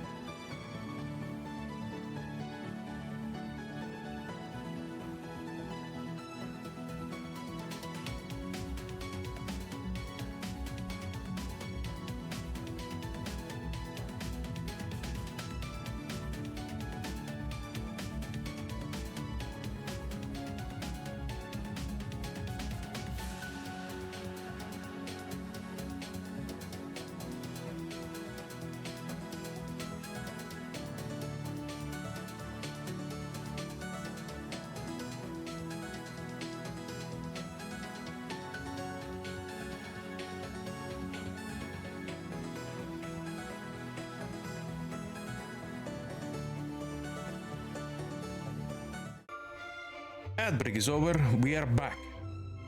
So, Falcon says, and yes, page 44 is missing. That was the first thing I checked. You do realize what this means, don't you, Severin? The defendant was present in Tullier's gardens prior to entering the Louvre. This also means that, in all likelihood, the defendant entered the Louvre from the west entrance, not the south. He could not possibly have been seen by Monsieur Kingsley from the Pont des Arts. Toussaint says, what? I know what I saw, Monsieur. Cocorico says, a fine theory, Falcon, but maybe the defendant took the long way around. One can still travel from Tullier's to the Louvre's south entrance by walking along the river. Falcon says, an extra 2 kilometers of walking just to enjoy the pre-murder scenery. Best not say silly things, Cocorico. Cocorico says, okay, maybe the defendant deliberately left the page there to mislead the investigation. Falcon says, now you're the one who's blindly speculating. Cocorico says, it's not blind speculation, it's a viable hypothesis. Falcon says, you are fond of logic, aren't you, Cocorico? Let's talk about Occam's razor. When torn between two seemingly equal hypotheses, we must side with the one that imposes the fewest assumptions. Which of these theories takes fewer assumptions? 1. The page from Prince Juan's book fell out on his way to the Louvre's south entrance. 2. Prince Juan deliberately planted the page on the off chance that it would be discovered and it took the long way around. Cocorico says, how dare you, the nerve of you to lecture me on such basic philosophical concepts. Falcon says, I'll stop lecturing you when you stop making such basic mistakes. Romulus says, Monsieur Falcon, please calm yourself, what is the point of all this jammering? Falcon says, the ultimate point is that Toussaint's testimony is fabricated, made up, utter fiction. Toussaint says, no, everything I've said is the truth. Falcon says, I suspect that the witness isn't even a fisherman. Toussaint says, I'm not a fisherman. Falcon says, see, he admits it himself. Toussaint says, that's not what I meant. Innocent perhaps? What a twist. You gain a little favor with the jury. Two gay birds bluffing wildly. Judge Romulus says, prosecutor, you have something that will put this arrogant Falcon in his place, don't you? I must concede, says Cocorico. You concede, says Romulus. Cocorico says, on this point at least, Falcon's evidence strongly suggests that the key component of Monsieur Kingsley's testimony is false. Toussaint says, no! Cocorico says, this doesn't mean that Prince Juan is innocent, of course. All Falcon has demonstrated is that this particular witness is unreliable. Toussaint says, but I did see something, I really did. Alright, so maybe I didn't exactly see a shifty-looking fox, I made that part of the story up. But I did see a swan lurking around the south entrance on the morning of the murder. A swan, says Falcon. Huge Romulus says, do shut up, witness, your word is more at this point. How can we possibly trust anything you have to say? Judge Cornell says, Your Honor, Judge Romulus, we're out of time. We're 10 minutes overdue to start on the hare versus tortoise trial. Judge Romulus says, is that late already? Of course, I was hoping we could have the case wrapped up in a single trial session. Cocorico says, it is a shame, but ultimately, an accurate sentencing is always preferable to a speedy sentencing. Romulus says, alright, yes, alright, I don't need to hear your moralizing. Court will resume this Friday, the 21st of January, at 9 o'clock. Don't be late. Prosecutor, do your damn job. Get this stupid fox a conviction already. Cocorico says, I will do my best to ensure that justice is served, Your Honor. Sparrowson says, a lot came up in the trial, huh? Falcon says, yeah, no doubt about that. Sparrowson says, but something's bothering me. Why would that fisherman guy, Monsieur Kingsley, lie on the witness stand? The judge is out for blood, huh? Yeah, this doesn't sound like a very partial and an unbiased judge. Maybe he was coerced. Well, it's possible that he was coerced or bribed. Sparrowson says, that's just what I was thinking. Maybe the real murderer threatened the fisherman into making up a story about Prince Juan. Falcon says, let's keep an open mind. Anything is possible at this stage. But to be perfectly honest, something else is bothering me about the trial. Huge Romulus. Everything. I mean everything. Everything. All these things. All of them at the same time. What do you mean? All of them are concerning. All of them are concerning. But Signa is definitely the most concerning, I will say. I think this is the... Like, we heard the story from the Fox. But I guess Romulus is concerning. Huge Romulus is acting under a shred of professionalism. He's obviously more interested in securing a guilty verdict than he is in discovering the truth, but why? Maybe he has a vendetta against Spanish royalty, says Parroson. Falcon says, I'm not sure. I'm not so sure. There must be something else at work here. Excuse me, Monsieur Falcon, says a voice. Oh, Rabington. Rabington says, sorry to bother you, but this letter just arrived. I think it's for you. Falcon says, a letter for me? I wonder why it wasn't sent to my office. Sparrowson says, have you been demoted to courier status, Rupert? Rabington says, oh, hush, hush, Sparrowson. I don't need to be pitied by a first-year dropout. Sparrowson says, ooh, a good comeback. So what does the letter say, Falcon? Falcon says, it's a thread made with a cut out newspaper letters. A thread made with cut out newspaper letters. Sparrowson says, wow, I didn't know those things actually existed. Let me see. Falcon, stop your investigation or there will be consequences. Scary, says Sparrowson. Falcon says, there is no question that this letter originated from Mayor Howell's murderer. He or she must be aware that we are getting close to uncovering the truth. Sparrowson says, sounds about right. But why would a person write with a cut-out newspaper letters like this? G-Man is the culprit. Falcon says, masking one's handwriting will be the most common reason. Although I can't help but wonder why they would bother, since we don't have any handwriting samples to compare it to. Sparrowson says, we are still going ahead with our investigation though, right? Rise and shine, Mr. Falcon. Absolutely. Falcon says, oh yes, absolutely. If a lawyer were deterred every time they receive a threatening letter, they will never get any work done. Besides, with only 3 days before the next trial session, we can afford to be worrying about very little things. Very things like this. Nope, abandon ship. You realize that this is probably not the best time to talk? Sparrowson says Tuesday, Wednesday, Thursday. Wow, you're right. Let's make those days count. Okay, I don't think we can continue. We have to stop here. Celine has work tomorrow. And my throat is already destroyed. So I think we should save and quit here. And continue next Sunday. Save and quit. Oh, you can load a previous day. How does that work?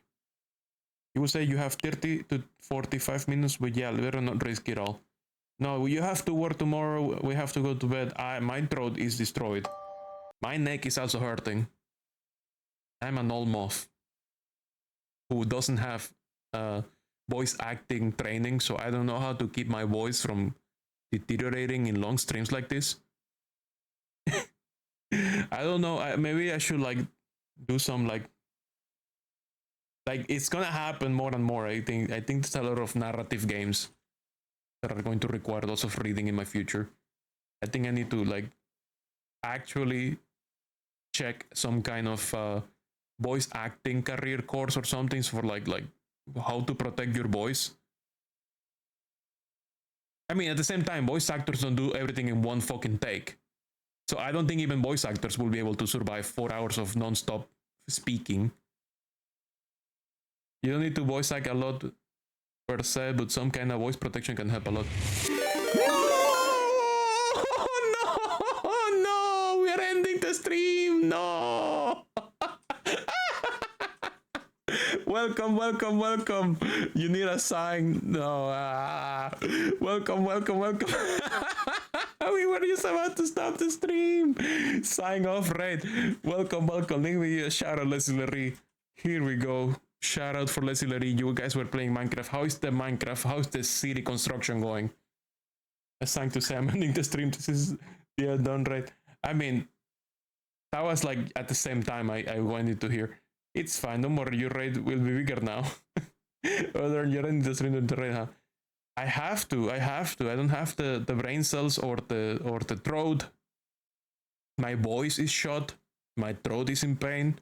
My neck is in pain. Old moth problems. 4 hours of non-stop voice acting problems.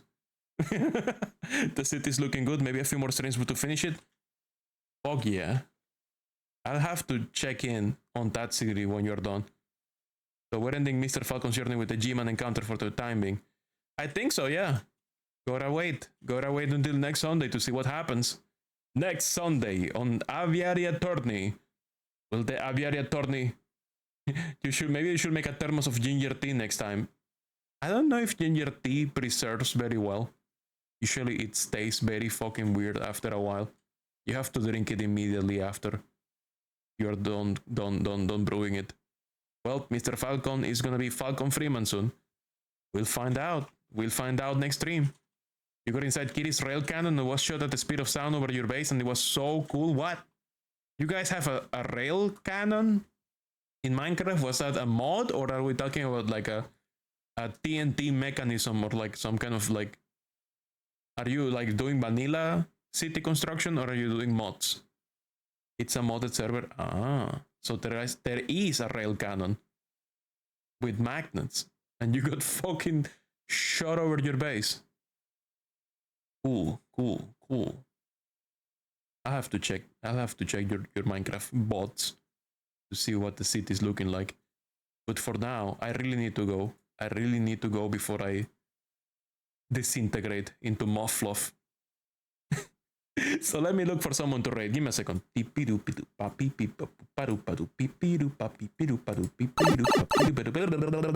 Celine, you're breaking everything. You broke it. Okay, I fix it. Piparu paru piru paru paru paru piru piru piru paru paru piru paru paru piru paru paru pipa pipapu pipa pipa pa para pa pa. Looking for someone to raid right now. Pipa piru pa pa piru piru pa piru pa pa pa pa piru piru pa. Para para para para para para para para para para para para para para para piru piru pa piru pa pa. Looking for someone to raid right now. I think we're raiding Shadaquil, who is playing Marsupilami Chu Salsa Palombia. Use a timer, especially tomorrow. Yeah, Soul Remnant is dangerous. That game is dangerous. It sucks your time out of you. Tomorrow you're gonna do so much not Souls Remy. Yeah, that's a good idea. It sucks your time. It is very good. Soul Remnant is very good. If you guys haven't heard about Soul Remnant and you like Mapley Story, but you don't like Nexon because Nexon is a fucking shitty, horrible company, you should check the indie game Soul's Remnant, which is like an indie Mapley Story. It's having a free playtest right now. It is very good. You should check it out. If you like Soul Remnant, you should stream it. No, I have no time to stream Soul Remnant. My schedule is completely fucked. The guild must flourish. The playtest will be on for 3 weeks, so you should check it out. Let me link it in chat. I think it is worth checking out. I think even if you don't like MMOs, I think Soul Remnant is a fun experience enough. How does it compare to hitting each other with a fish? Well, I don't know if you can hit each other with a fish, but I will say it's a lot more fun than Mapley Story, because it's not by Nexon. So, you know, the greedy company that wants to suck all your money and soul and like time and kill you with gacha is not the one handling this. At least it's not Nexon. Like that's not the true advertising. Like okay. At least it's not Nexon is good advertising for any game. That is good advertising for any game. It's not Nexon. PvPs for the week. Why PvP? Mapley Story had PvP only one time. If I remember, it was very brief and nobody liked it. It was terrible and they stopped doing it. They did like a very weird PvP where it was like hitboxes, like everybody did 1 damage. So it was like just measuring the hitbox of your attack animation against someone else and hoping that you hit them first before they hit you. If I remember, it was not very popular and it didn't stick around. I think my professor did something fun, which was like a competitive PvE mode where like two parties were in two different fields. It was Carnival back in the day. I don't know if there's something like that right now in modern Maple Story, but back in the day, it's basically what Destiny 2 calls Gambit. There's no invasions, but Maple Story had this Carnival thing back in the day, where it was two different parties competing against each other. The party that kills them, everyone had to kill monsters very quick. The party that was the best at killing things will get some extra buff and some things that they could send to hinder the other team on the other side. Like they could send modifiers and bullshit to the other side. That's the most PvP aspect of it. They could sabotage the other party. They didn't have like a real PvP. They did have a real PvP, real-ish PvP at some point. Supposedly there are a handful of PvP modes right now in Modern Maple, but you have never checked them out, so you got no idea how the competitive mechanics work. Like, is it actual PvP or is it PvE PvP? I think it's probably PvE PvP. Like that fucking dinosaur game by Capcom. I never saw that dinosaur game. But I remember Carnival. I played a lot of Carnival in Classic Maple. It was pretty fun. Kinda. When you had a good party of people who knew what to do. Because you had to sabotage the other team effectively. You had to save up your points. Because your party was killing stuff, and the more you kill, the more you kill, the more points you get. So your party, the strategy was to pull your points. But it was risky. Because if anyone in your party dies, you lose points. So you had to make sure that you could survive the sabotaging from the other team while keeping your points and hoarding your points, so that you could send a sabotage so massive that the other team could not survive and the other team could not counterattack with a counter sabotage. You wanted to make the other party lose all their points so that they couldn't send sabotage, and you will win by having the most points at the end. That was fun, and that idea is similar to what happens in Destiny with Gambit, where it's like everyone is doing like PvE PvP, where it's like Gambit's difference is that you can invade as well. You can invade the other party and try to kill them directly. But anyways, it's time to go. We jap enough. It's time to raid. Destiny Gambit. Yeah, Destiny Gambit was interesting. It's just that they didn't update it for a long time. I don't know if they finally updated it. Not that it matters, because they're like putting the game in like final support maintenance. It's kind of sad. Okay, Shadaquill is getting the raid. Let me set the raid for Shadaquill. They failed maintaining it. No, I think it's just that Sony pulled the plug. Sony said, no, make me more money, and they pulled the plug. Also, you know, Bungie apparently had a lot of corruption in management. Like the CEO was like terrible. So I don't know. Like Bungie as a studio, good people, but like the management seemed to be like kind of fucked up. The CEO wanted supercars, yeah. It's what I understand. I don't know the full story. I don't know exactly what's happening in that studio. I just know that the management looks crook. Sony wanted more money. Sony didn't receive what Bungie CEO promised. So Sony's probably like, you know, chopping Bungie for parts and seeing what they can get back in terms of money. So I don't know if Bungie's gonna be fine. I hope they're gonna be fine. It's a studio of hubris and unchecked ego. Anyways, the raid is set. I'm running out of time. This is Moth signing out. Thank you all so much for commenting. Thank you all so much for watching. I hope all of you have a wonderful evening. I hope all of you have a very good night. And if you're going to bed right now, I hope a giant moth from the void comes into your room to snuggle with you, keeping you warm, cozy, and safe, so you may have very good dreams. Have very good dreams. Have a good one, everyone. My throat is fog. Bye bye.